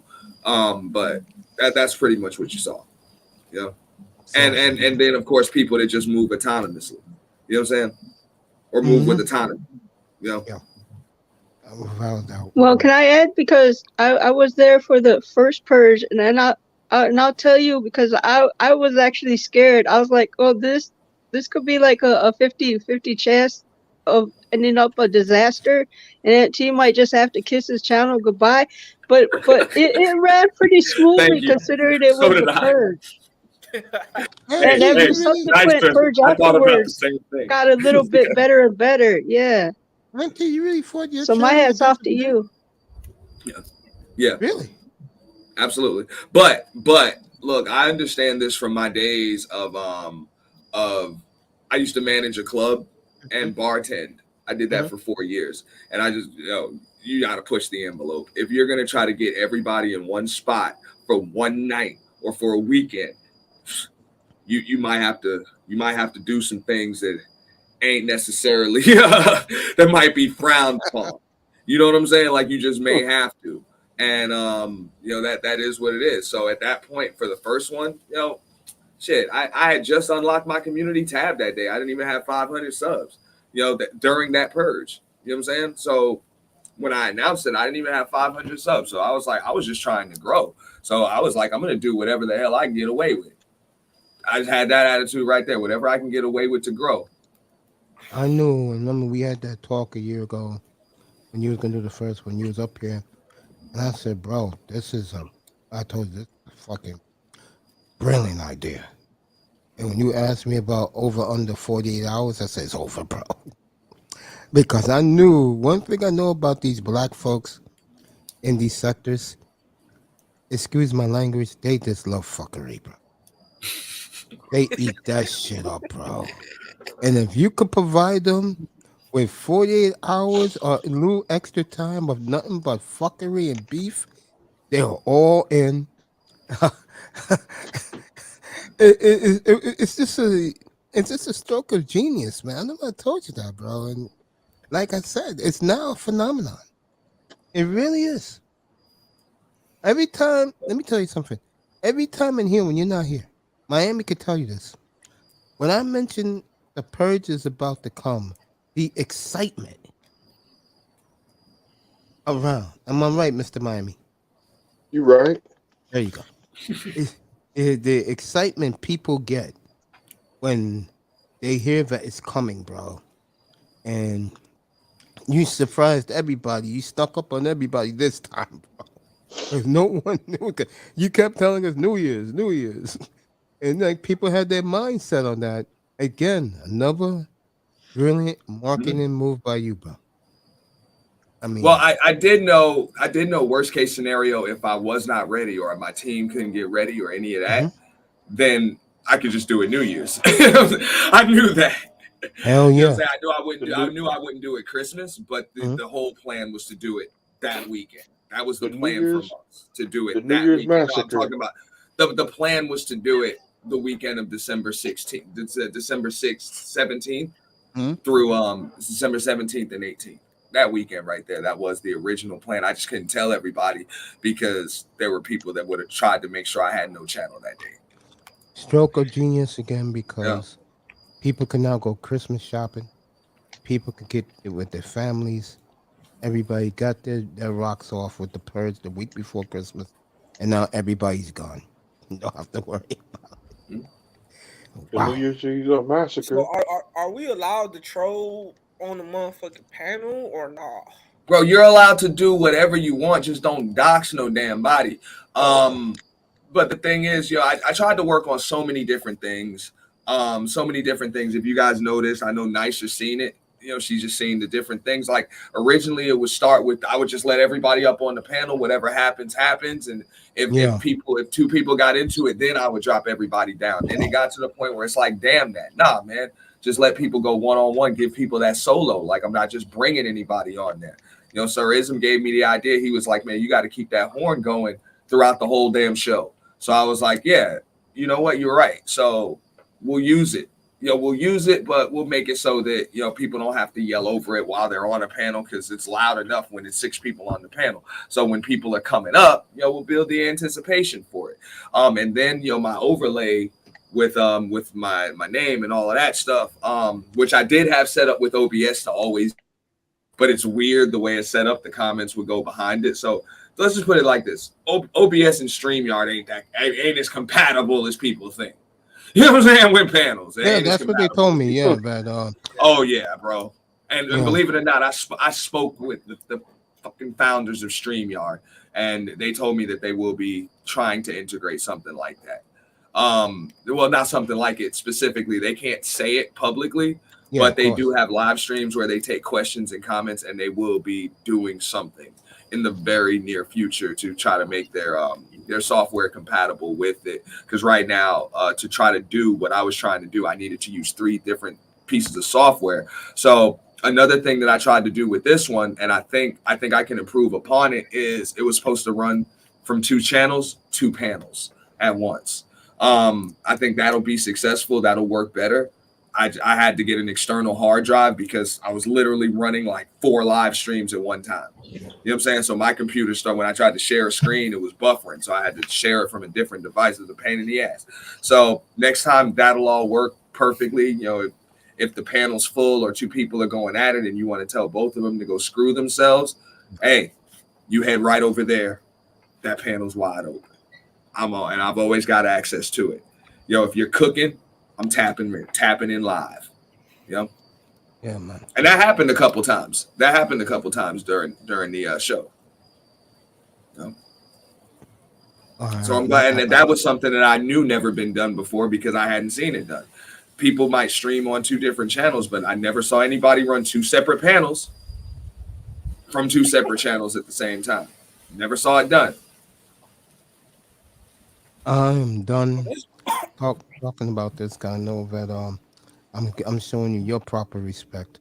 But tell us a little bit more about the business side of of branching out for you into the new year, and how much is going to cost people, or did you set a price yet for people to be mentored how to blow up their? No, I mean, as far as I'm concerned, I mean, me personally, we have the core 4 of the collective, which is myself, L. Nixon, Raw B Privilege, and Peace Love, and we all have, specific skill sets. You know what I'm saying? Specific.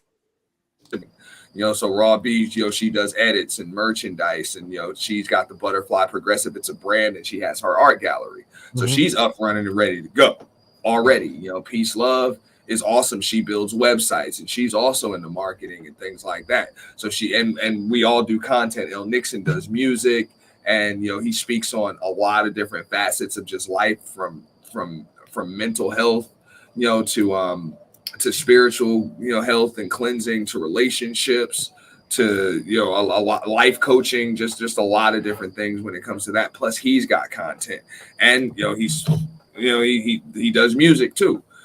And he does edits and things like that as well. So that's there. And myself, I do marketing. I've got merchandise coming. You guys see the logo. That's the new logo. You're gonna see that around a lot more. That's a dope ass and logo, different bro. variations of it. Yeah, I designed it myself. That's why you the man, T. That's why you the man, bro. I designed it myself, and the logo designer. The logo designer at my job, she saw the original design for it and put it together for me. Yeah, my nephew does my logos. If I want a logo done, he'll do it for me because that's what he does. He has his own graphics design, little side hustle company, and he designs logos and stuff. Well, yeah, I mean, I work for a full-fledged digital marketing company. We do it all from social media to web design to search engine optimization. So just taking a walk upstairs and showing somebody a sketch on a damn piece of paper, and then a week later, they give me 10 different samples, and pick one or tell me what just tell them what I think is best, and then 2 days later, I get definitely it. Gonna talk, bro. Oh, absolutely. And I do need to get up with Prince Pierre. You know what I'm saying? Who shout out to him again. He was awesome. Awesome. Prince Pierre has actually been in each purge, participated in each one. But as far as your question earlier, as far as the collective is concerned, we'd like to branch out and expand.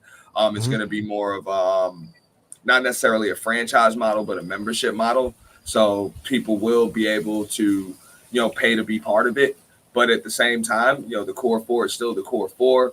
But when you're part of it, you're not gonna want to buy in, and you're not gonna buy in and not bring anything to the table. So if you're offering something of your own, content, merchandise, consults, I'm personally looking for someone that and I think I have that individual. You know what I'm saying? That does graphics and is proficient with OBS, graphic design, maybe even some coding or something like that. So that way, when content creators want to get with it, it's a one-stop shop for whatever the hell it is you're trying to do.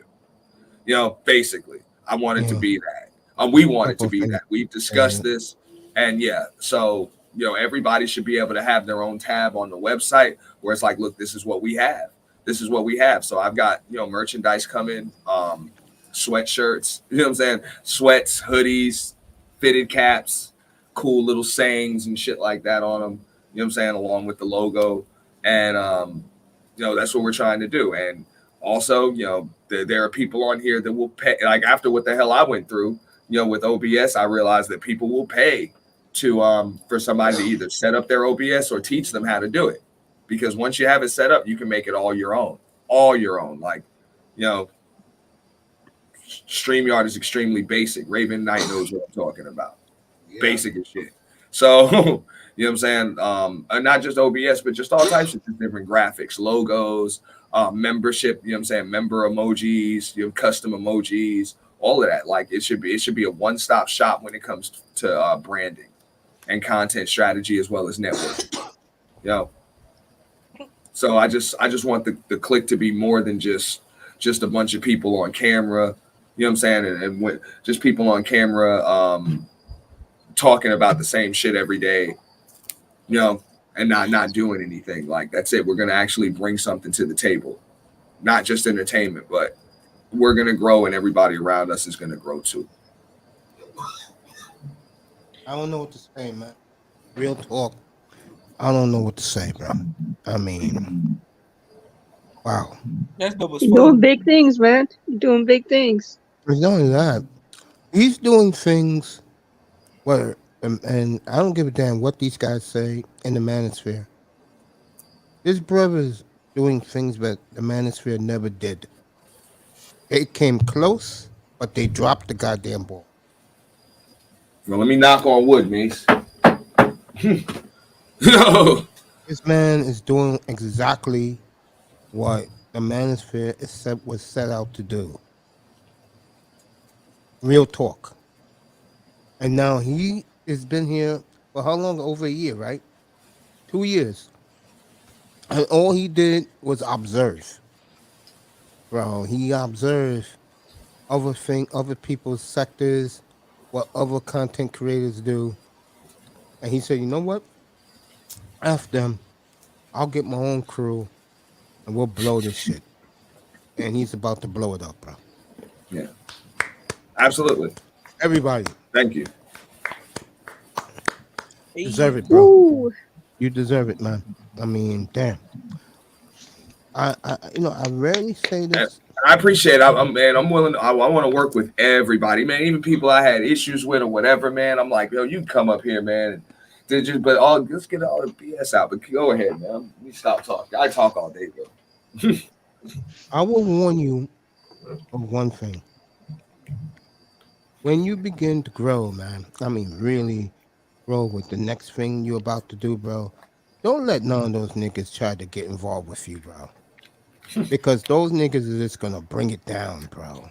Well, Mace, that's why I said this is where people fuck up in here. When you're trying to build what it is that we're like, that's why I say we have our core four and we got together organically. You know, L. Nixon is an actual friend. You know, Raw B and I are friends. Like we're actual friends. You know, we got together to work together, to work together. And, you know, she helped in a lot of ways and I helped her in a lot of ways. You know what I'm saying? So we were friends, like we help each other. And then, you know, peace, love, you know, came in and it was actual friendship, you know, and we were in like we got together organically. So that was just really cool. You know, it was just really cool and we'll keep it at that. Man. But if anybody's going to come in, they're going to have to buy their way in.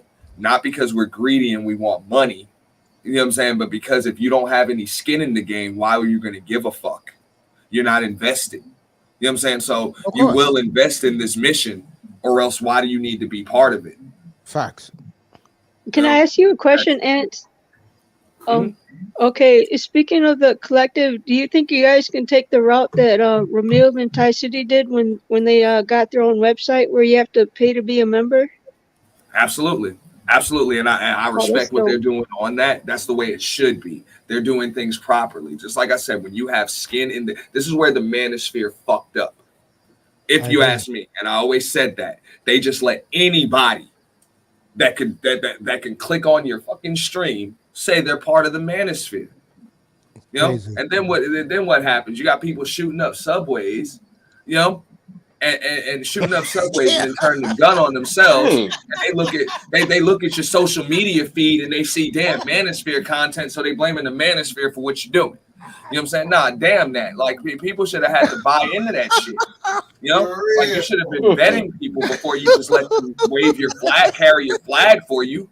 I'm just being honest. Like, how are you going to get mad about a just pearly things or some of these other suspect weirdos that are in your face when you didn't lock the doors or shut the windows?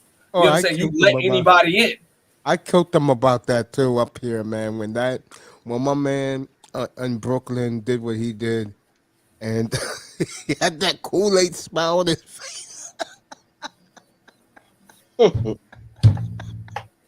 And then they look up his computer records, and who's he doing? He's claiming Kevin Samuels, the manager. You know what I'm saying? I'm like, you can't just let anybody in. You know what I'm saying? I mean, don't get me wrong, and you got to understand, like, and we understand that, like, it's still an order of operations. So you know, we have our core, we have our allies, we have our affiliates, and we have our audience. Like, that's it. You know, that's it. Like, and we understand that. But everybody can't just say, you know, you're part of the damn group. When, you know what I'm saying, you're going to go on our website, you're going to see who's part of the group, you know, who's part of the group but they're not just there just to be there. You're bringing something to the table too, you know? Facts.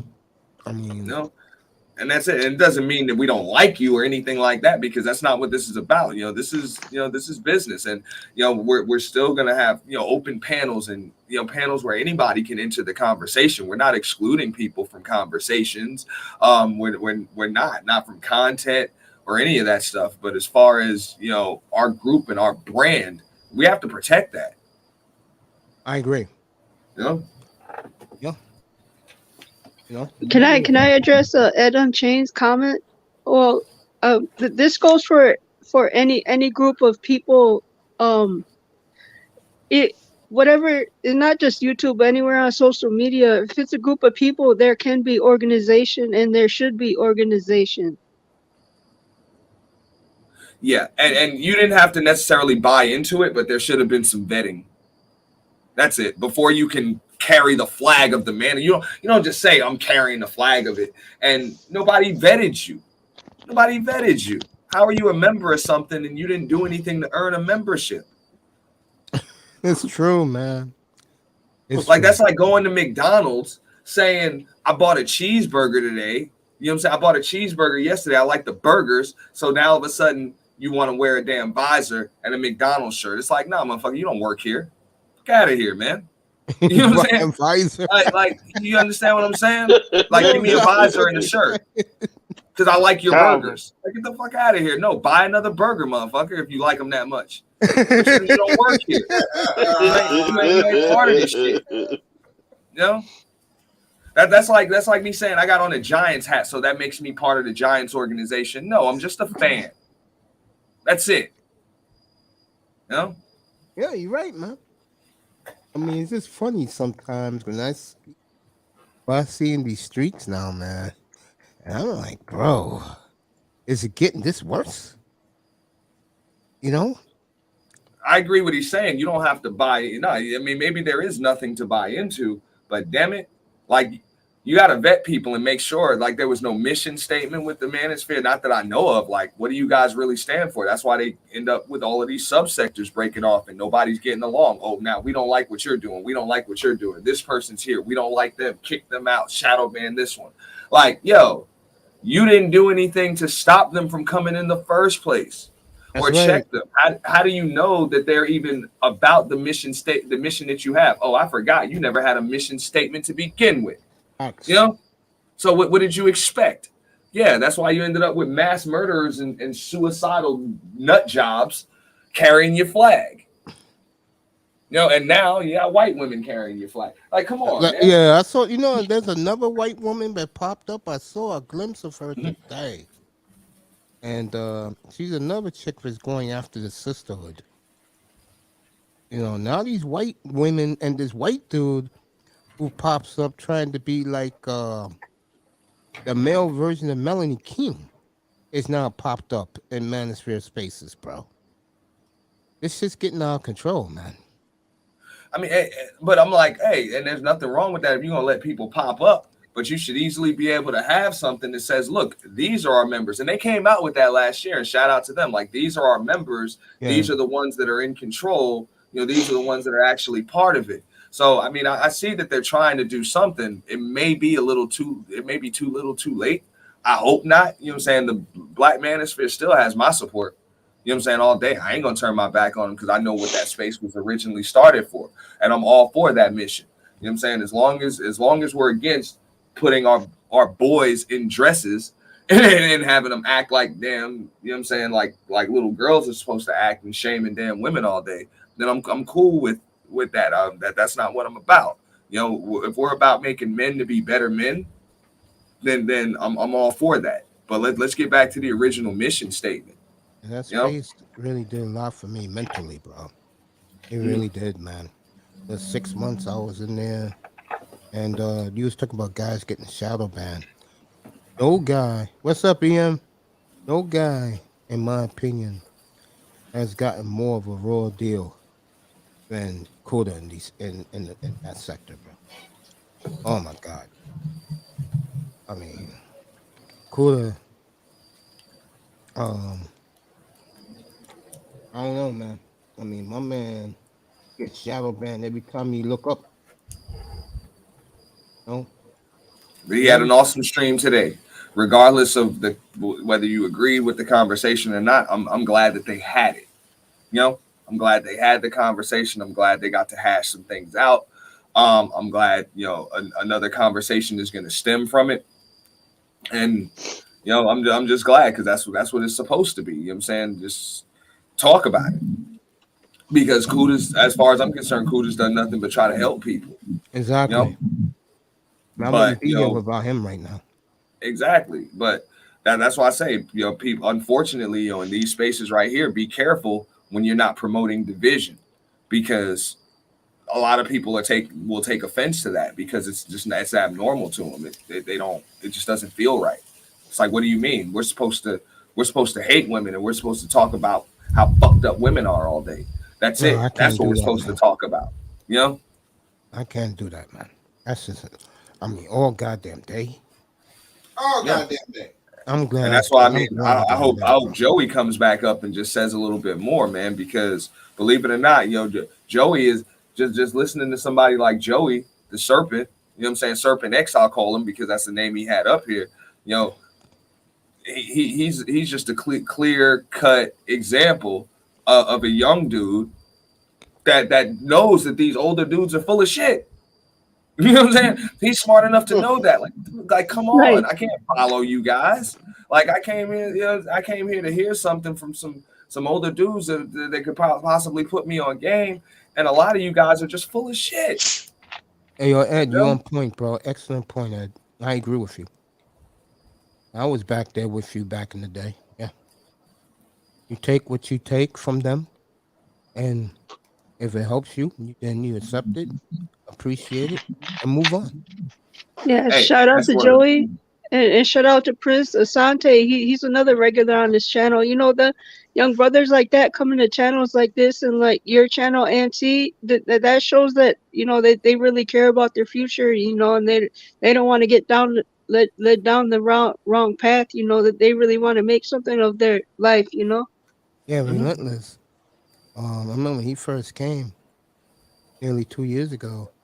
This kid was 19 back then. He knew about Manosphere affairs. I said, how you know about this? I said, yeah, I'll be in the Manosphere streets. I said, how old are you?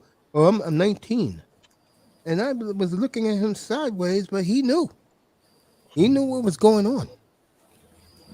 And Ed Unchained is right. Yeah, you take what you take from them, and you move on. You don't act like and this is the problem with a lot of these dudes in the chat rooms and stuff. They worship these concept creators like their word is law. Mm-hmm. Yeah.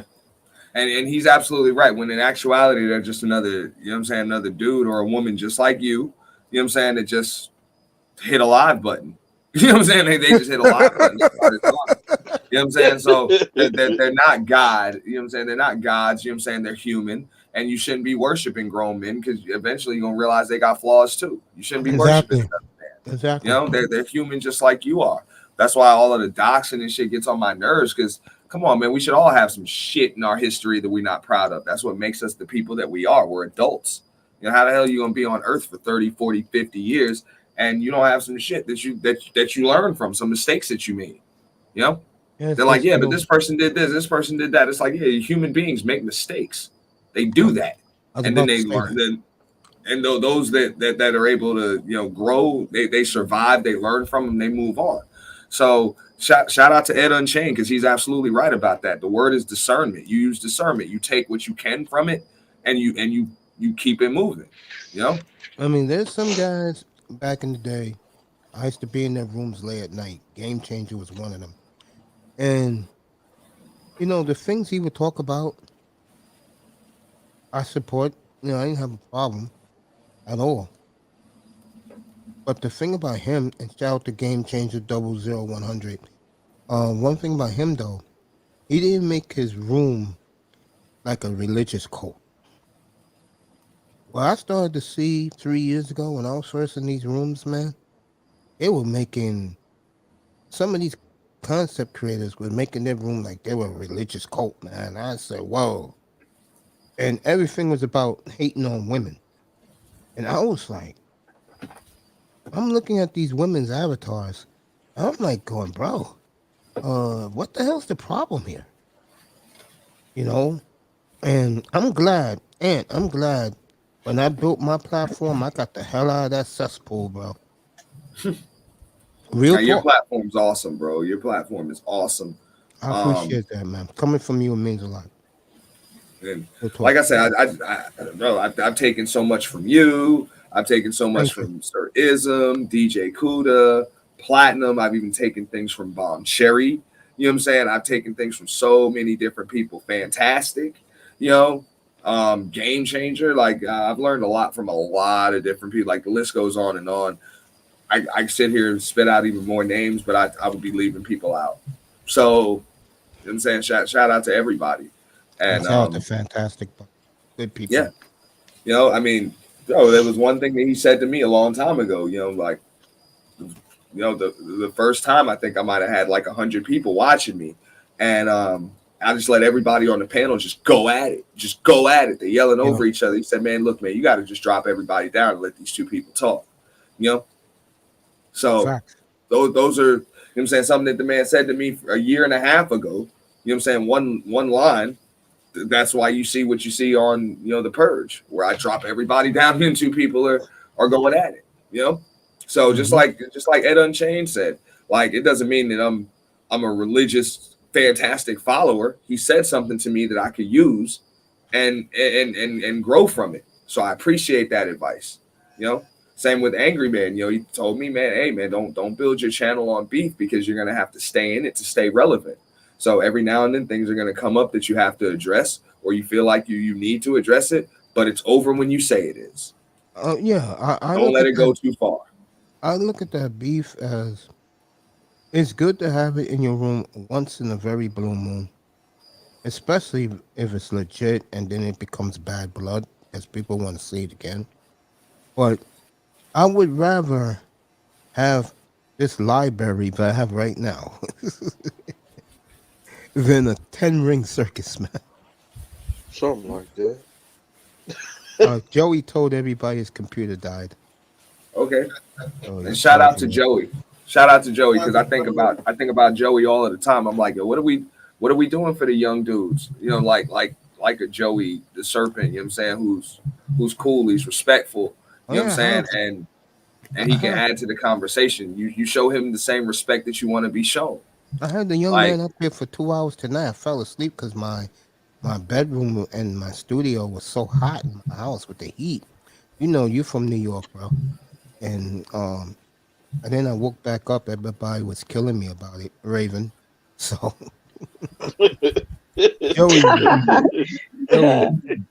Joey, We all love you up here, man. He's a great kid, man. I told him that. I mean, what me and him was talking about tonight was absolute gold. So, And and just if I can go back, I'm also working with somebody now that when you want to set up your channel to the point where you have your own commercials, you have your own commercials, intro videos, like totally personalized, somebody that does filming, we can fly them out there to you. You know what I'm saying? We can fly them out there to you and get it done absolutely at an awesome price. And these people have gifts, with that. Like I said, and I just know that we're working for a full service, marketing firm. Like you have to be able to offer these things. So that's what we're trying to do is just help people brand. And, that's one thing that I took from, Kevin Samuels, monetize your gifts, all of that other stuff about the men, women dynamic. I don't give a fuck about that. That's opinion. I'm with you, but bro. I remember that. I remember that. You know what I'm saying? That was just monetize your gifts when you're transitioning. Like me, somebody that's been in sales for, since I was 17 years old. I'll be 40 years old in a month and a half. So, hey, it's time to transition from sales to consulting. I remember those two things in particular. Hey, we'll celebrate that, man, with you. So I'm doing everything that I can. Oh yeah, I'll have a birthday stream.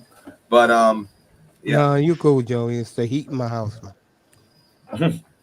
Next week I'm gonna try and get Sister George up here, celebrate her birthday. We're doing December birthdays. Her birthday's on Monday, so I'm gonna try. Mine's is Thursday in 2 days. And we'll celebrate you on the thumbnail's already up. We'll celebrate you Thursday night.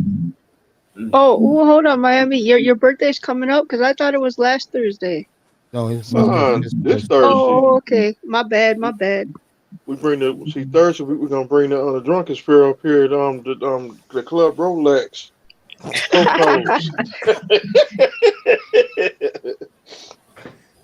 You don't mind if you do the Club Rolex and I'm outside sitting by my car? That club's still there. Is it still there, Mr. Miami? It's still up. Jesus. That shit was there when I was like 16 years old, bro. Shit is still there. So I think shit. It's still open, but I ain't been over there since 2008. Miami, your goddamn birthday. Like that shit's still there. Stop it, fucking. A dude died. Miami, read what Lou said to you.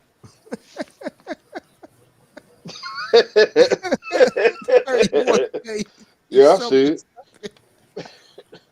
What up, Commandant Lou? Man, shout out to Commandant Lou. What's up, brother Lou? He hung out all weekend too. At the event, man. I know he was smoking. What's up, Lou? I know he was smoking those Cuban cigars, enjoying the purge. Mm-hmm. And he's got Cubans. I assume so. Yeah, he smokes. Him in Miami smoked the best, man. Yo, Mr. Miami, I got to get up with you, bro. If you got to connect on anything coming from Cuba, I want it. To get a box of cigars. You get them from Cuba, because we can easily get them from Mexico. Or the Dominican Republic, BMT. Yeah. That's a shot I just gave at BMT because Kuda exposed something. Was Kuda on back-to-back days? I just want to make sure. Kuda's on right now. Oh, he's back on again? Okay. But the point I'm making is he said that BMT is a fraud. And he spoke to him about it off the record. And I don't want to get into it. I'll do it another day. Auntie, we'll talk about it. I'll do a nice little platform on it. But again, when you're lying to these young dudes who think that going to paradise is everything, you're not telling them the truth, bro. Good for DJ Kuda, bro. This is why guys like Kuda is well hated by guys in the manosphere, because Kuda exposes their fraudulent ways. Okay? Let's just keep it real here. All right? And I was always wondering why this guy said he doesn't do it no more, like talk about his travels and exploits. And now you know. So shout out to DJ Cooler with that. Good for him. Shout out to DJ Cooler. You know. Man, I tell you. Auntie's here, just chilling. Got the beautiful. Like, bro, this is the Nathan. first time I've ever gotten 200 likes on a damn post. All I had to do is put Lady Lie in it. Oh, really? Yeah, it's like 188, man. They just keep, man. They love that woman. You know? But she's awesome, man.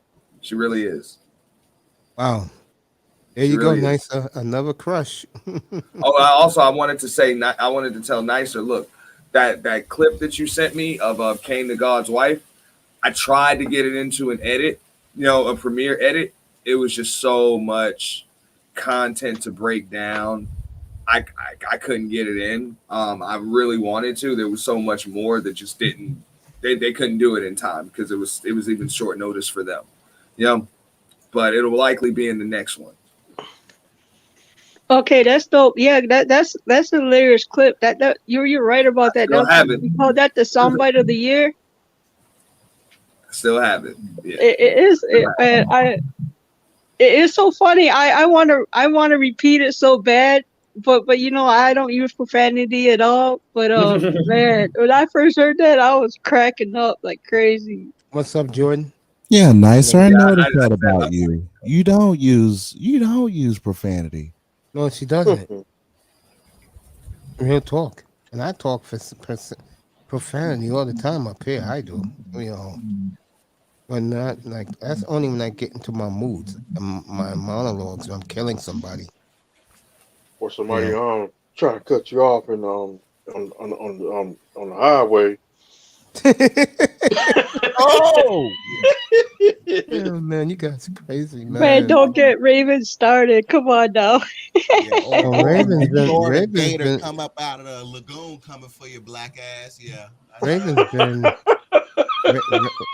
Raven's been on another planet since early this morning on my morning show. Already? Yeah. Then Ellie's room, forget it. That chat room. Yeah, but hey, I'm glad, and I know that too. That helps you for the algorithm. The more engagement, the more comments in the chat. You know, it's just good. It's good. That's what works. You know, on YouTube. So, believe it or not, like people talk about watch time, it's important, but engagement is even more important. I So totally people hitting agree. some kind of button or comments in the chat and stuff like that. And it's not just about money. I always said, I'm like, look, you know, success is not a byproduct of money. Money is a byproduct of success. You know what I'm saying? When you're doing the right things, money comes. Exactly. You know, but a lot of people think, well, I got money, I won. It's like, dude, you can lose all of that shit overnight. In one That day, means nothing. You know, You gotta so I keep the know money even like coming what, in. yeah, even what, well, I mean, yeah, even what like Jody was talking about when they were talking about the whole, you know, Romeo Miller stuff and everything else. It's like, look, you know, that boy was deprived of things that money couldn't buy. You know, when you missing things like, you know, structure, order, discipline, respect. You know what I'm saying? And because of that, you couldn't grow into a mature adult. You know, you become 30 some years old, 3 baby mamas of your own, and you over here blaming your father because you feel a certain way. Nah, man. At some point, you're gonna have to take accountability for yourself. Yeah, but my father wasn't there. He didn't do this. It's like, yo, there's no instruction manual to parenting. We can all talk about some shit that our parents didn't do right or whatever. Exactly. You know what I'm saying? They're human too. They make mistakes. It is what it is. But by the time you turn 30 some years old, it's up to you to go see a therapist. Like, go see a therapist, man. Get right. You know what I'm saying? That's not, at that point, that's not your father's fault anymore. It's yours. You know, you got kids of your own now. You know? So that's just the way I see it. You know, we got to be able to take accountability for ourselves and our own actions. You know? But a lot of people think, hey, man, I just want to get the bag. I just want to get the bag. I just want to get the bag. Nah, you be the best person that you can be. Be the best version of yourself that you can be. And then, you know, all of that other stuff comes. You'll have the right people around you. As far as these dudes in the space go, you'll get the right woman with you. Don't worry about what these women that aren't about shit are going to do anyway. Just like women, you know what I'm saying? These do nothing dirty, or what do they call them? Dusty niggas or whatever. You know what I'm saying? Hey, why are you worried about them if you're not going to be with them anyway? Don't worry about it. If you're doing you, that's all that's gonna come around you.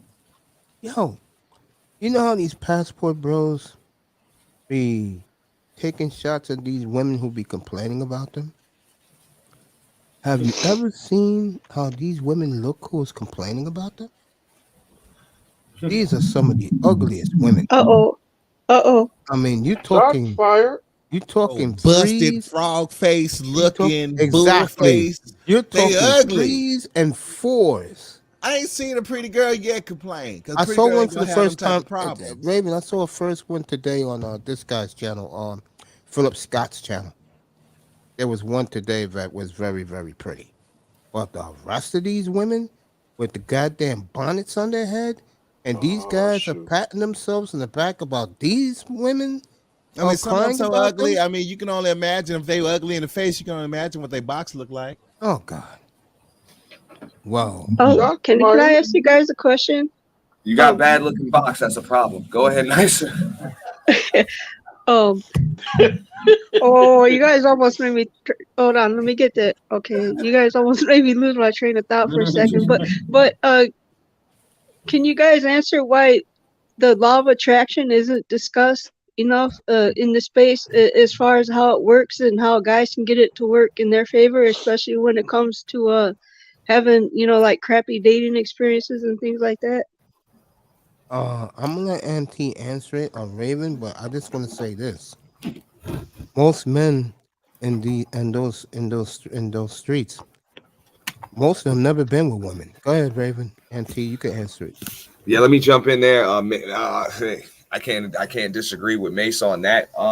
But as far as the space is concerned, you got a bunch of dudes that just don't want to take accountability. The same issues they're saying that women are having, they're having those issues. Instead of them just looking and saying, look, it's not about analytics and statistical data and empirical data and all of this other shit. You know what I'm saying? Instead of just realizing, like, look, this just wasn't the chick for you. She might be the right chick for some other dude, but she's not the chick for you. Or maybe you're just not the right dude for her. That's just like Nicer said, it's the law of attraction. If you're your best self, you're gonna attract somebody that's their best self. That's just kind of how it works, you know. So a lot of times, if you're attracting a do nothing, worthless ass chick, like every fucking time, you might want to look at it in the mirror instead of saying, the problem is these women. You know, and the chameleons can only hold a form for so long before they show them true selves. Facts. And hey, and if you're the best version of yourself, before I give you the whole floor back, before you can before you can go off on her, about not being the best version of herself, if you're the best version of yourself, you should know what the hell you will and won't tolerate. So why didn't you get rid of her and get rid of her early if she was that bad? And let me add to that real quick. Guys wonder why when I told the truth about myself 2 years ago, they all looked at me sideways. Well, the one thing that F's up relationships is something that I don't do, and that is settle. If I don't get the type of chick that's compatible for me, I stay to myself. That's why I'm always to myself. When you settle for something for less, that's when all the problems come in. Ask Darren Jackson. And the woman he has, his ex-wife, is not bad looking. She's homely, but she got a body. I mean, me and Raven was talking about this the other night. Remember, Raven? I said, I'll hit that. Remember that, Raven? Me and you was talking about that last week? Yeah. Yeah. Darren Jackson's your example. He's married to that woman. But look what happened. And O'Shea does a video on him today that his next 3 seminars are sold out. All those women with no brains and self-esteem is throwing them ass and money at him again. Knowing that Obsidian and God bless his soul, the late Kevin Samuels exposed him as a fraud. Now look at these homely broads running back to him. Welcome to the world. How may I help you? I always say that. Look, I mean, people make bad decisions, but they want to hear what he has to say. And on top of that, just like you said, the dude's now he's available. I personally believe he was You know, Derek Jackson was unhappy in his marriage for a long time. That's why he'd have been busted cheating. I don't know how many times.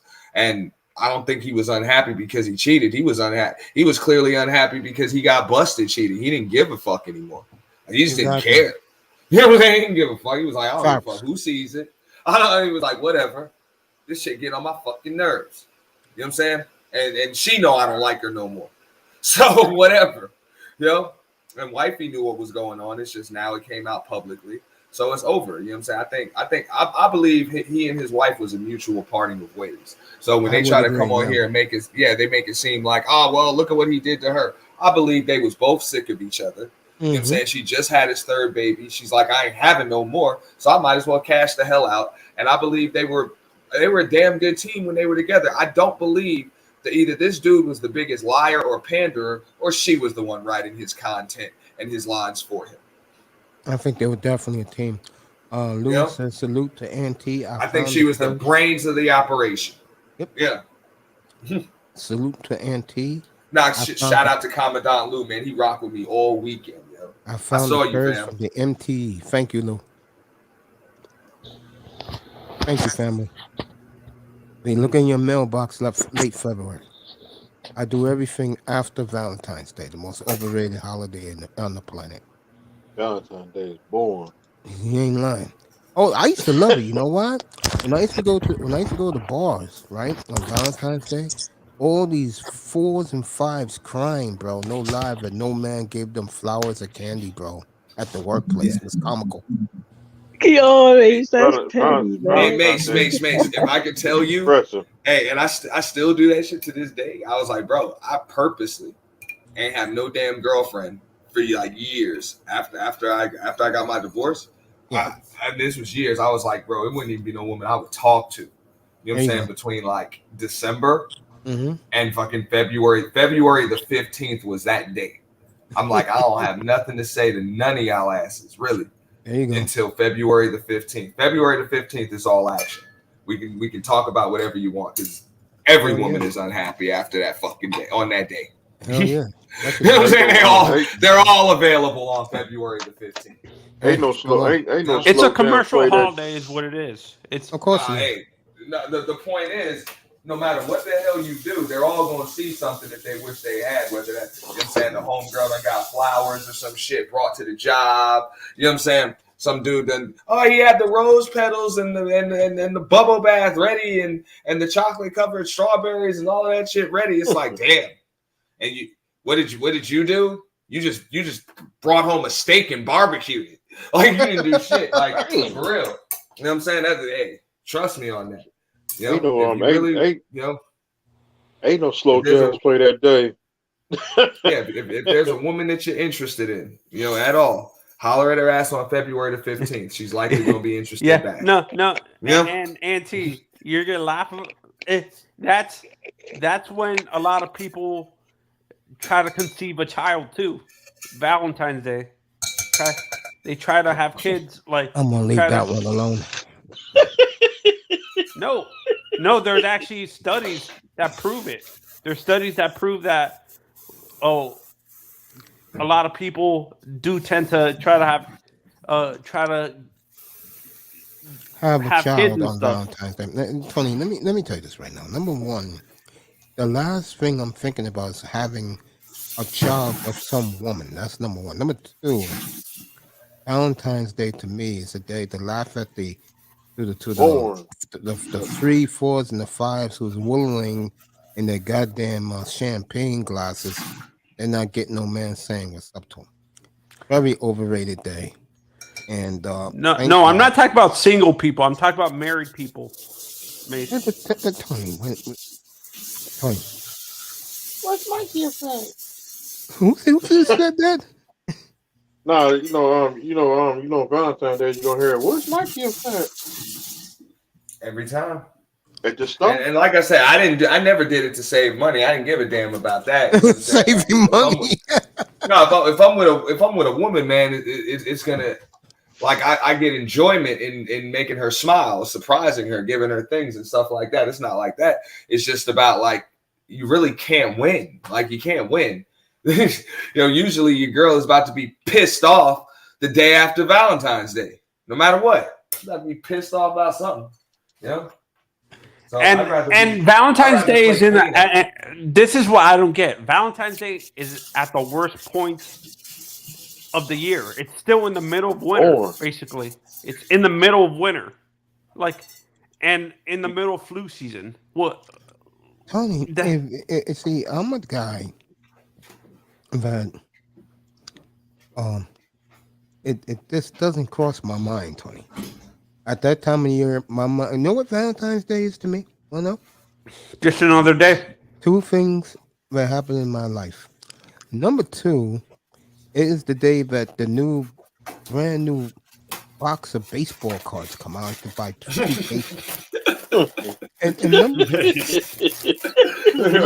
spring training. Why the hell do I care about some broken down broads who's crying because nobody gave cards while I'm watching spring training pitches and catches report? Why would I care about a bunch of broads that want canned chocolates and roses? And Monday Night Raw.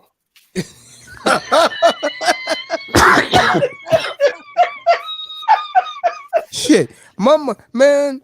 When I see that February the 14th, I have a big Kool-Aid smile because it's spring training. I don't give a damn. I don't give a damn about these broads, bro. Let these guys who's crying every day in these manosphere streets, let them cry about it, not me.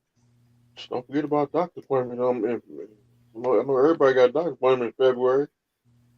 Yeah, I do. I got my fact. My hey, by the way, May, since you just brought up baseball cards, I'm gonna sell my rookie card. My A-Rod rookie card. You want it?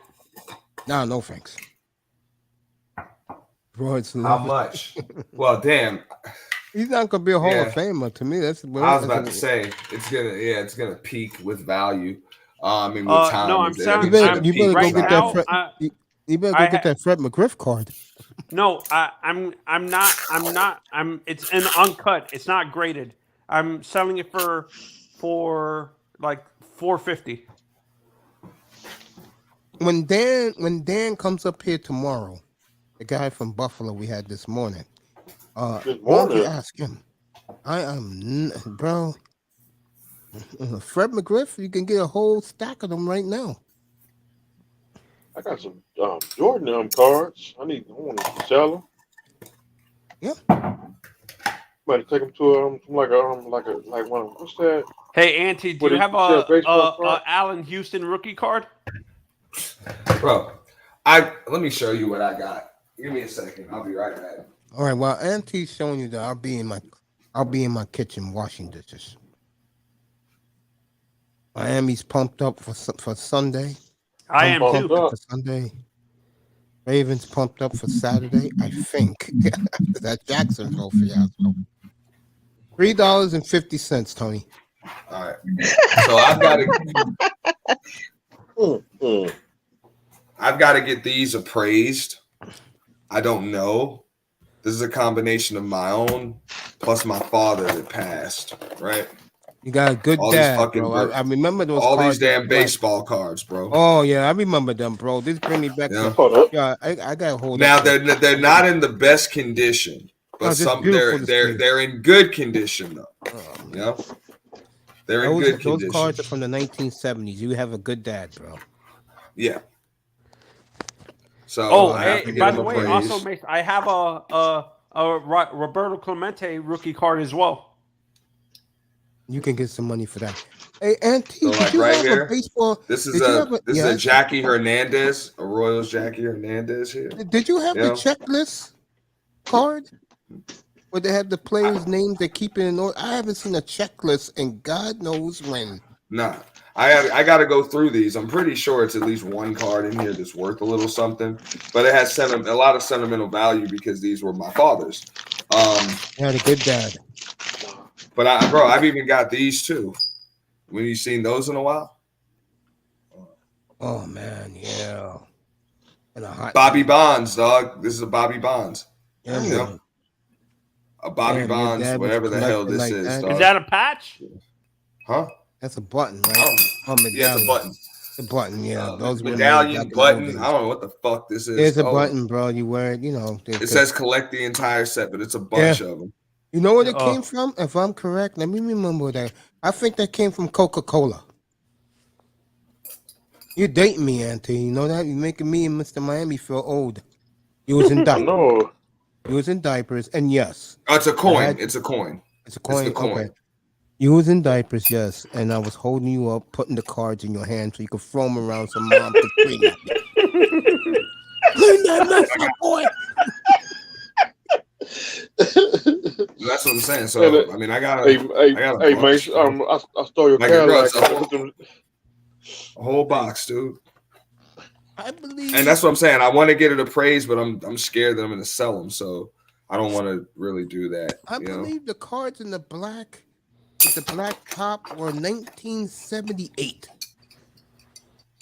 Because I remember I didn't like that set of cards, and then in '79 they came back with a beautiful set. But why did you not like the 78 cards, Mace? This didn't look right. But the '79 set, they came back big time in '79. I remember that day was Valentine's Day. It was a nice day outside. Ran my fat ass down that hill, and I used to be 300 pounds. My man had 2 cases waiting for me. Bought both cases for $6. Ate all the bubble gum, stacked it up.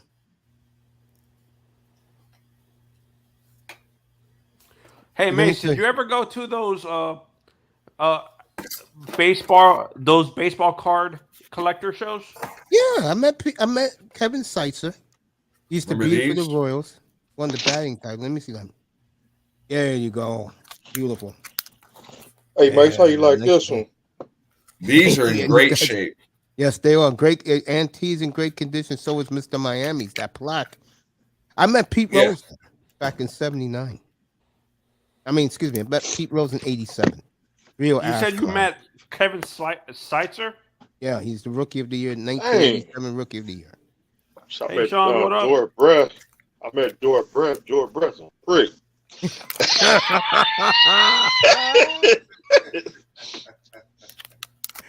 He is. I'll get a bunch of. I'll get them appraised and see what's up because if they're worth anything, then I have to get them insured. But like right here, this is a. I do have a Frank Thomas. Let me look at that. Look at Frank. What year is that? I would say the year of the '90s. Antique. I don't want to take it out of the laminate. Matter of fact, I can take it out of the laminate. It's just me here.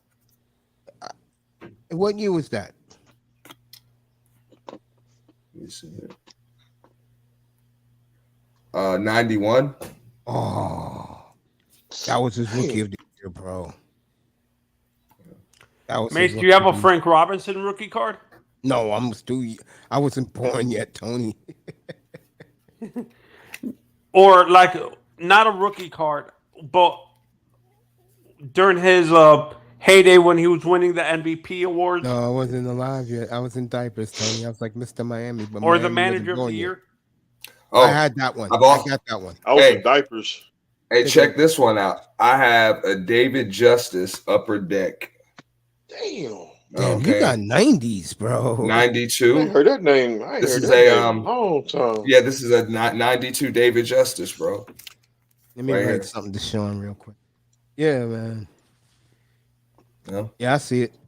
Nice. I got some Jordan cards. So Justin played most of his career with the Braves. Then he went to the Indians. Damn that. Yeah, he played most of it. He played most of his career up in Halle Berry. That's what he did. Oh God. Oh Jesus.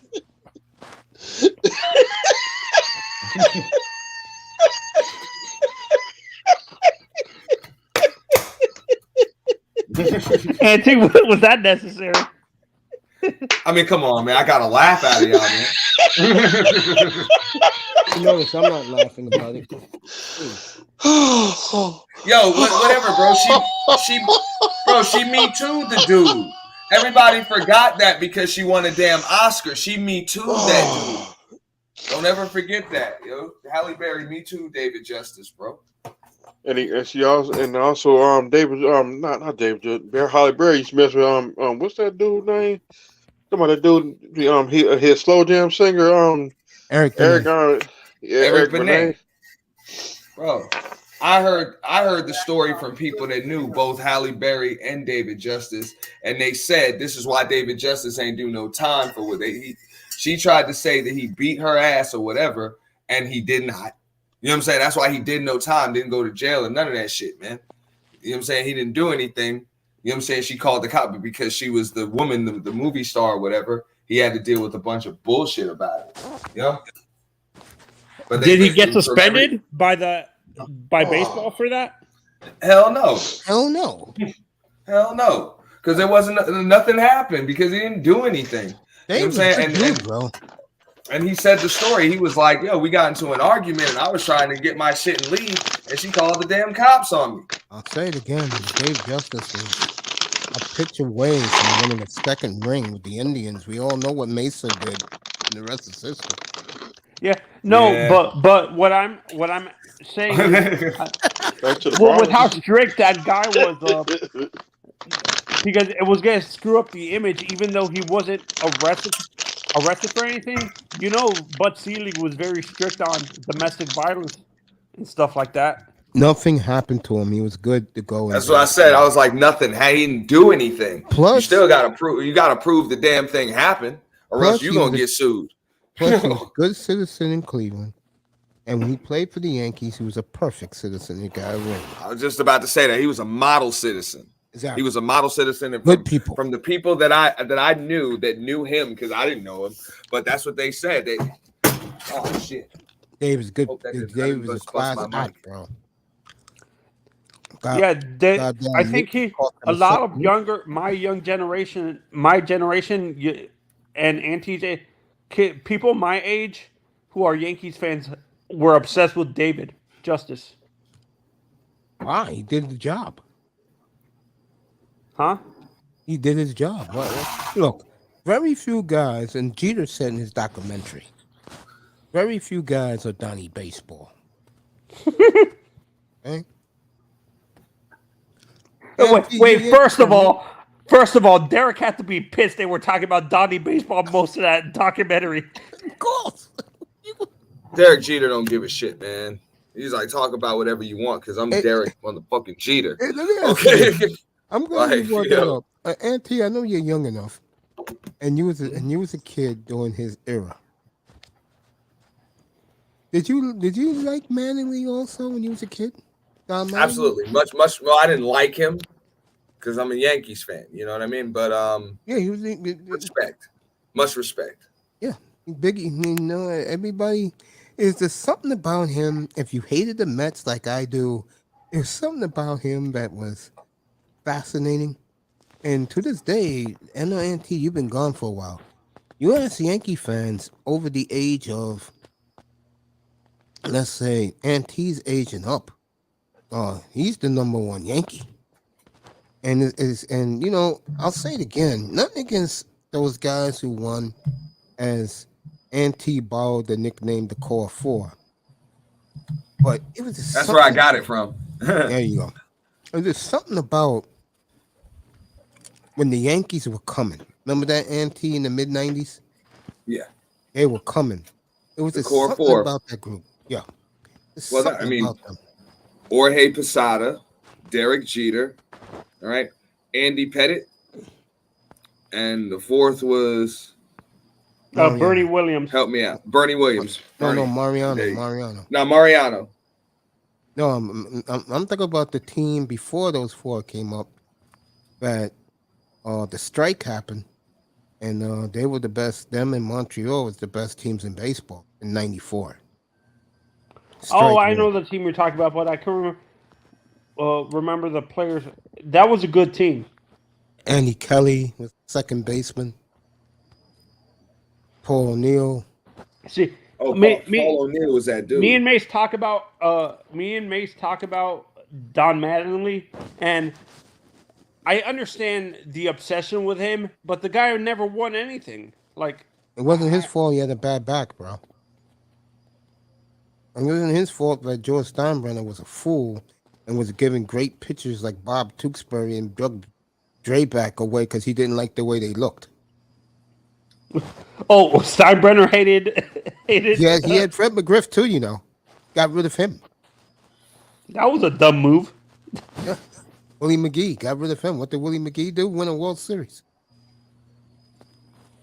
Yeah, no, but I understand the loyalty to him because he was there during the lean years, basically, almost. And plus, again, I live here. The '86 Mets to me will always be the hated team in my life. They were arrogant. They were pompous, taking goddamn curtain calls.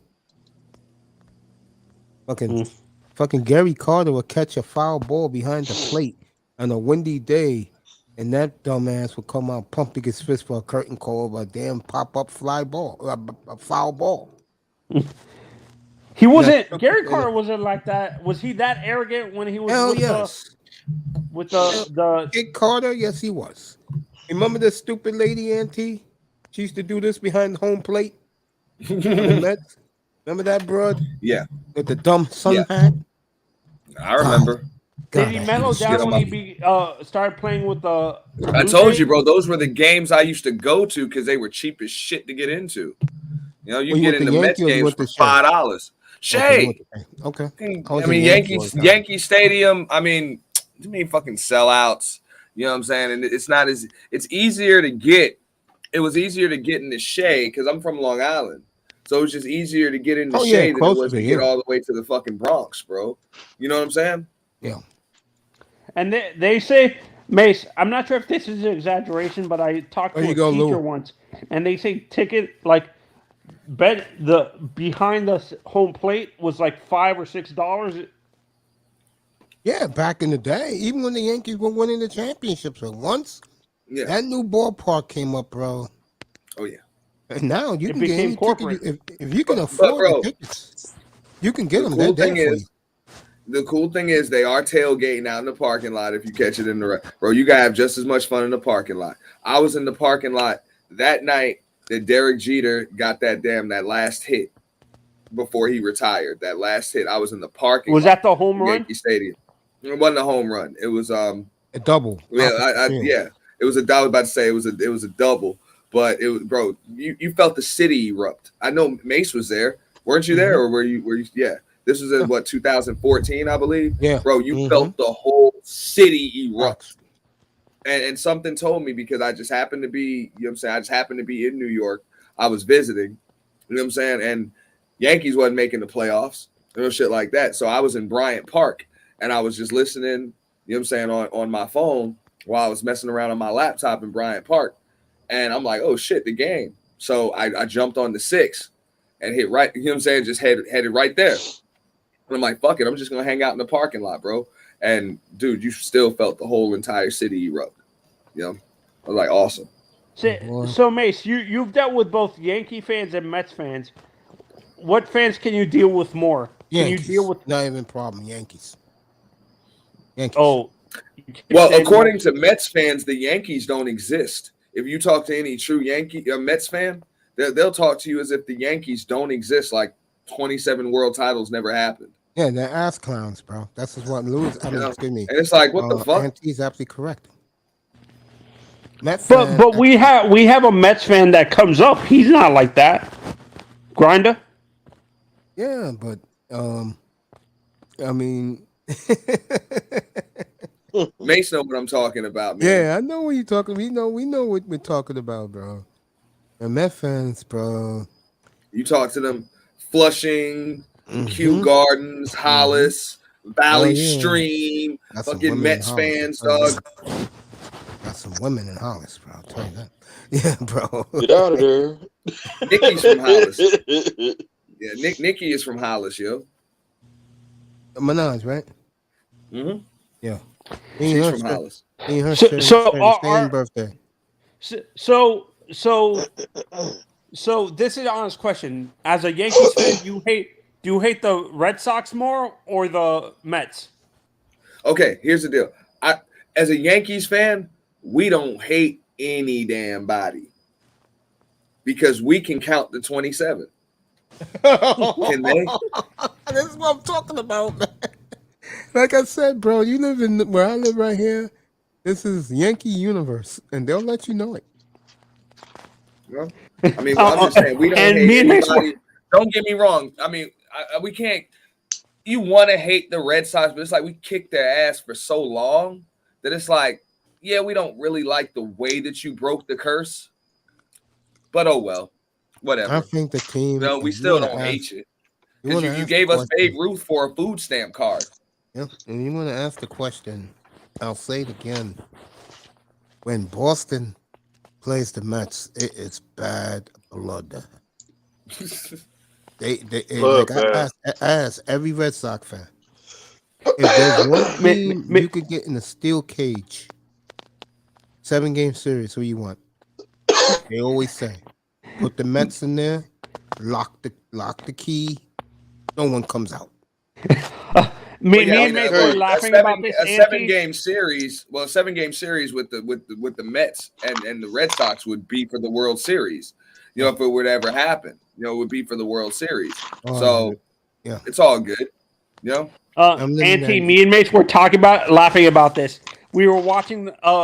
What year was that we were watching was it last year or the year before, Mace? We were watching the Stanley Cup playoffs, and we were talking about how Montreal was going to tie the 2 years ago. Tie the Yankees. Oh, you mean Lon Prost and that idiot Randy Levine and Lon Prost? Yeah, because they know guys like me, bro. Montreal with that number 25. Guys like me will be gloating. I'll be smirking at Yankees. You gotta understand something about me personally. I just don't like New York. And it's nothing against New York, as it's not. It's just where I grew up at a time when all the New York teams except the Knicks were losing, bro.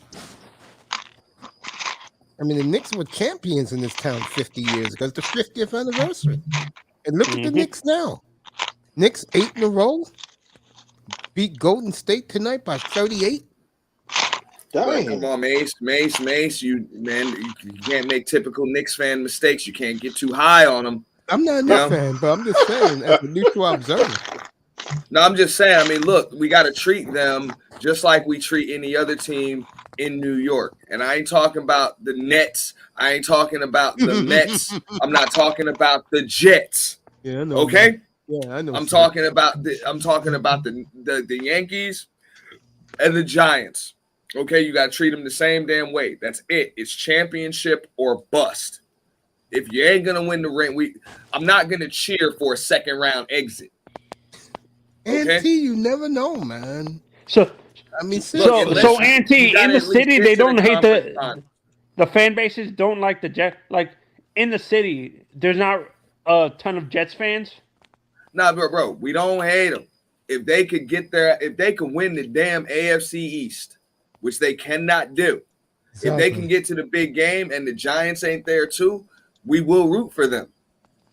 You know what I'm saying? For the sake of the city. But other than that, as far as we're concerned, bro, the Jets are from New Jersey, bro. And really, Long Island. That's Long Island's team. I keep telling these guys that. Yeah. But, bro, I'm from Long Island, and we still are Giants fans, dude. There you go. Where I'm from in Long Island, bro, we're a Giants fan. I mean, don't get me, my uncle was a Jets fan. One of my uncles is a Jets fan, and the other one is a Giants fan. Yeah. But that's just the way I was always, bro. It's always it, bro. My teams wear blue. That's it. My teams wear blue. It's Giants. So I'm guessing you're a Rangers fan then. New York Rangers fan? Well, no. I'm from Long Island, so I root for the Islanders. I root for the Islanders. Yeah. More legacy, even though the New York media won't tell you that. But the hockey fans like me will tell you that. Matter of fact, why does the New York media hate the Islanders so much, Mace? Because they did it the right way, and it took them 8 years to build their dynasty because they hit on their draft pick. Yeah. While the Rangers is all partying. They buy their players. Well, the thing is, what Commandant Lou just said, he was like, nobody knows Long Island is outside of New York. Long Island is outside of New York City. It's not one of the 5 boroughs. You know what I'm saying? It's just outside of New York City. You know what I'm saying? But that's what I'm saying. Like New York. You know what I'm saying? It's different than Long Island, New York. It's just different. You know? Much different. You know, it's just like May said, it's suburbia. So like when I had cousins in the damn, you know what I'm saying, in the city, they come out to our place for a weekend away from, you know what I'm saying, from the concrete jungle. You know what I'm saying? You talking about I got family that, bro, that the only time they saw grass was when they came through. Like they didn't see Grass. Oh my god! Oh my god! Like we had a window. Like, bro, we had a pool. Like they're like, you have a pool? Like nobody had a damn pool in damn Brooklyn. The golf course. Yeah. Beth Page, go over there to the golf course. He mentioned Beth Page. It's free golf. And the horse track too. Yeah, that's what the Islanders play now. Yeah. The Aqueduct. No, not that one. The other one. The one where they have Belmont. That's what the Islanders play. Yeah, no, Belmont. Yeah. $5 billion. Come on, Dante, who said something ridiculous. Madden leads Jesus before. Well, I'm going to tell you, New Yorkers learn more about Catskill right around the time when Mike Tyson was knocking motherfuckers out, and then they realized that they were training some big boy fighters out there. You know what I'm saying? That's the home of Dirty Dancing, yeah, the movie, by the way. Yeah. But yeah, Catskills got famous amongst like city New Yorkers, and of course, you know, black kids like me when they started breeding dudes that were knocking motherfuckers out, bro. You know what I'm saying? Mm-hmm. So yeah, they're from the he's from the Brownsville projects, right? Yes. Mike Tyson. Yes. Mike Tyson, yeah. But his trainer, Customato, was from Catskills. Oh, okay. You know what I'm saying? And that's pretty much that they were training killers out there, man. I think I read somewhere where Dundee, Angelo Dundee's from that area too. The famous trainer, the guy who about that. You don't know Angelo Dundee is, Mace? I know who he is, but I ain't know because he had Ali, but I didn't know that he was from out there. See, I know Dundee because he was with Muhammad Ali.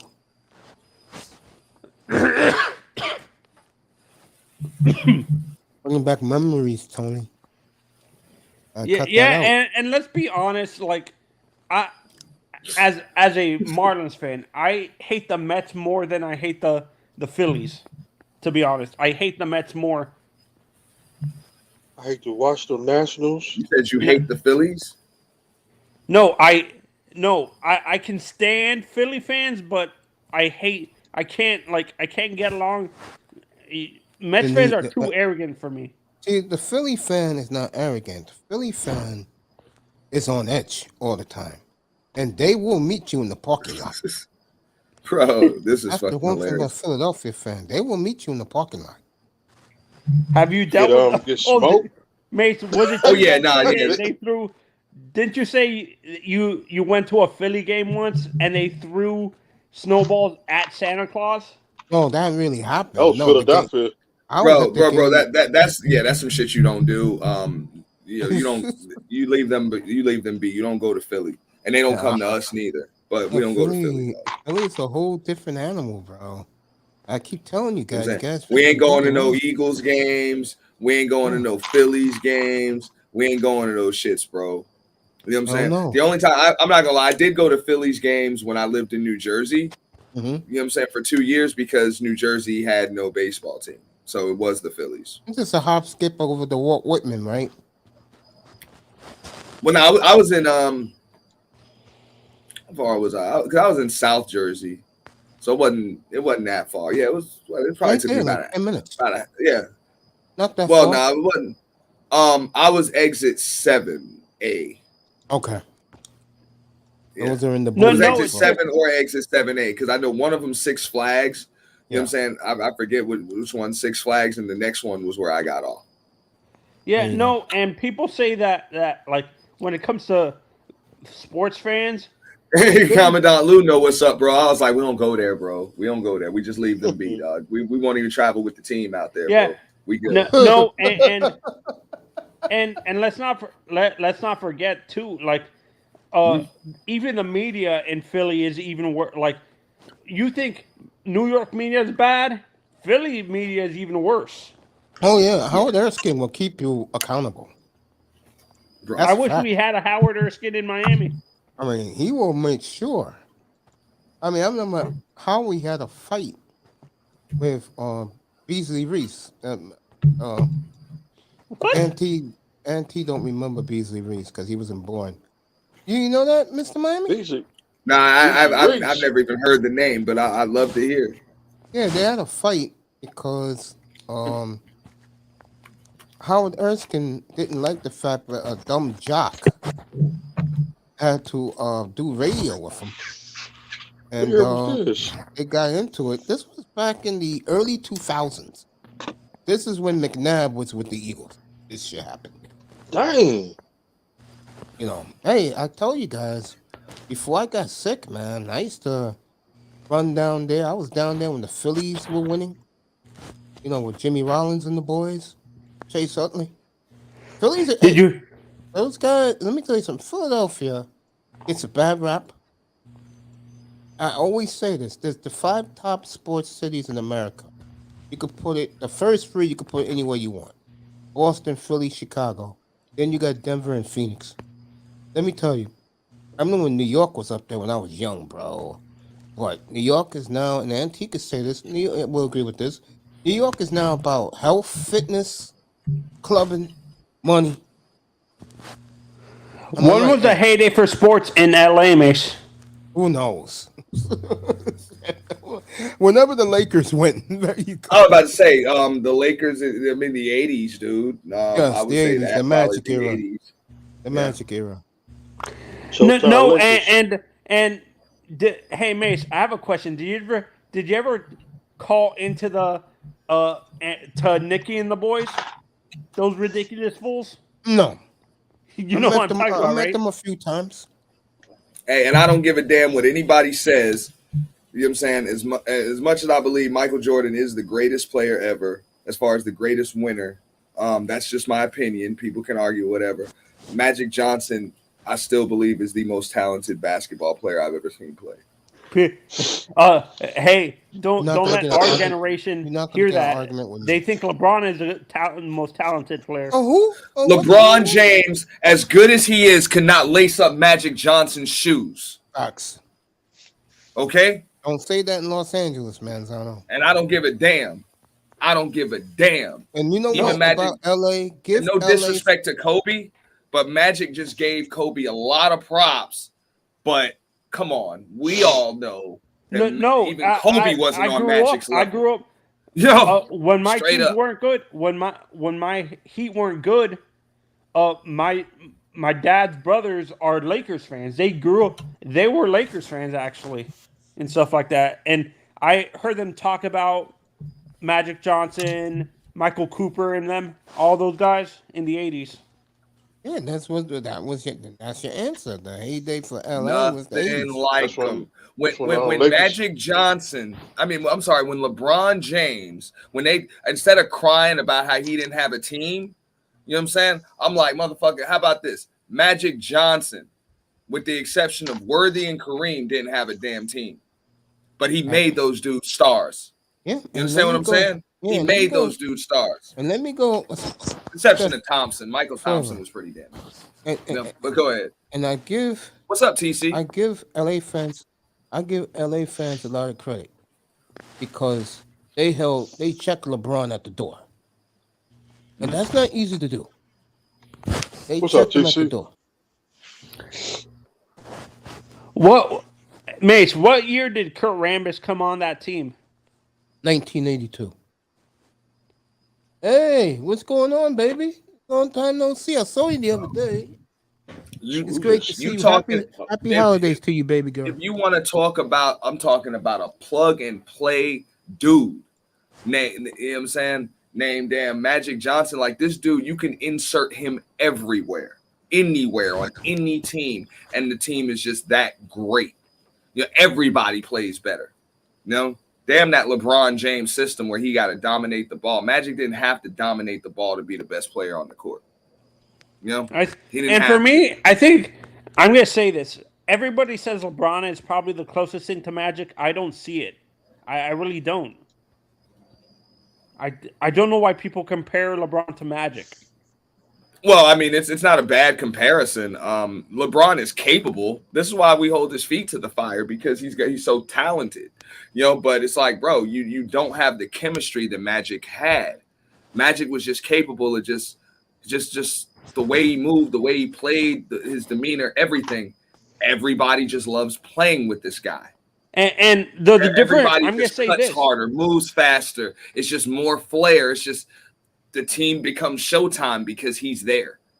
I'm gonna say this: Magic to me is able. For me, I think the difference between LeBron and Magic was able to step back sometimes. Like LeBron can't do that. LeBron has an ego to the point where you agree with that, Mace, where he refuses to take a step back.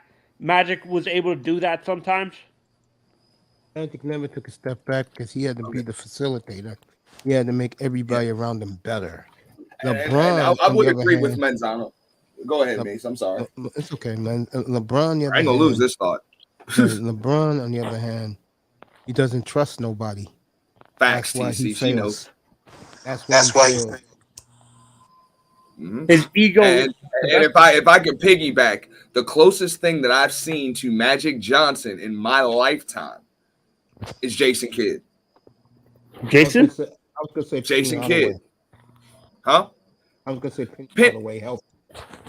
I would agree with you there, as far as the athleticism and everything. But I think with just the And the chemistry ball of just skills. being able to come on a team and make that team into just something other than what it was without him, without having to score anything really. You know what I'm saying? Was Jason Kidd. Penny Hardaway still had to score too. I'm gonna say this: if Giannis is able to develop more skills, to be honest, I think he can be Magic. Nah, he's not a passer. Giannis is Dr. J, bro. Yeah. And Yeah, I Dr. would J agree couldn't with that. shoot. Dr. J couldn't shoot either. Yeah. He did exactly what Giannis does. He did what Extend. Giannis is doing now. Yeah. Oh, Driving Dr. kick. J wasn't really a big shooter. Hell no. No, hell no. Hell no. You know what I'm saying? Dr. J wouldn't shoot outside of 10 feet. And you know why he got a pass? Yeah. Why everybody killed Giannis? Because he could dunk. He was electrifying, so he got a pass. I was about to say it was a different game. Yeah, it was a different game. It was just a different game. But keep in mind, when Dr. J played, the 3-point line didn't come until the ass end of his career. TC HBCU Queen is saying hello to all of you, and she agree with you and T about Jordan. What's up, TC? Yeah. I mean, as far as just as far as would you like to come heart up, please? tenacity and winning, it's Michael Jordan. Hands, and that's only because I didn't get to see Bill Russell play. When I see the or even Jerry West, like I didn't get to see them in real time. But when I see the clips of like when I see the way Bill Russell rebounded, like I to this day I've never, the closest thing I've seen to that is Dennis Rodman. Yeah. Let me just say this real quick.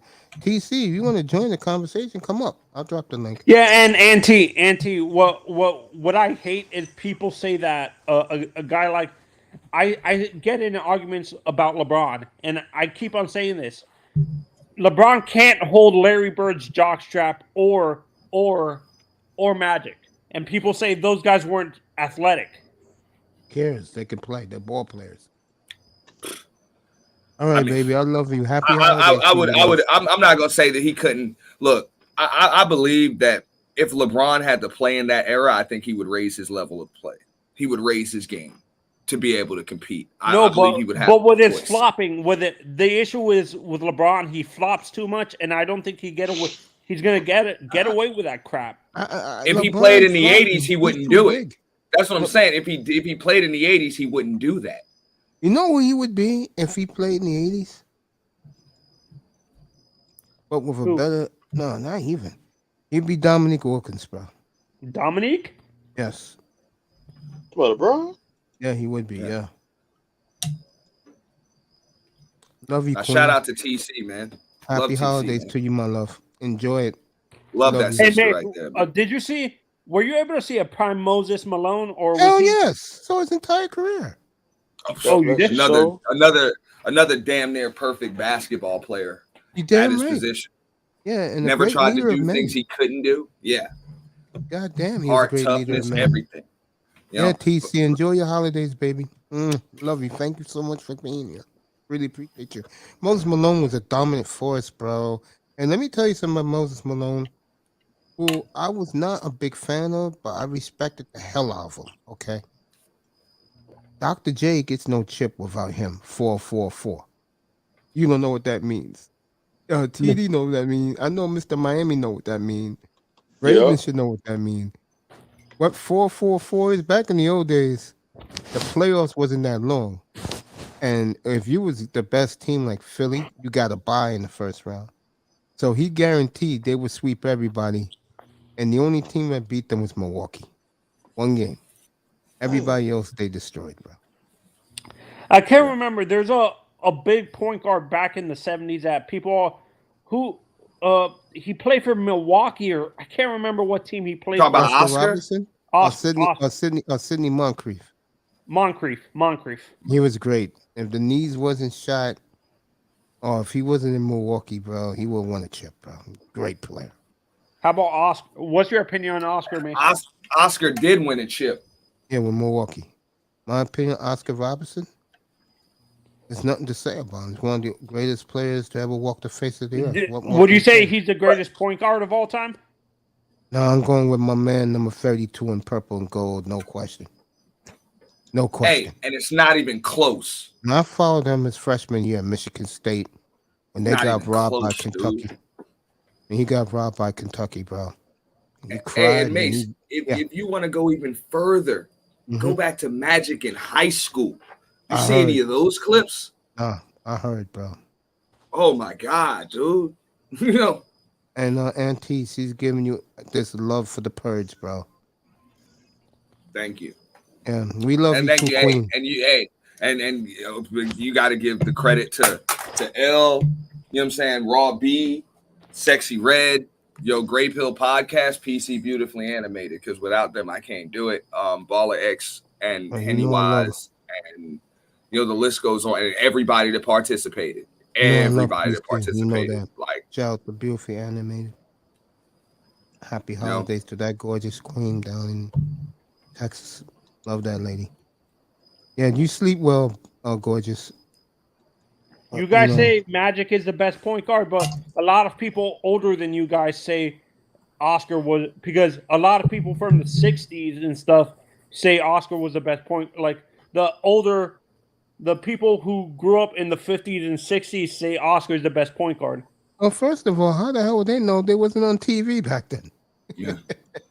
No, and also I'll tell you this much. I'm just Manzano, you have to keep in mind, and I don't really like to compare the level of competition, but when you're talking about there were two different leagues, like there was the ABA and then there was the NBA, there was a lot of competition that wasn't in the NBA at that point.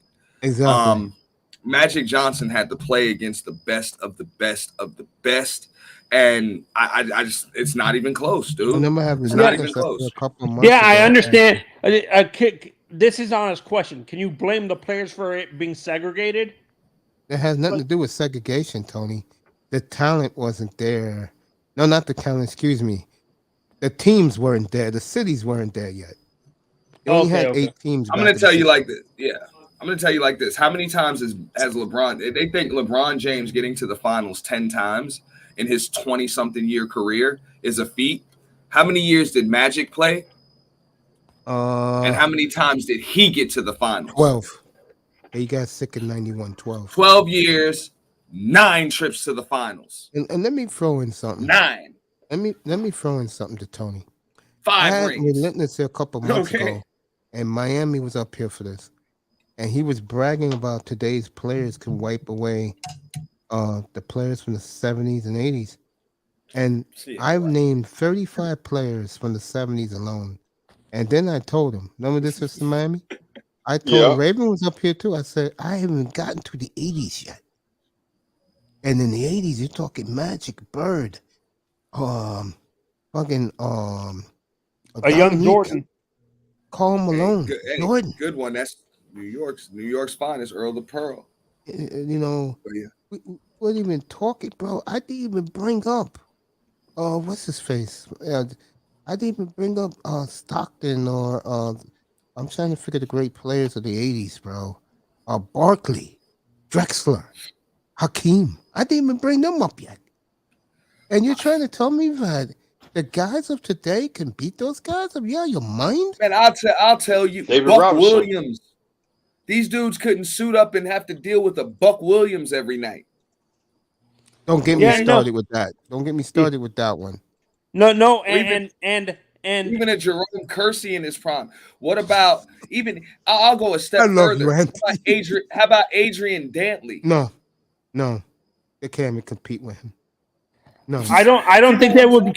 I'm gonna say this. I don't think they keep up with a prime Tim Hardaway. No, a healthy Tim Hardaway with the triple crossover. No. Yeah, you talking about a Golden State Tim Hardaway? Yeah. And young Tim Hardaway when there was Run TMC. Run TMC. Yeah. Chris Mullin.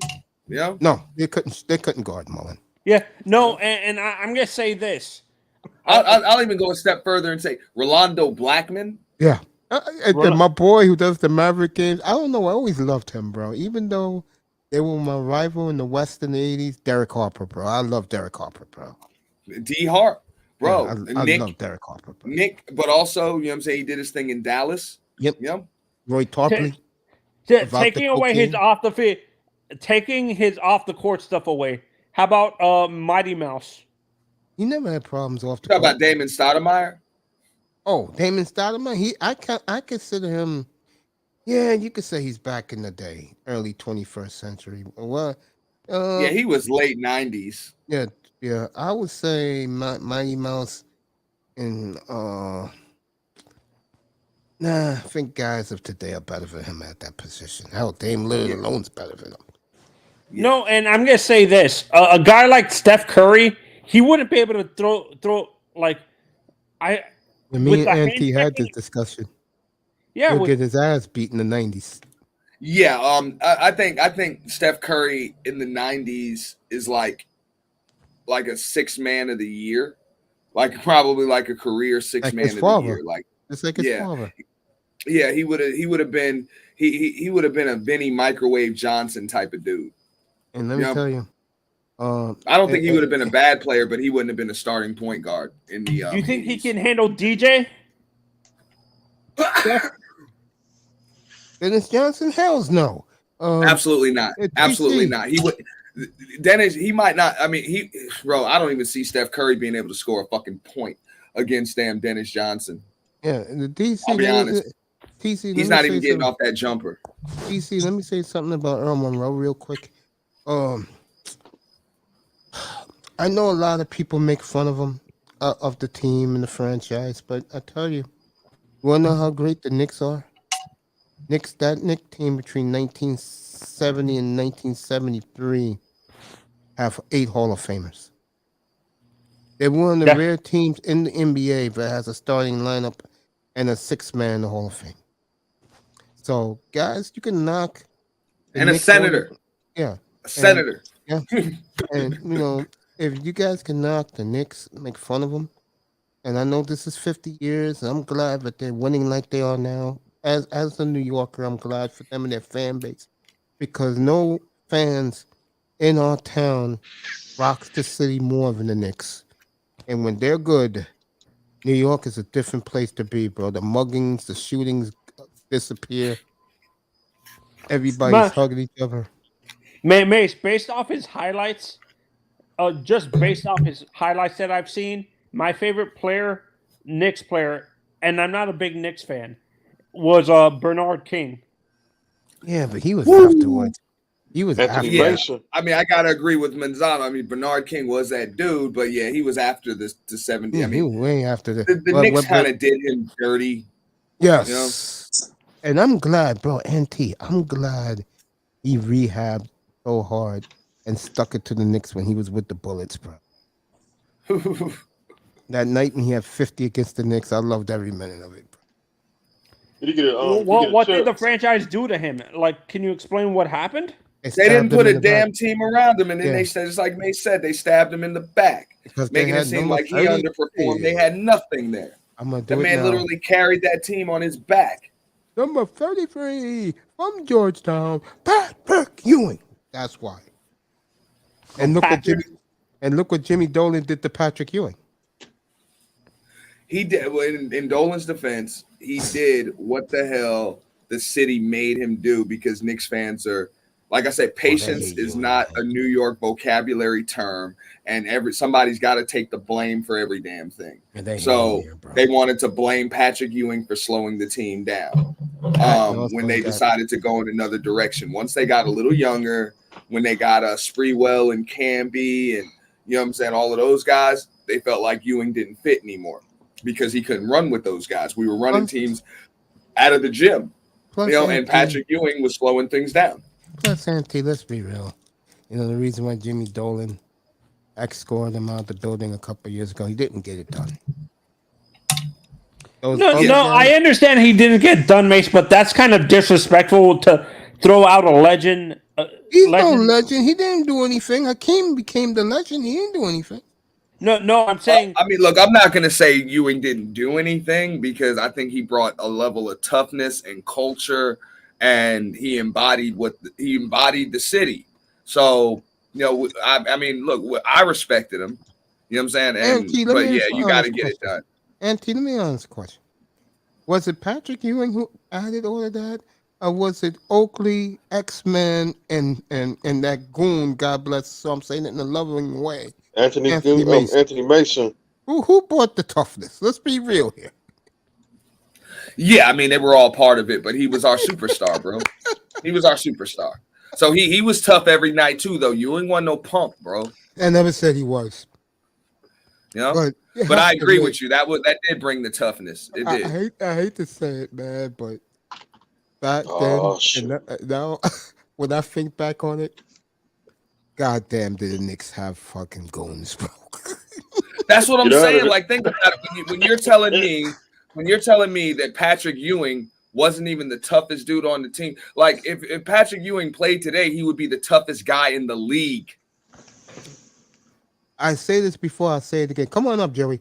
I said it before I say it again. And I said this 2 weeks ago. But so would anybody else on the Knicks. No, but I'm gonna say it's about my team. Whenever my team has an enforcer, they win big. Real talk. They get to at least the Western Conference Finals. When they had Maurice Lucas, they won the title. When they had Buck Williams, they got the two finals. And when they had Brian Grant, they got to a Western Conference final against San Antonio. To me, you need that type of player on your team. And the Knicks have three of them at the same time. God bless them. And I was about to say, when you guys had Buck Williams, you also had Jerome Kersey too. Yeah. And believe me, when you got guys like that to back up your superstar, you're going to go very, very far, bro, especially if you got a good team. See, Mace, my team now is okay, but they add somebody like this is a goddamn Anthony Mason type. You can get those guys easy. It's the shooters and the superstars where you're going to have to sweat to get. You got to pay a lot. Yeah, no, and Auntie, I'm going to say this as a Heat fan. People give Dwayne Wade and Shaq all the credit, but the one guy that people forget that was the enforcer on that team was Gary Payton. I disagree. Yeah. The enforcer of that team and why that man's been on the team for 21 years is Udonis Haslem, bro. And that's why he sits in the uniform, never gets dressed, sits in his warm-ups every night on the bench, and he just sits there. But if somebody's doing stupid and you see him pulling off the warm-ups, you know why he's coming to the game. Honestly, Udonis would be a good Knick player. Honestly, Udonis would be a Knick. Like, Shit, you agree with that, Auntie? When you look at Udonis, he would fit Knick culture as well. Who's running your team right now? Pat Riley. Where did Pat Riley get the free goons? Where was he at when he had the free goons to protect Ewing? New York. There you go. This answers your question why he drafted a player and kept him for 20 years and Udonis Haslem. No, actually, my mistake. If your Trailblazers had Udonis. Not now. It's too old. No, I understand that. If you guys had an enforcer on that team when Dame was a young kid, is what I'm saying. Younger. Yeah, but we didn't have the horses back then. Bro, you need to get a guy like that. You have to either have talent on your team, which they do now, or you're close to getting over the hump. Your auntie, thanks, family. Appreciate you tonight, man. All right, since we got some time in here. Oh yeah, I can go right there with you guys. I am so pumped for Sunday, man. Oh, I am too. And Saturday. I'm pumped. Boy. I gotta go to Best Buy. It's like a mile from my house. I gotta go pick up whatever this package is. I don't know who sent it. I gotta go pick it up. Auntie's back with us. But I am. I had an audio issue. Yeah, no problem, family. I cannot wait for this weekend in football, man. Hey, Mace, I have a question, actually. Is the Best Buy in the city? There's Best Buys everywhere. It depends on where you live. Like where I live in the city, if you're talking Manhattan, there's like 10 of them. Two Best Buy where you live cities no more. Where I live is 2. There's one near my house, and there's one where I used to live. Who needs a Best Buy when you got these Indian-owned electronic shops on every damn corner? You trust them? I mean, I agree. You might as well go out in a month. Hey, Mace, do you ever go into those shops that say going out of business? They purposely have the going out of business sale on the window? Never. Like those audio supply shops that are owned by the Mediterranean people and stuff like that? Never. Like the Arabs? Never. Like the flea market. Never.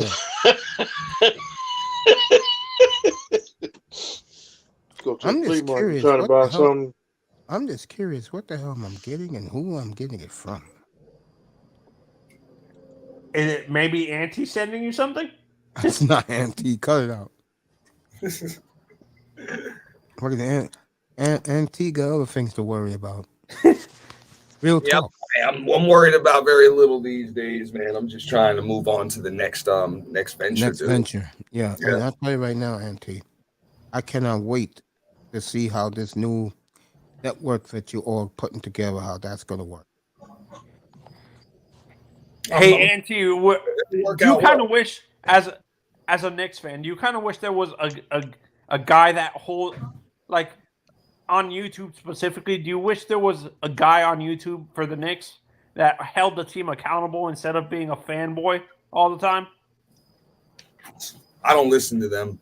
I just don't, because I listen to them for like 15, 20 minutes. I'm like, get the fuck up out of here, man. Because they think it's our year every damn year. And I'm like, come on. And then here comes the disappointment. And then they're calling for somebody to get fired or traded every damn year. You know? No, that's why I'm asking. Do you wish there was a guy on YouTube that would hold the team accountable like you see with other franchises? Legion of Knicks does. He used to be in here. Because that's just the way a lot of Knicks fans are. Like they set themselves up to be disappointed. That's like you set yourself up for it. You know, and it's like, man, come on. Just if the team's doing well, just sit back and watch and let them entertain you. And if they get there, you just stay behind them. But it's Legion of Knicks holds them accountable the day one. Yeah. He's a D1 in here from Brooklyn. He holds the Knicks very accountable. Yeah, this is why me and Mace always talk about this. The Knicks and the Dolphins are similar in that way. We don't have media members really that hold the team accountable. The Knicks, trust me, Stephen A. Smith alone. The media holds them accountable like very crazy, accountable. Bro. Stephen A. Smith alone on national TV holds them accountable. He's a double agent, though, bro. He's Yeah, a I know. chaos agent. He's Yeah, a I know. double agent. You know, he'll say he's the Knicks fan, and then the next day comes and says some shit like "my Lakers." I'm like, what the fuck? Like Shannon Sharp. Isn't he the guy Oh, that and then I want to see the Miami Heat in the final. Like, I want to go to South Beach. Like, fuck you. Who the fuck are you?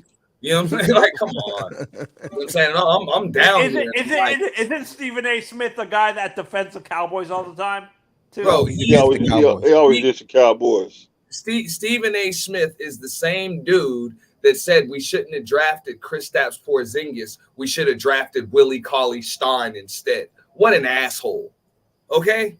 I remember that day I was in my clinic, bro. The day, like 2 days before the draft. No, draft night. It was draft day. And I told everybody they was going to take Porzingis. And all these Knicks fans were like, bullshit. We're going to take this guy, that guy. I come back to my clinic 2 days later. These guys acted like the fucking earth died. And I'm like, bro, trust him. That's the only thing Phil Jackson got right. Picking Porzingis. That was the only thing he had an opportunity to get right. Fourth pick in the draft. But what else did he have the chance to do? I mean, okay, you want to hold him accountable for Ntilikina.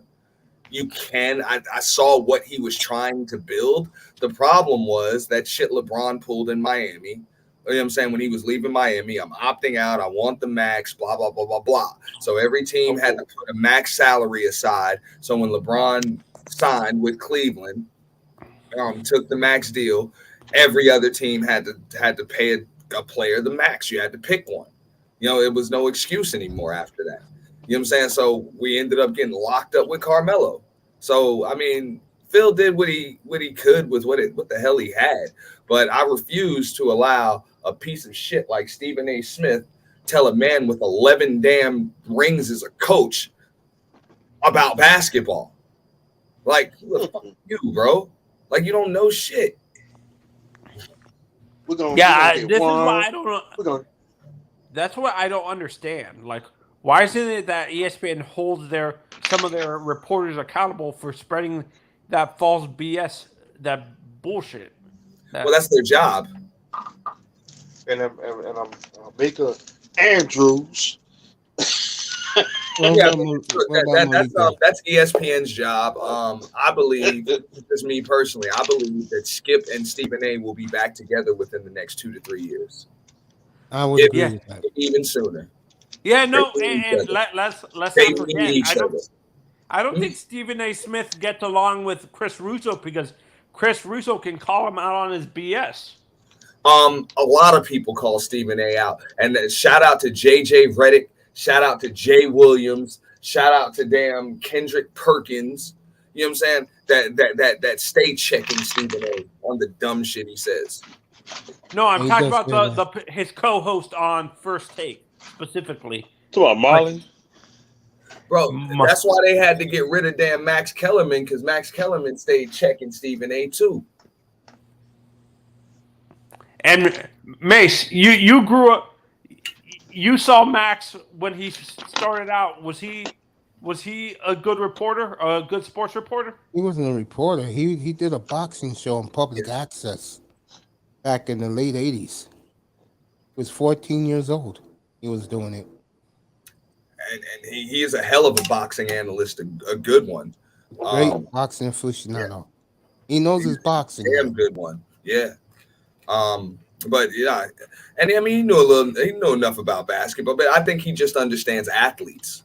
You know, yes. He understands athletes, and he understands just preparation and being ready for the moment and things like that. He may not understand the X's and O's of basketball like he understands the mechanics of boxing and the nuances of boxing, but I think he just understands.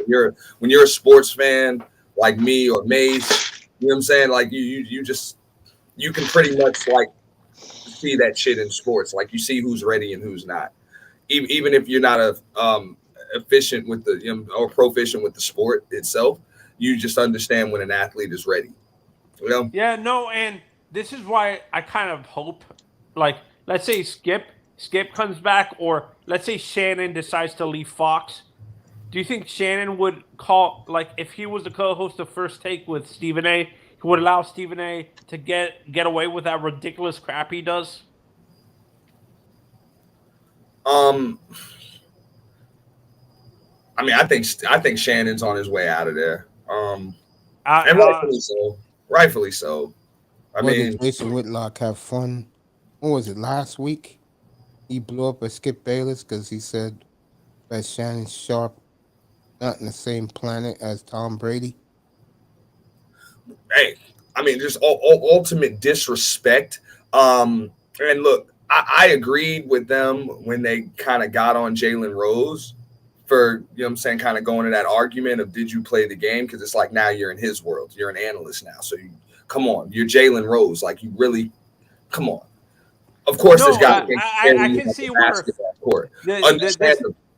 No, but of course, like this guy can't compare to you on the basketball court. You're fucking Jalen Rose, bro. You know what I'm saying? And this is Skip Bayless. So, but you're in his world. You're an analyst now. So, you know what I'm saying? You're gonna have to stick to the talking points. But as soon as you know what I'm saying, Shannon stepped out of line again, and you're gonna question Shannon Sharp's career. You know what I'm saying? You talking about. Hey, and y'all correct me if I'm wrong, but is this not one of the top 5 tight ends of all time? Yes, yes. Facts.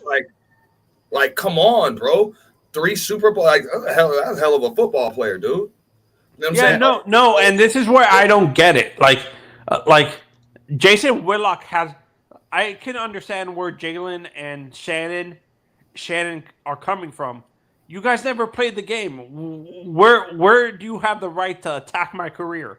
Basically. No, I mean, he doesn't. Not when they're making that argument, because when he says, and don't get me wrong, I kind of felt like that way because Shannon Sharp is always taking shots at Tom Brady, but he understands that it's like, bro, you got 10 guys making sure that you stay that you don't get hit. You know what I'm saying? You got 10 guys protecting your ass, bro.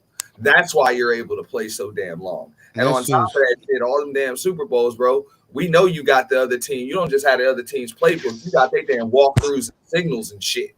That shit was You know funny. Yep, that shit was funny when He got everybody on video. That shit was funny when Skip said, "You'd never be him." You kidding me? That's the greatest football player of all time. What's you? That shit was fucked up. No, that was some fucked up shit.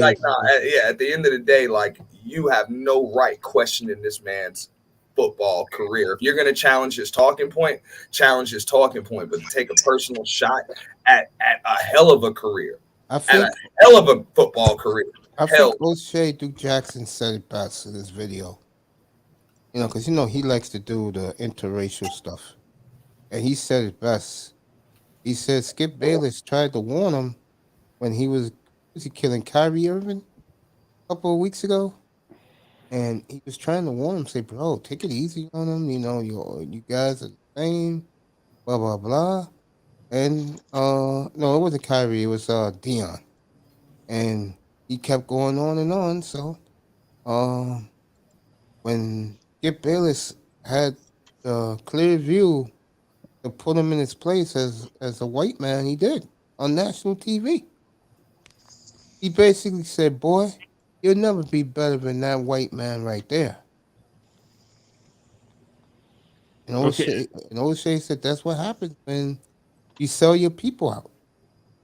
A lot of people know that Shannon Sharp is not only an agent, that man is a goddamn spy.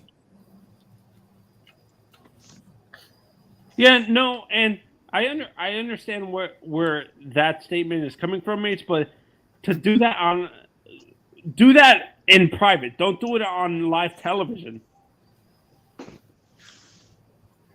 No, I mean, I personally believe that Skip understands that the ratings for not first take, what the hell, Undisputed, are in the toilet.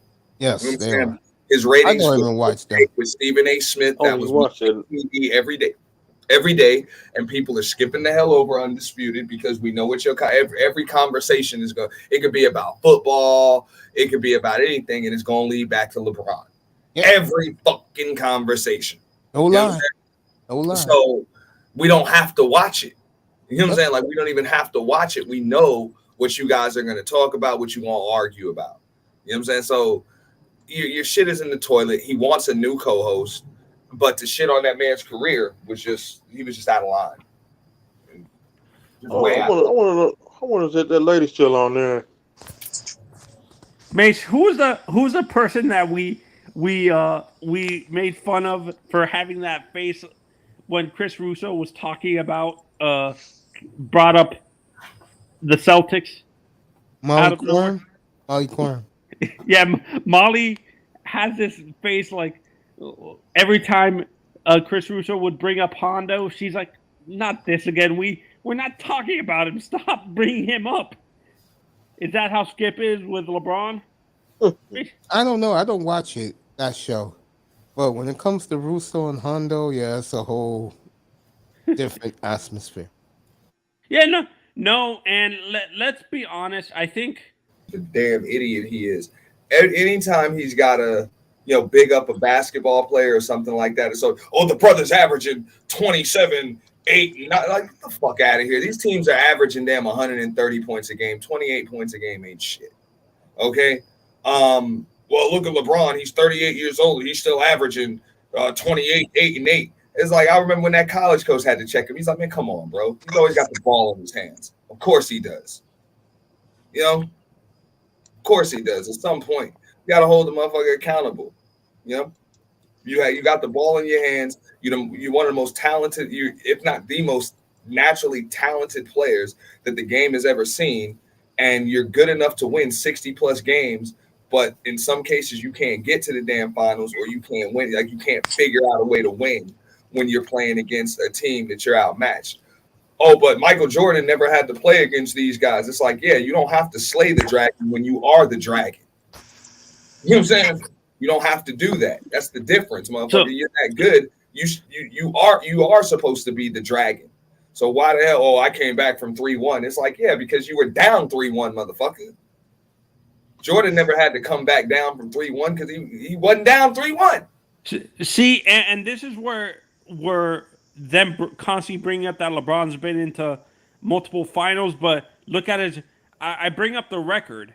Compare his records to the other championship level players. What is it called? I think Larry Bird had a winning record. So did Magic. So did Kareem. And so did Michael. Michael was undefeated and stuff like that, but Duncan went 5-1. Should have been 7-0. We won't get into that tonight. Wait. Yeah. Oh yeah, Duncan's 5 has a winning record. He only. I was about to say that. Duncan was 5-1. Magic was 5-4. Yeah. In the finals. Yeah. You got to be over 500, bro, in the finals. And plus, unless you're Jerry West. His own teammate on the Heat team has a better record than him. I mean, Dwayne Wade. Yeah, but it's a little when you're talking this talk. Nothing against Wade, but this is about LeBron with the Immortals. Dwayne Wade, as much as I love him, he's not an immortal. Yeah. LeBron, is trying to be an immortal. Just like they said, once you hit the top of the mountain, there ain't nothing around but other mountains. Yeah, no, and you know what? I get it. I just got recently. I just recently got in another argument with an AI fan, and he kept on saying Dwayne Wade is overrated. He doesn't deserve the respect he's getting and stuff like that. I'm like, where is this hatred coming from? Where is this hatred for D Wade coming from? Easy. I don't think that's hatred. I think that's I'm pretty sure the dude's got a legitimate point. I mean, I've seen D Wade play, and I ain't gonna lie. Watching him play he was amazing, like amazing. And don't get me wrong, I've seen the shit LeBron James does like live, and it's spectacular. But there ain't nothing like seeing, and Mr. Miami know what I'm talking about, bro. Ain't nothing like seeing Dwayne Wade play.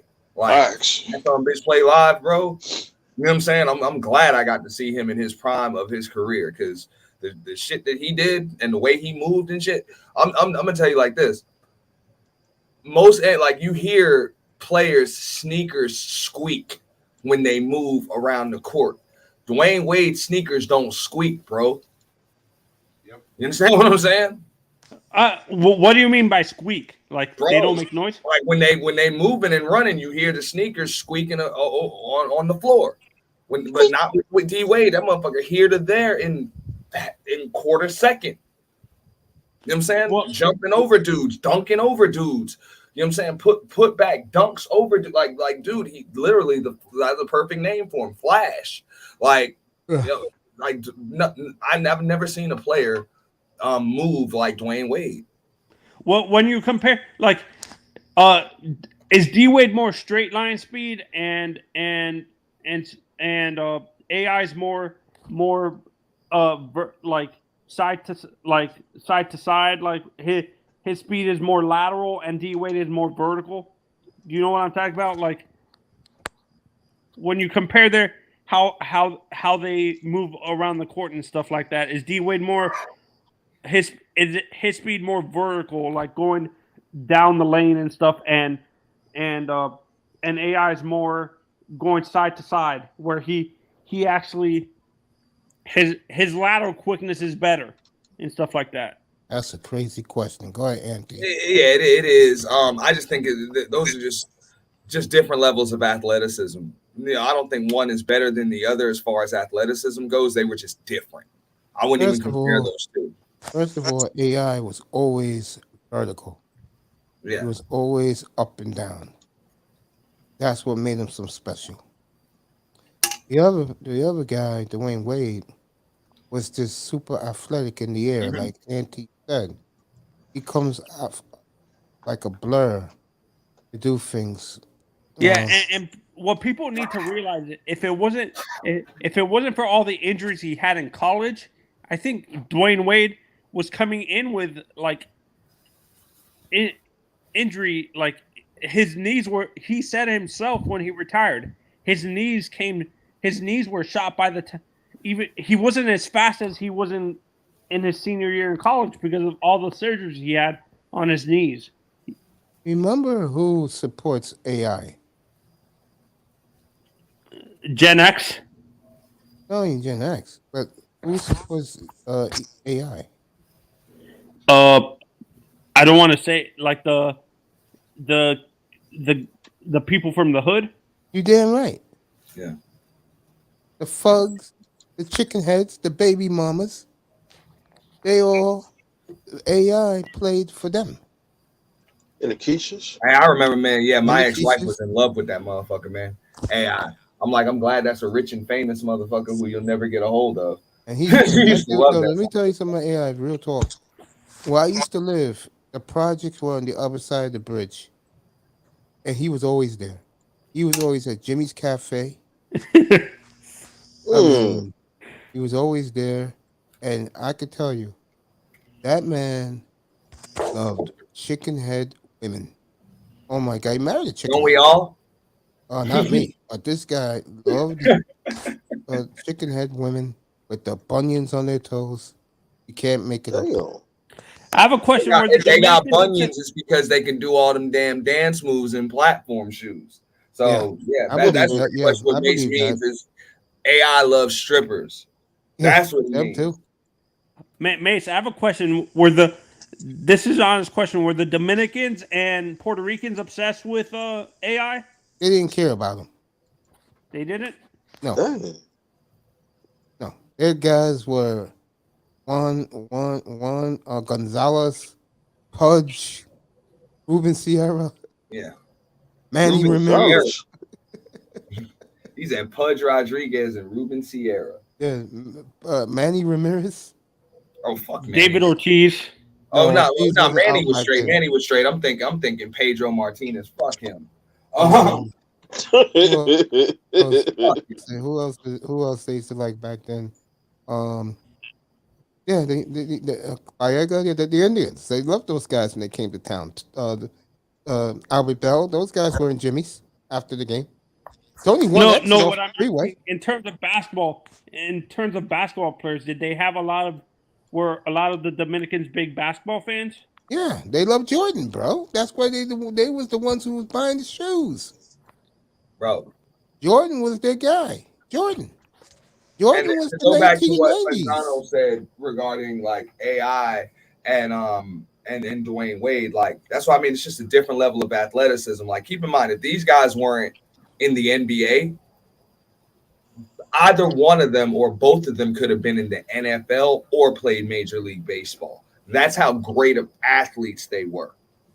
D-Wade said he could have run track in the Olympics. They could have played any fucking sport they wanted to. That's what I mean. Those are next level athletes. Yeah, I think LeBron said he was being recruited as a tight end for Ohio State before he chose basketball. Allen Iverson could have played college football. Huh? You know what I'm saying? And maybe made the NFL. Believe it or not. Check out Allen Iverson's high school football career. Check that out. Yeah, they said he was being recruited by Virginia Tech as a quarterback or something like that. Wide All those receiver. all those guys. Like wide receiver, you could have put him in the slot. All those And guys, Allen Iverson would have been Odell Beckham. all those guys Remember that. from Virginia Beach went on to become starters in the NFL. Mhm. Michael Vick, Aaron Brooks. What was the other one? Somebody I'll else. go a step further. You know who Randy Moss could have played in the NBA? Randy? Absolutely. Yeah, he's 6'6". He could have played in the NBA. Absolutely. You know what I'm saying? You remember Jason Williams, White Chocolate. Okay. Yeah. They played high school ball together. And even Jason Williams will tell you Randy Moss was better than he was. Well, do you think T.O. could have played in the NBA? Absolutely. Absolutely. Absolutely. Hell yeah. That's what I mean. Those are T.O. next would have level done well in athletes. basketball too. Shannon Sharp could have played in the damn NBA.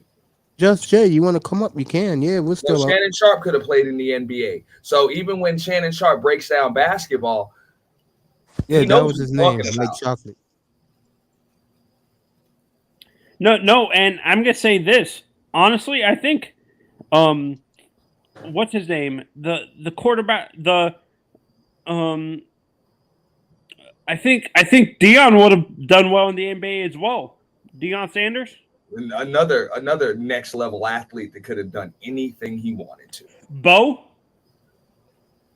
I don't know about that. Bo did what he was supposed to do. You know, NFL, Major League Baseball, and a superstar in each. Wait, did Bo come after Deion or Deion came after Bo when it came to baseball? They came at the same time. Yeah, pretty much at the same time. Okay. Okay. But nowadays, these guys make so much money they can't play two sports like that. It's just too much money involved. Yeah, no, it's too specialized today. That's Like I mean, well, you still see a lot of like look at a guy like Kyler Murray. He was drafted, you know what I'm saying, to play baseball.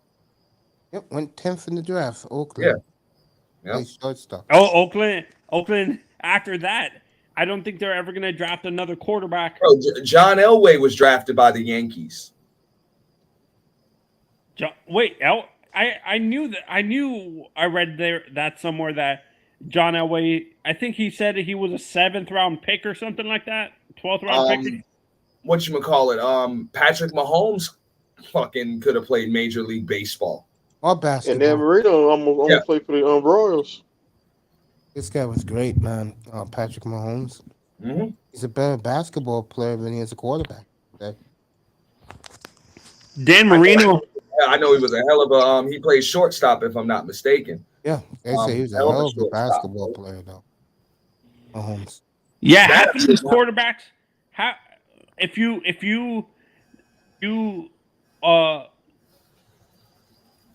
they play other sports, I think Patrick Mahomes and some of these quarterbacks. I think Aaron Rodgers said he played shortstop. He played baseball in high school and stuff like that.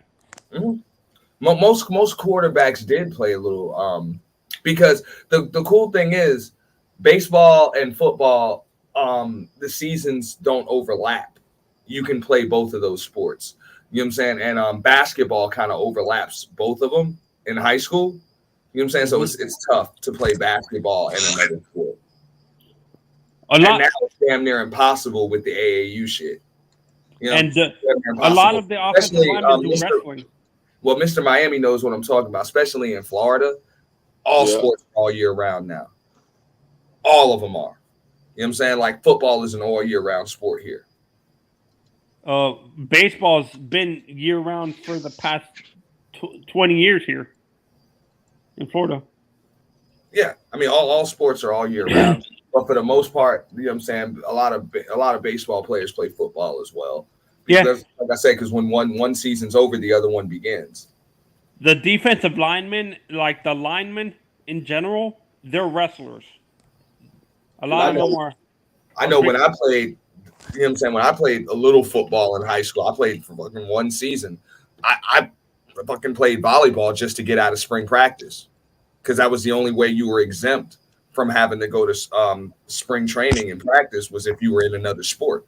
So I was like, fuck that. I'm playing volleyball. I ain't trying to be out here. You know? Nigga down alone. Miami, you ready for Sunday, nigga? I'm ready. There you go. There you go. So I'm more ready. Ready for Saturday? So I'm ready for Saturday too. I'm ready to eat. Auntie, you give your boys a chance to beat the Vikings on the road? Bro, I'm always taking my boys. Always. Okay. Me too. I'm taking my boys too. No, I don't care what anybody says. I'm taking my boys, dude. You know, over 100. We need every game we can get, and I'm gonna pray and hope that the Cowboys keep blowing it. Fuck you. Hey, you better hope your gutless coach doesn't play for Ty. We don't control our destiny. That's right, boy. You will see that. You will see this plaque every day. That's right, Mr. Daddy put me in the ground. There you go, baby. Can a tour near show evidence? You got a signature on that? Yeah. Shout out to you, bro. Oh, hey, Auntie, you better hope your gutless ass coach doesn't play for Ties again. Yeah. Yeah. You got me on that one. You got me. I'm ready for war. Yeah, I killed them the other day, bro. It was funny because when I killed them, Iman said, Shout out to Just Jay. I just saw the comment. Yeah, Iman said, "Yeah, okay, you're right." Yeah, hey, can't forget Dan Marino's Steakhouse, which is still there. Still open. I know Marino has Steakhouse. That mall's still open. Still open. Yeah, Marino got a steakhouse. How good Yeah. is the steak? How's the quality? I don't go to it. Why would I go there? I never ate over there. I was like, why would I go there when I have to drive past the Yankee Steakhouse at Coconut Creek? Damn that. Do you ever go to Shula's Steakhouse to go to Dan Marino Steakhouse? Have you ever been to Shula's in Coconut Creek? No.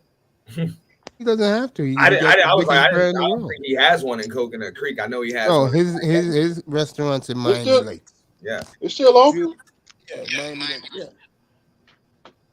Yeah. No. Back to what I was saying. I believe that's true. When you saw that, Auntie, that your team played for a tie against the Redskins. I mean, I guess a tie is better than a loss. The thing is, man, I mean, I shouldn't even really worry about what the Cowboys are doing because it looks like neither one of us are going to win the damn division anyway, and we don't get to play the Cowboys again, so we can't hang a loss on them. So, you know what I'm saying? We're just fighting for a while. We're fighting against the rest of the damn NFC to try to get that wild card. So, like I was saying, well, man, trying to get that walk. I'm trying to get that walk on that wild card too.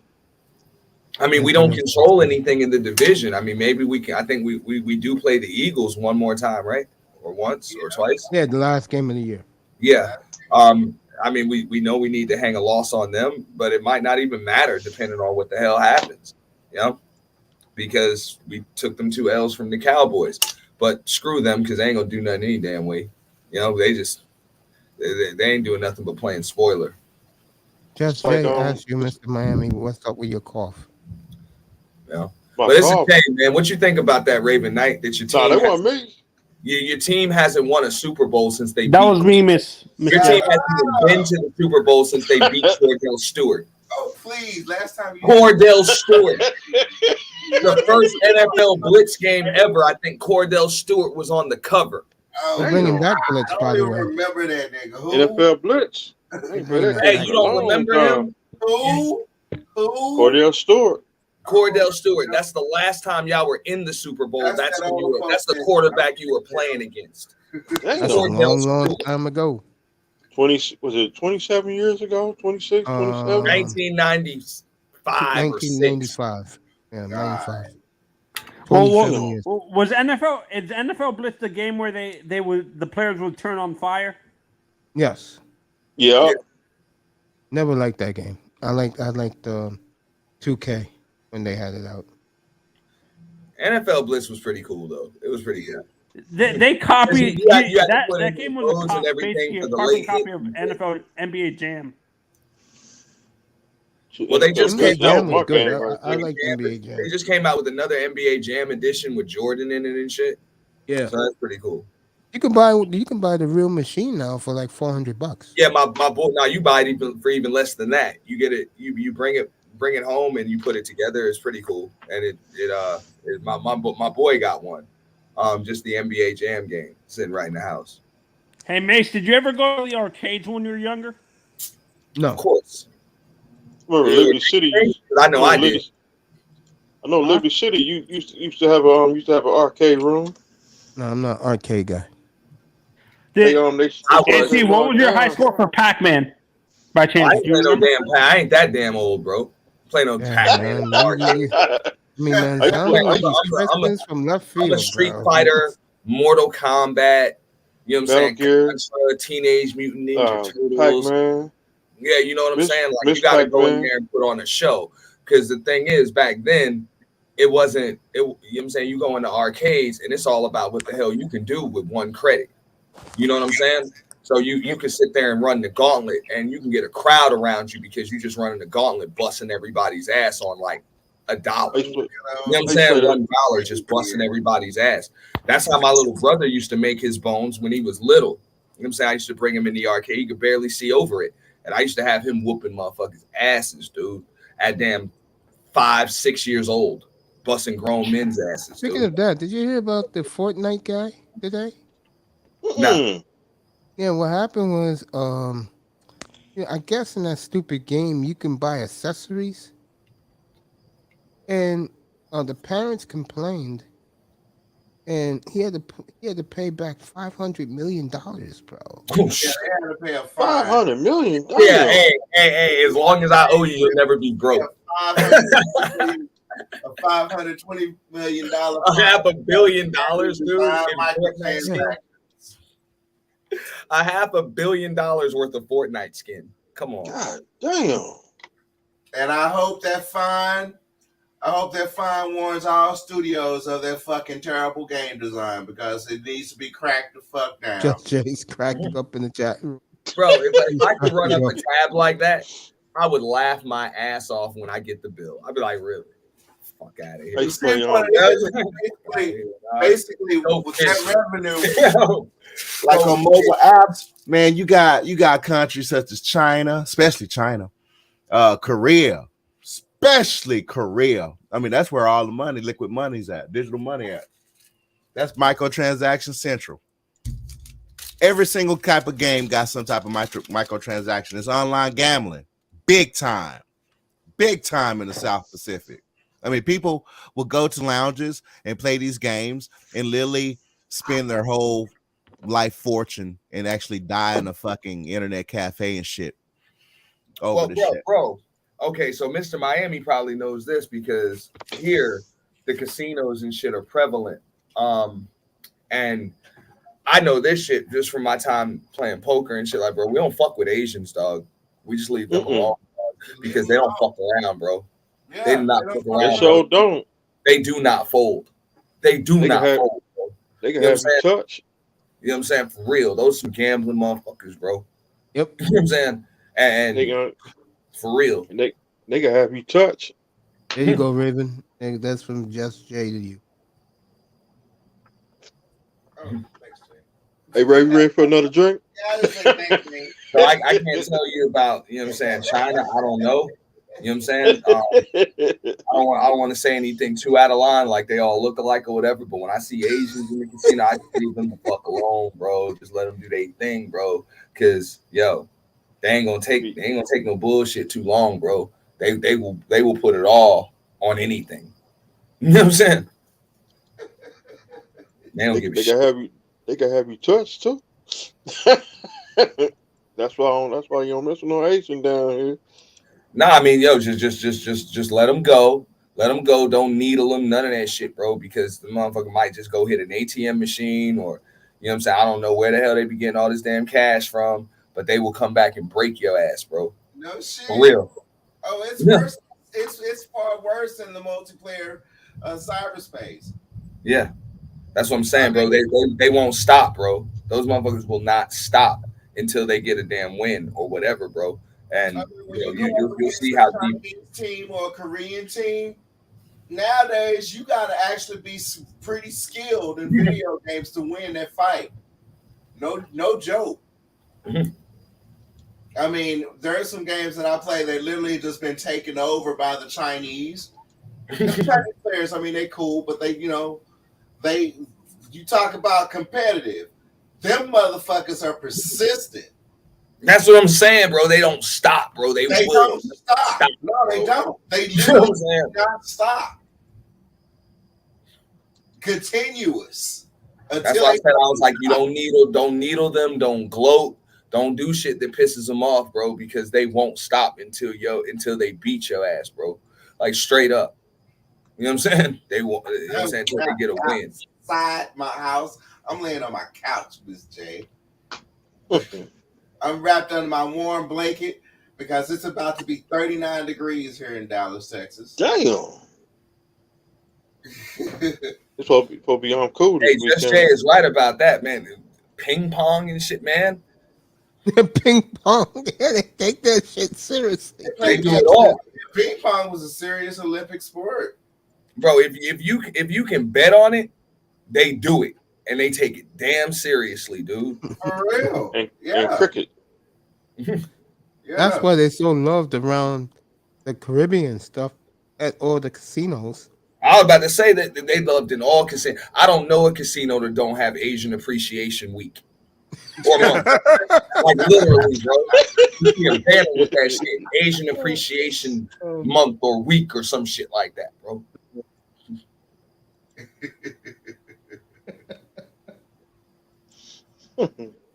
Y'all, I'm not even joking, dog. Think about it.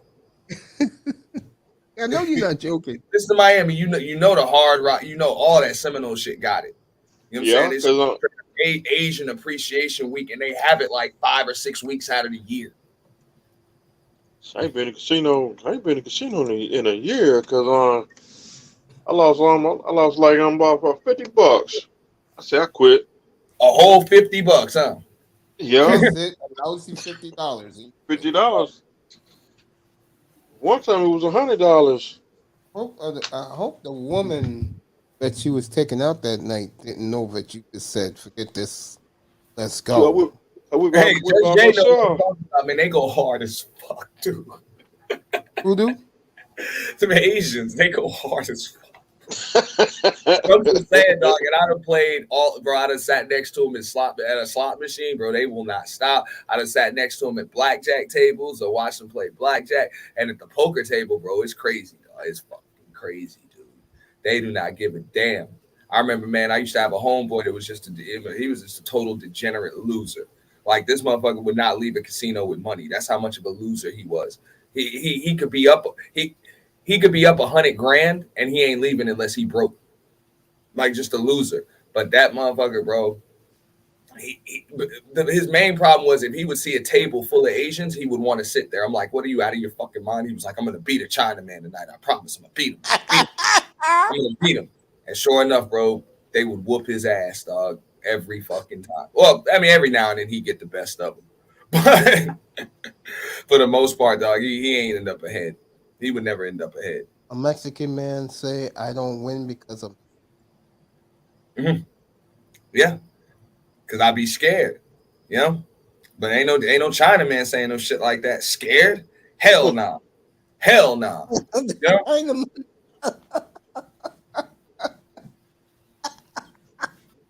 You know? No Chinaman scared of no damn bet. I don't know one. I'll just be real with you on that. I don't know one. Never seen one in my life. Oh man, a laugh. Shit, they'll pull out some pebbles and start gambling. Bro, I done seen some clip, bro. I remember I was watching a clip of some World Series of Poker shit, bro. Yeah. And this Asian dude, bro, had like 4 of a kind aces, and the dude pushed all in on him.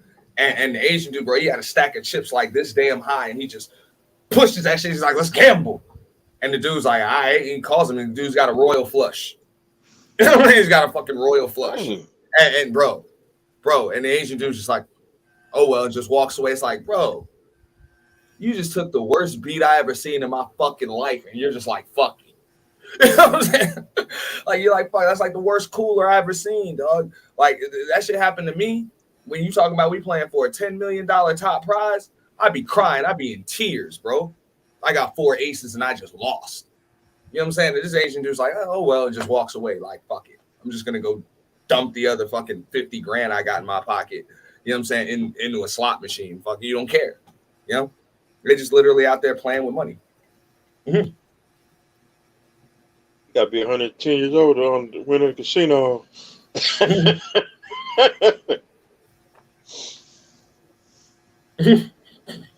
People I sit next to at the casino, they be winning, and my money just be going down. Every time I put it on like 80 cent. Money, money just go lower and lower. I quit. Like I said, bro, I leave them Asian men be, dog. I don't needle them. Because I'm a gloating asshole, bro. When I'm playing cards, but with them, just let them be, dog. I don't want to piss the motherfuckers off, bro. I don't. You know, let's just keep the game nice and smooth, man. You know what I'm saying? We'll keep it calm, cordial, and respectful. Because when the motherfuckers start pushing money at you, it's like, damn, bro, you got to ask yourself, will this motherfucker ever run out?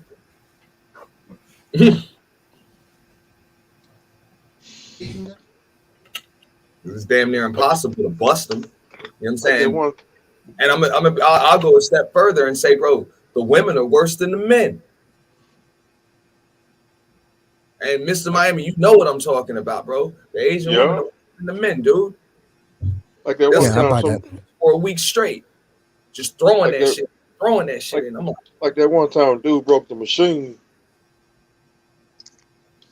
The dude broke the glass on the machine because he used the palm of his hands. Damn. Yeah, man. Glass went everywhere. Glass went everywhere. But you know where we are, though, man. I'm not gonna lie. Cubans, Colombians, they gamble pretty hard too. You know, they don't bullshit neither. You know. Yeah. But I haven't been to a casino in almost a year either. Think about it. Shane been at the Miami casino. I'd like to go. You talking about Magic City? Yeah. Yeah, I haven't been there, man. How is it? It's nice. Now that used to be Miami High a lot, right? Yeah. I went to Miami High a couple times, and it was a hole in the wall, fucked up spot. But I heard when they redid it and shit and made it Magic City, I heard it was pretty nice. It's just so damn deep in Miami, I just never get there. You know? That casino, they don't have like poker tournaments or anything that often there, so I don't really go. But I heard the game is nice. That casino, you better watch your back, cause you win some money at that casino. They got somebody can follow you to your car. Yeah, that happens a lot in South Florida. I've heard story. I know people that have been robbed in parking lots. I know of people that have been followed home. You know what I'm saying? Killed on their front lawn. You know what I'm saying? Over winning. And trust me, you always have to have an exit strategy out of a damn casino. Always have an exit strategy. You know what I'm saying? I seen two people get jumping in that parking lot too. Mm-hmm. Bro, I've seen it. I mean, bro, they do that shit in the pool halls too. That's what I mean. These idiots that go do that shit by themselves. Number one, you're not supposed to really go out there by yourself, especially when you're gambling for a decent chunk of money. You know you're gonna be gambling for a decent chunk of money. Like if you go in there with 3 or 4 or 5,000 or some shit, and there's a chance you might win 25 or 30 grand. Like hell nah, bro. You shouldn't be by yourself because you know what I'm saying. Like, come on. Them people got to know, like, nah, we got to take down 2 of these motherfuckers. I don't know about that. You know what I'm saying? But when they see you by yourself, you never know. And then you shouldn't be leaving. Like I say it like this. These cheapskates will come in there. Like they'll come in there with 25, 30 grand in their pocket, park in the back of the fucking parking lot or in the fucking garage or some shit. It's like, bro, valet your damn car, you fool. Valet the car. You know what I'm saying? Like, I'll be damned if I'm sitting here with all this damn money and I gotta walk through a parking lot to get to my car. Like, you got me fucked up. Okay? I've done that before. Like, come on, like I'm ahead or I just want a bunch of money. Before I even take my damn payout, before I take the payout, I'll go to my car, have an escort come with me to my car and drive that bitch right up to the front, have them valet it just so they could pull it up with me. Like straight up there, because it's damn near impossible for somebody to follow you when, you know what I'm saying, when the valet's bringing you your car. You know what I'm saying? Yeah. It's damn near impossible. That's why I'm like, you cheap motherfuckers. And then over where I am, they have like, you know what I'm saying, you got to pay like $2 to park like right up front. And then there's the free parking. These dudes be millionaires, bro, and they won't pay $2 to park. It's like, you motherfuckers, bro. You know what I'm saying? It's like, bro, Mar-a-Lago is like 4 miles of 4 miles away. You live on Palm Beach Island and you won't pay $2 to park, you cheap piece of shit. Yeah. Makes no sense to me. and yeah, just like Judge Jay said, like, come on, get a hotel room, yo. Usually they're gonna comp you anyway. Oh, you're still driving. Yeah. Just stupid, just dumb. You know?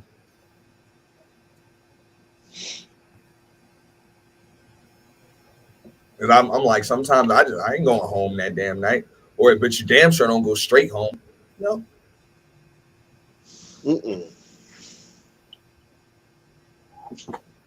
know, but I've seen that, you know what I'm saying, the dude will win down in Fort Lauderdale, and that motherfucker drive home all the way to damn Hobe Sound. Motherfucker got followed all the way to Hobe Sound and got got followed all the way to Hobe Sound, shot dead right on his damn front lawn. Damn. Yeah. For like 50 grand or something. And that's another thing. Like, a lot of times these dudes are getting watched the whole time. And when you're in the casino, I learned this, just buy a damn box. You know what I'm saying? You buy a box in there and you leave the money in there. You know what I'm saying? You buy the box, you leave the money in there, and you can actually have it, you know what I'm saying? You can have money wired to other casinos and shit. You know what I'm saying? That's how those rich ass poker millionaires and shit, those internet millionaires do it. They just transfer money from casino to casino. They can't travel with all that cash, you know. But these idiots will do it. Like, bro, I'm not fucking 50, 100 grand in cash, dog, and they're just walking around with book bags in the casino full of damn money. You know what I'm saying? Like, you fucking idiots. I've been seeing dudes we have like Louis Vuitton bags with money in it. Yeah. Oh, that's strip club shit. That's Atlanta Magic City shit. That's Atlanta Magic City shit, King of Diamond shit. You know what's up. Yeah. Or in this case, Tootsie's, The Office. You know what I'm saying? Yeah, motherfuckers got been $250,000 in the Louis bag and shit. Yeah. Book bag full of money. Yeah. But nah, seriously, bro. these damn rich ass white boys, dog. That you know what I'm saying, the poker players and shit, bro. Look, ain't showered in a damn week. Fucking beard all gruffy, motherfucker. Got fucking $300,000 in the damn book bag. Damn. You know, fun coupons. You know what I'm saying? That's the way they say. Fun coupons. They just literally just out there playing with money, man. Man, one time I seen Trick Daddy in the club. He was toast. I mean, I've been in a few clubs with Trick Daddy, bro, and I'm not even gonna talk on Mason's panel about the shit that I've seen him doing in clubs, but it was wild back in the day, dog. I know what you're talking about. You talking about like 90, 98, 99, 2000, those times, yeah. You know, 2001, 2002, back then, you talking about them Scarface Mountains. You know, them Tony Montana Mountains. I'm like, yo, how the fuck do you survive? Like, how does your heart not stop, motherfucker? You know? Damn. That's just some crazy shit, man. I've seen some crazy shit, bro. But you know how it is, man. Here, this is party. I don't know how the fuck y'all stayed in Miami, man. I couldn't live out there, dude. Get crunk. There's too much shit going on all the time. No. We used to drink like 4 or 5 cases of beer, but then we go back to the store and go get some more. Till the sun come out. I about to say nothing ever closes. Nothing ever closes. Down here, to the club down here, they these bars stay open till like 7 o'clock in the morning. I mean, one time I left King of Diamonds about 9:30, 10 a.m. Damn. On a Tuesday morning, Monday night. Because you remember they would have the boxing ring set up in the middle of the damn club. You know what I'm saying? Yeah. And I'll be lit. Any given time, there's at least 20,000 in unclaimed money just on the ground. I've never seen anything like that place. I mean, I heard it's like that in Atlanta. I haven't been to that many clubs in Atlanta, but when right around the time when Lil Wayne and Ace Hood did the track, King of Diamonds Monday, that's when the motherfuckers were out there fucking stunting, dude. Stunting. You be on the second floor on the balcony chilling, just having your drinks or whatever, and you got people from the first floor throwing money at you. It's like, bro, I ain't no broad, bro. What the fuck? You know what I'm saying? I'm getting hit with all types of money and you can't touch it. You know what I'm saying? So I feel where they coming from. They're like, man, they throwing money in everybody's face. You got dudes working there walking around with push brooms, just push broom and cash all through the damn club. It's like, yo, you know what I'm saying? I'm sure the feds are right outside making cases on all of you motherfuckers, man. A straight setup. I mean, there's no way, and you can't tell me that you work for this money. I refuse to believe it. There's no way you work for this money the way your ass is just throwing this shit in the air. But all these chicks saying that they do pole tricks and all that other shit, it's like, yeah, we'll see what you do on that King of Diamonds pole, motherfucker. Remember that shit? Yeah. You talking about a what? 35, 40 foot tall pole? Pole way up there? Yeah. See what type of tricks you do on that motherfucker, man. If you afraid bust their ass. You know what I'm saying? Bam! They close Kings of Diamonds down. But it's still there. Ain't nobody bought it yet. It's still there. If I had the money, I would buy it in a heartbeat. In a heartbeat.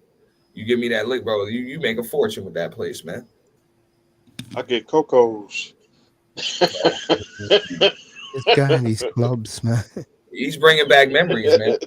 Those were my younger years, dog. I'm an old man now, so I don't do nothing like that no more. So I retired. I just sit here and I just hang out on YouTube, dude. I just hang out on YouTube, dog. I'm just a square working man YouTuber now.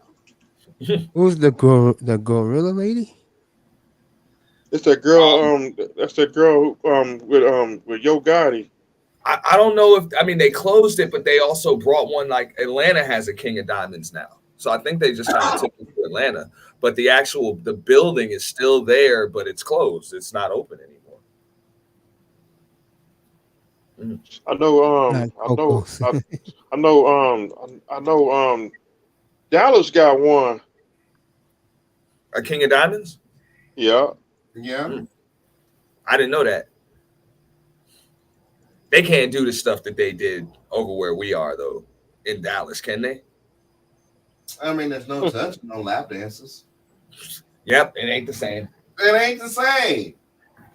It ain't the same. I mean, that's within city limits. But, I mean, it ain't the same.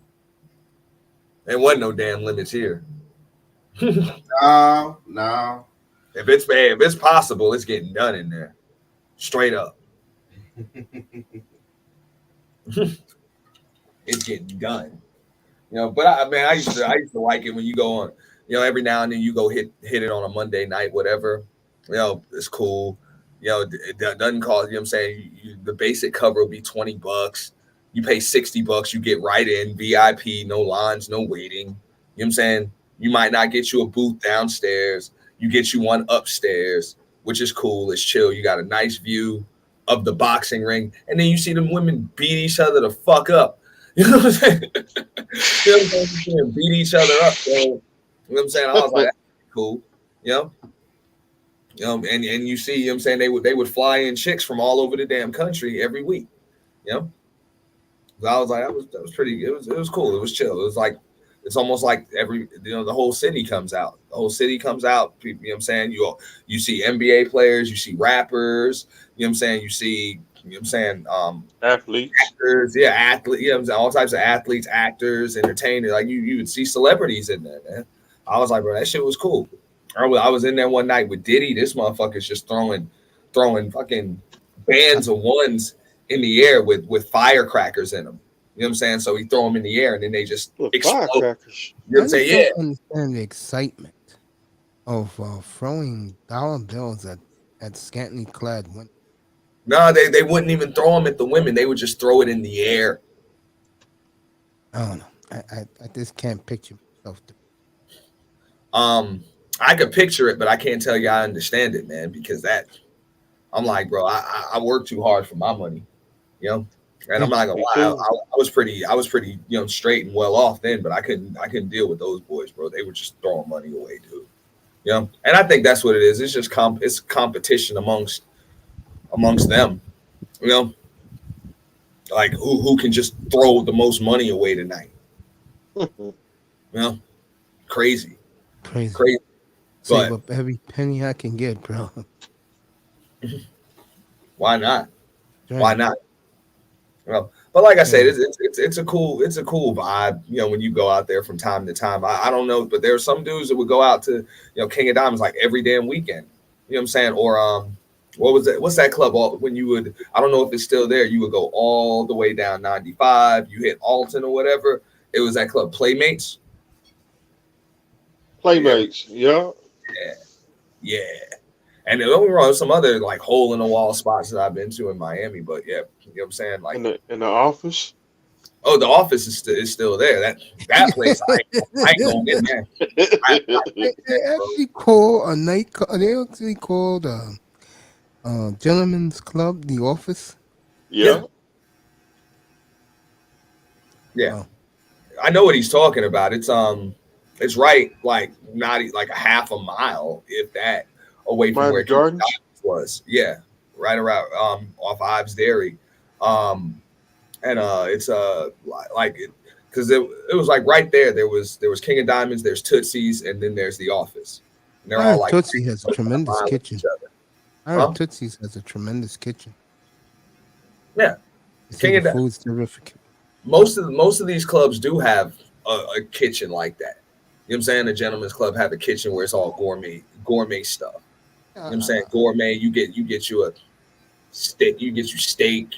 You know what I'm saying? And since, you know what I'm saying, where we are, bro, they'll serve you rice and beans, bro, with it, dude. You know what I'm saying? Rice and black beans and shit. Yeah. All gourmet back in the late 90s, my man opened up a brand new spot. And, I was good friends with the chef, and remember the ham sandwich, man. Remember that, Mr. Miami? Yeah. He was cracking up.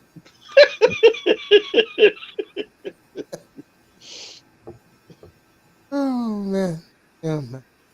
They don't Why make you them sit like they used to down? no more. Say it again, Mr. Miami. Why you sit down? Eat some ham. Ugh. I just say, I'm Hey, like, bro, it's a damn waste of time though, man, to just go in there, waste a bunch of money and then go home. I'm like, I get it, you know what I'm saying? If you want to go out there for lunch or dinner or whatever, and you're gonna, you know what I'm saying, entertain business partners or, you know what I'm saying, relatives every now and then, yeah, cool, whatever, have fun. But as far as hanging out, I still got homeboys to this day that go into the strip club 4 or 5 nights a week, the same damn club. It's like, bro, you're a fucking loser. Okay, you damn near 40 dang. fucking years old, bro. You know, drooling over damn 25-year-old women, the same ones every damn night. Go home. You know what I'm saying? You got a whole wife at home. Go the fuck home. I don't know. I just can't picture myself doing things like that. You know what I'm saying? It's loser. Go to the club. Go to the club once in a while. But I just gave it up because the dude died that night. Man, I never got started in a damn club, bro.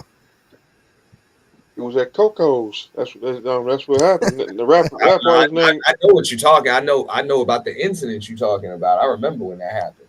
It's about a rapper named Toro. He was going to come out. He was about to come out with a CD. That's exactly when it happens. You know what I'm saying? As soon as when Slip and Slide was signing all them damn Florida artists, it's like every time there's an album release party, the club gets shot up. Yeah. Those guys are crazy. They're crazy. Every time, or I'm sorry, an artist signing party or whatever, you know, the club they would do it at would get shot up. You know? I don't know why they let the man have his signing party. I mean, he didn't do nothing to them. It's crazy, man. It's crazy. And Mr. Miami will tell you, man, Rick Ross can keep repping Miami all he want. I'm like, every time I hear that somebody see him, that motherfucking car gets shot up. His car got shot up by Prime 112. For real, I'm like, they don't like that dude out there. I know that much. So I'm like, I don't know how the hell you still be repping Miami when you know damn well you can't show your face out here. You know what I'm saying? For whatever reason. I guess it's probably how he did Trick Daddy. I don't know. Like Trick Daddy they set his duck on fire. Oh, Mr. Miami, I got good news for you. What's that? Make sure. The girl's on right now. Let me go say hello. She's in the China White room. All right, go run, say hello. Tell her I say hello to her. I'm gonna go say hello. I'll be back in a second.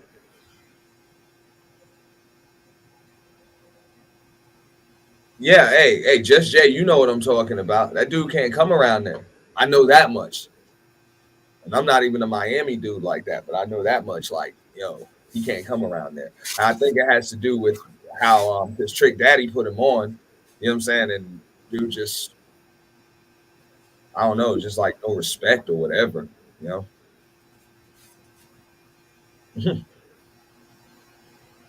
Yeah, that's crazy. Yeah. That's not my type of life.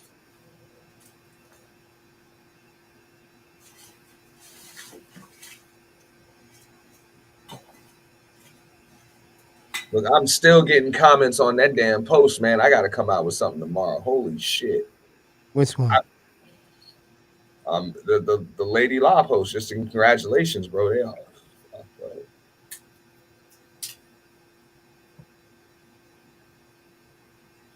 I like being a small YouTuber. I do too. Maybe I could stay that way. I do too. For one community post, bro, in 2 days, fucking 200 fucking likes. Let me ask you an honest question, Ant. If that shorty was ugly, you think you get the same response? The way she roasted and dragged, hell yeah. Okay. Yeah. Because bro, like she stole the show, bro. She stole the damn show, son. Yeah, she sure did. Yeah. She took over. And at the end of the day, I'm like, bro. So that's why I got that banner, bro. So many surprises today. You know what I'm saying? Like so many surprises. And that's the way that event is, bro. It just be surprises. Every time I do it, bro, there's a surprise. Somebody pulls up that ain't nobody expect to pull up. Who expected Taz to pull up in the first damn stream? You know what I'm saying? That clown pulled up? Absolutely, he pulled up. And Mella saved his ass, too. But no, it was cool. Me and him we weren't going at it. We was about to get into a debate with the talking points. It was a respectful debate, but we was about to get into it. And L. Nixon had pulled up, and then Mella started fucking just ran up and started going at Baller X. You know what I'm saying? I'm like, what the fuck are you doing? Like, you see that we talking about some other shit. I should have left your ass backstage, and then Taz left. You know. But there's so many surprises because Taz actually came to go with Jessica. Oh yeah, he can't stand Jessica, bro. Yeah, he came because Jessica rocked all weekend. She rocked with me all weekend too. And you know what I'm saying? He said he was like, yo, y'all defended Jessica. And I'm like, yo, you already know, you know what I'm saying? Jessica defend herself. You know? I know he's been waiting for that for 3 years. Yeah, Jessica grown, bro. She'll defend herself, bro. He wants to know what Just Jay wants to know who that stripper was. I don't remember no damn stripper name. Hey, honey, I used to go to strip clubs. I only went there to watch the games. Yeah, you know what I'm saying? I used to do that a lot too. I used to do that a lot to go. Women did not interest check out me. the Knicks. Yeah, like I said earlier tonight, you do not want to settle. You'll have a miserable relationship if you're only settling with someone because you're lonely. That's crazy. I ain't trying to go to jail. Nah, I just leave it alone, man. You know. That's why I officially retired from the strip club. I just all clubs. I don't care if Millie Vanilli's in that motherfucker. I ain't going. He said Millie Vanilli. Oh, Mace, I'm gonna give you a clip. I know Raven saw it. Raven, you was rocking with us that morning, right? Yeah. When Dark Lake pulled up on me, right? Because I embarrassed him on Raw Bees that like a couple days before. So he pulls up, which I had a feeling he would because I saw him in the chat and I embarrassed him real bad. And I did him really dirty, right? So I sound the horn for him. And he's like, man, appreciate that intro. But he thought he was up there by himself, but I really just had him on a solo layout. And I'm behind him, but he thought he was up there by himself. And I'm like, yo, what's up? What's up? And he's like, he said something. I'm like, huh?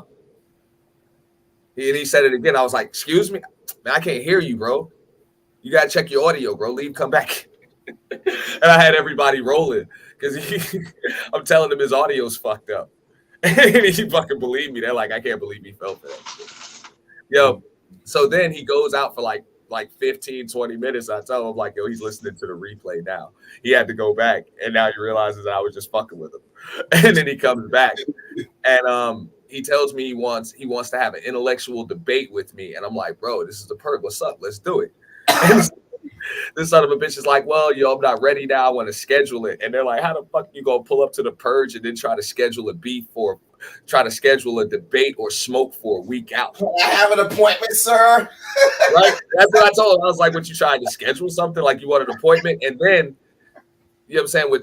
And then you heard me sound the horn because Trinity puts in the back chat, she says, let me smoke this nigga. Right? She says, let me smoke this nigga, right? So I sound the horn, I drop myself down, I just leave him up there with Trinity, and she fucking flames the shit out of him, bro. For like like she just went in on this dude. I'm gonna send you the clip. Judge Jay, remember, man. or she might have been sleep. She might have been off the panel when it happened, but it was right after Just Jay left the panel, bro. What Trinity did to this dude was just embarrassing. It was just embarrassing, dude. But you saw that, right, Raven? Yeah, I did, bro. That you tell Mace how embarrassing it was. Dude was embarrassing. I mean, we were like, dude, how did a white kid jump on there? That had me laughing. Bro, they knew who it was. And then Lady La was like, yo, he ain't do nothing but smile. I was like, I trust you. You tell me if I got to put up an overlay for him or not, because I don't know. I ain't trying to get the string, because that's scary. You know what I'm saying? When you like 7-8 hours in and somebody porn bomb you, you know what I'm saying? Yeah. You don't want that. You don't want to have to scrap a stream at that point. You know what I'm saying? So it'd be pretty that's the toughest part. You don't know who's gonna come up and try to kill your stream. Wow. You know?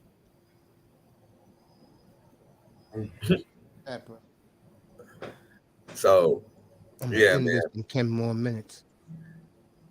Yeah. No, it was definitely a pleasure, Mace. I appreciate you having me up, dog. Always, man. I mean, like I said, man, you begin to become an iconic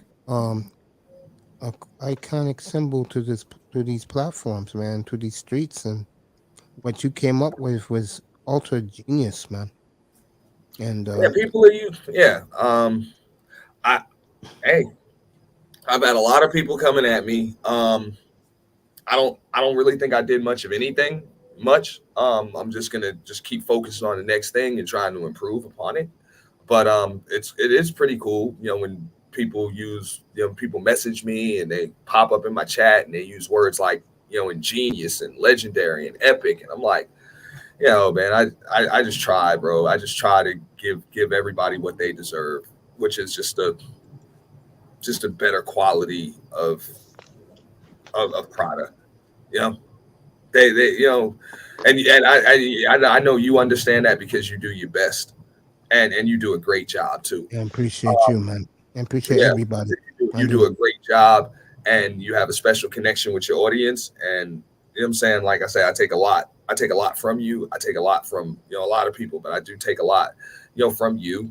You know, you just respect everybody, and you know, people can meet you one time, Mace, and they feel like they know you for like they known you forever. You know. I get the same type of vibe from DJ Kuda, you know. And maybe a couple other people, but not many other people. But you know, you respect those that watch you, and that's it's just cool. I just feel as though people just deserve a better quality of product. I totally agree. You know what I'm saying? I just try. That's it. I just try to do a little something.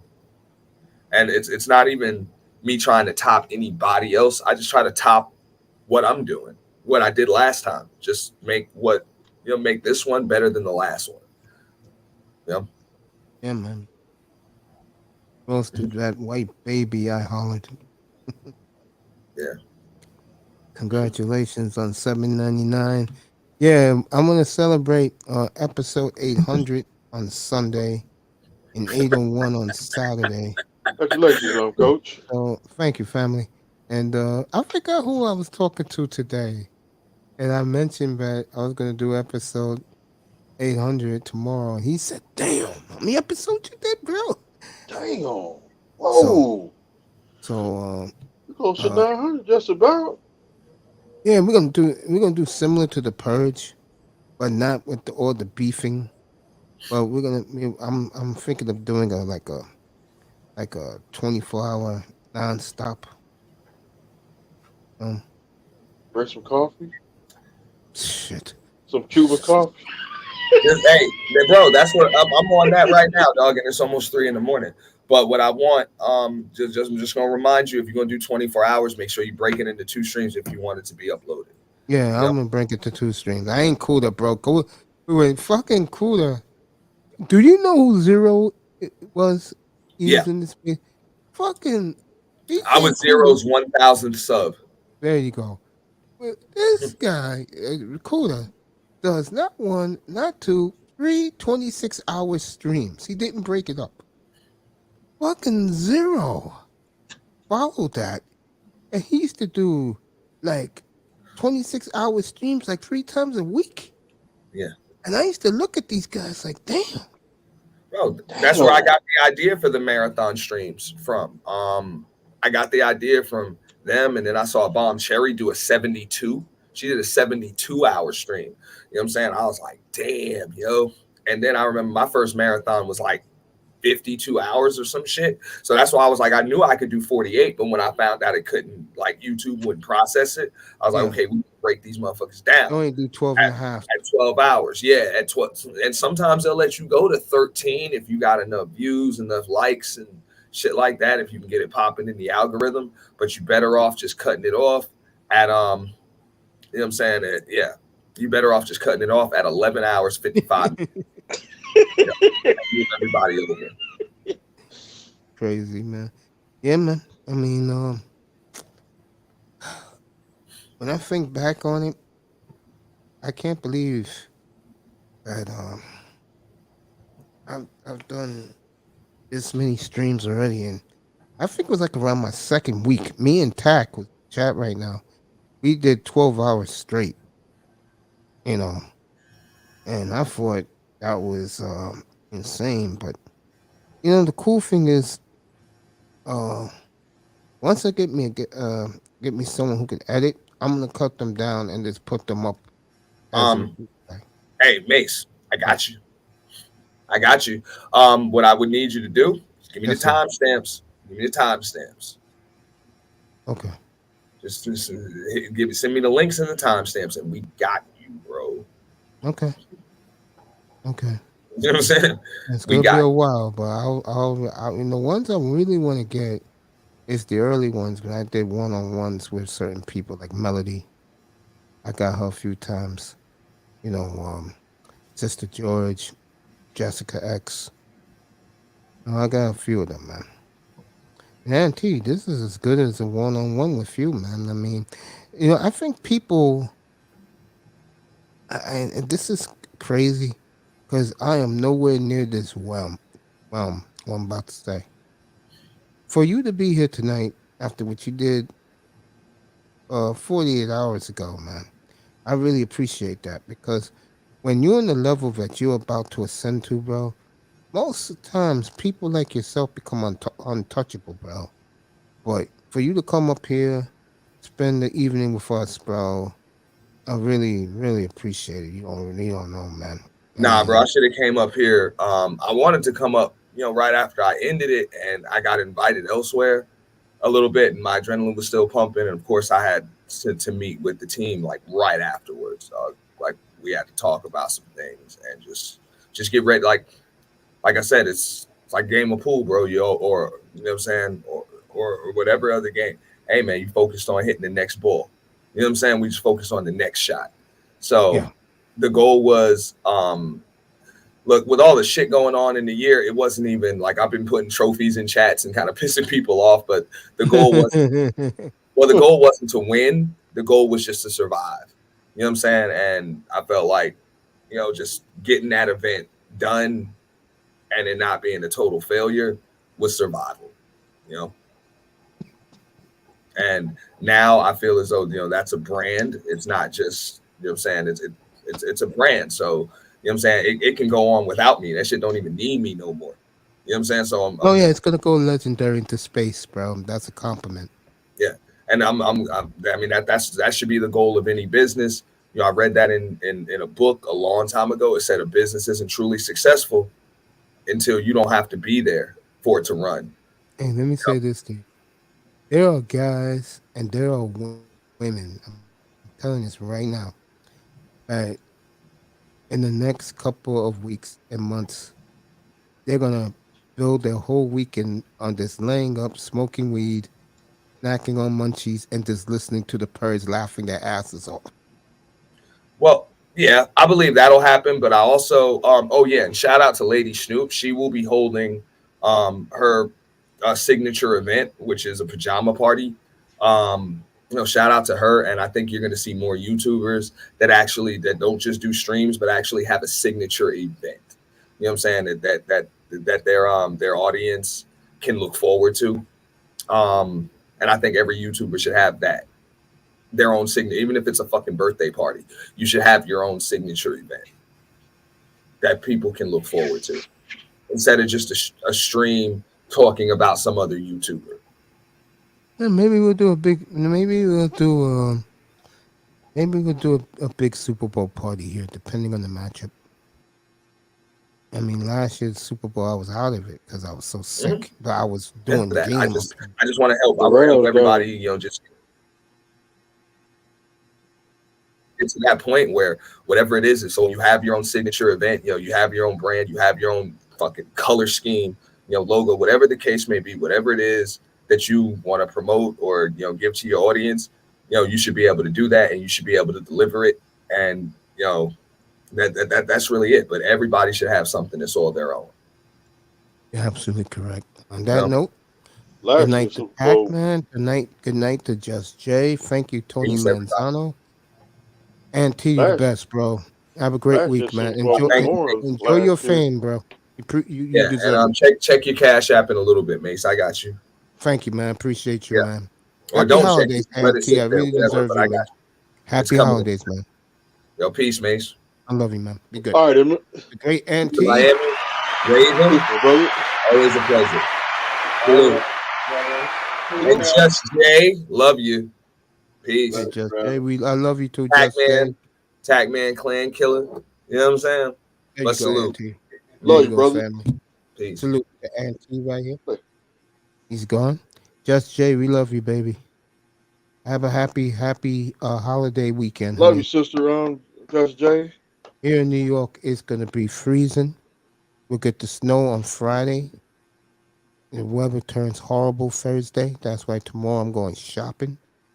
Get all the food I need. Let it snow. Yeah, I know you like that bastard, man.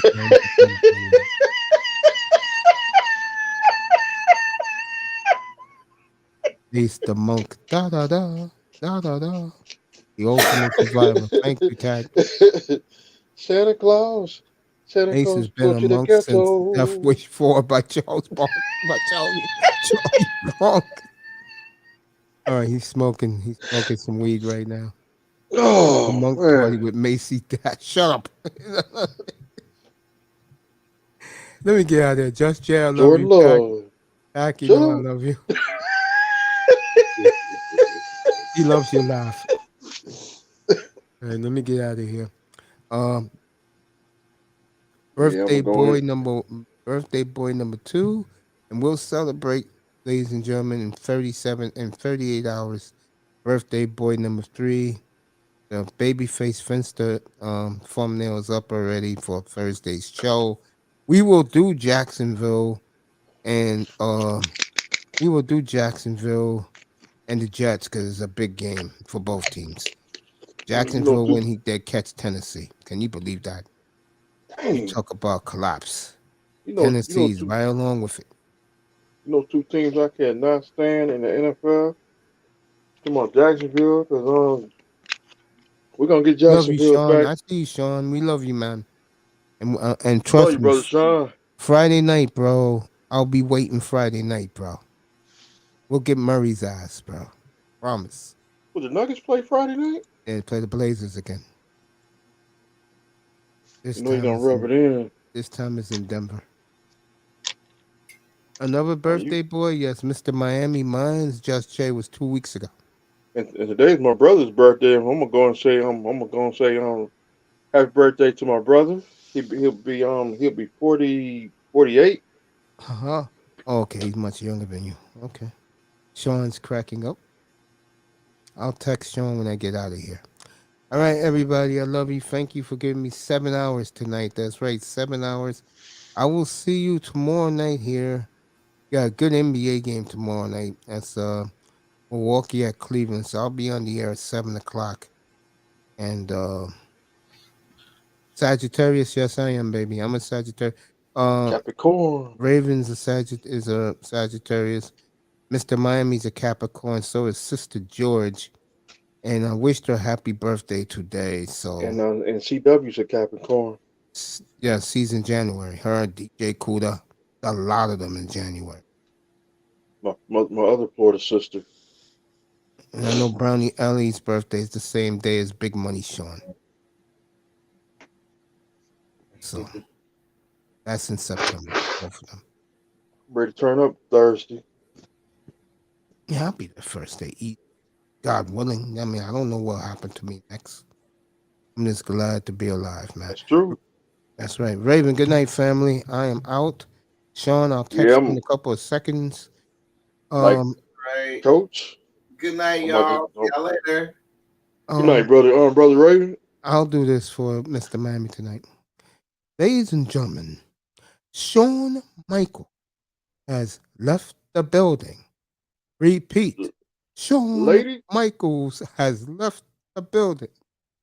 Ladies and gentlemen, Shawn Michaels is the new Continental Champion, and the current WWE Champion have left the building. Repeat. I am leaving the building. So, Coach, have a blessed day today. I will, man. And if you got a doctor's appointment today, have a good day at the doctor's office today. Love you, bro. Sleep Love well. you too. Everybody, Peace, have a good night. Peace, I'll see you all everybody. tomorrow night. Good night, everybody. Thank you for being here. People in the clouds, I love you too. Good night. We out. We out Peace. from the Oasis. Soul Train. Good night, Just Jay. We love you too.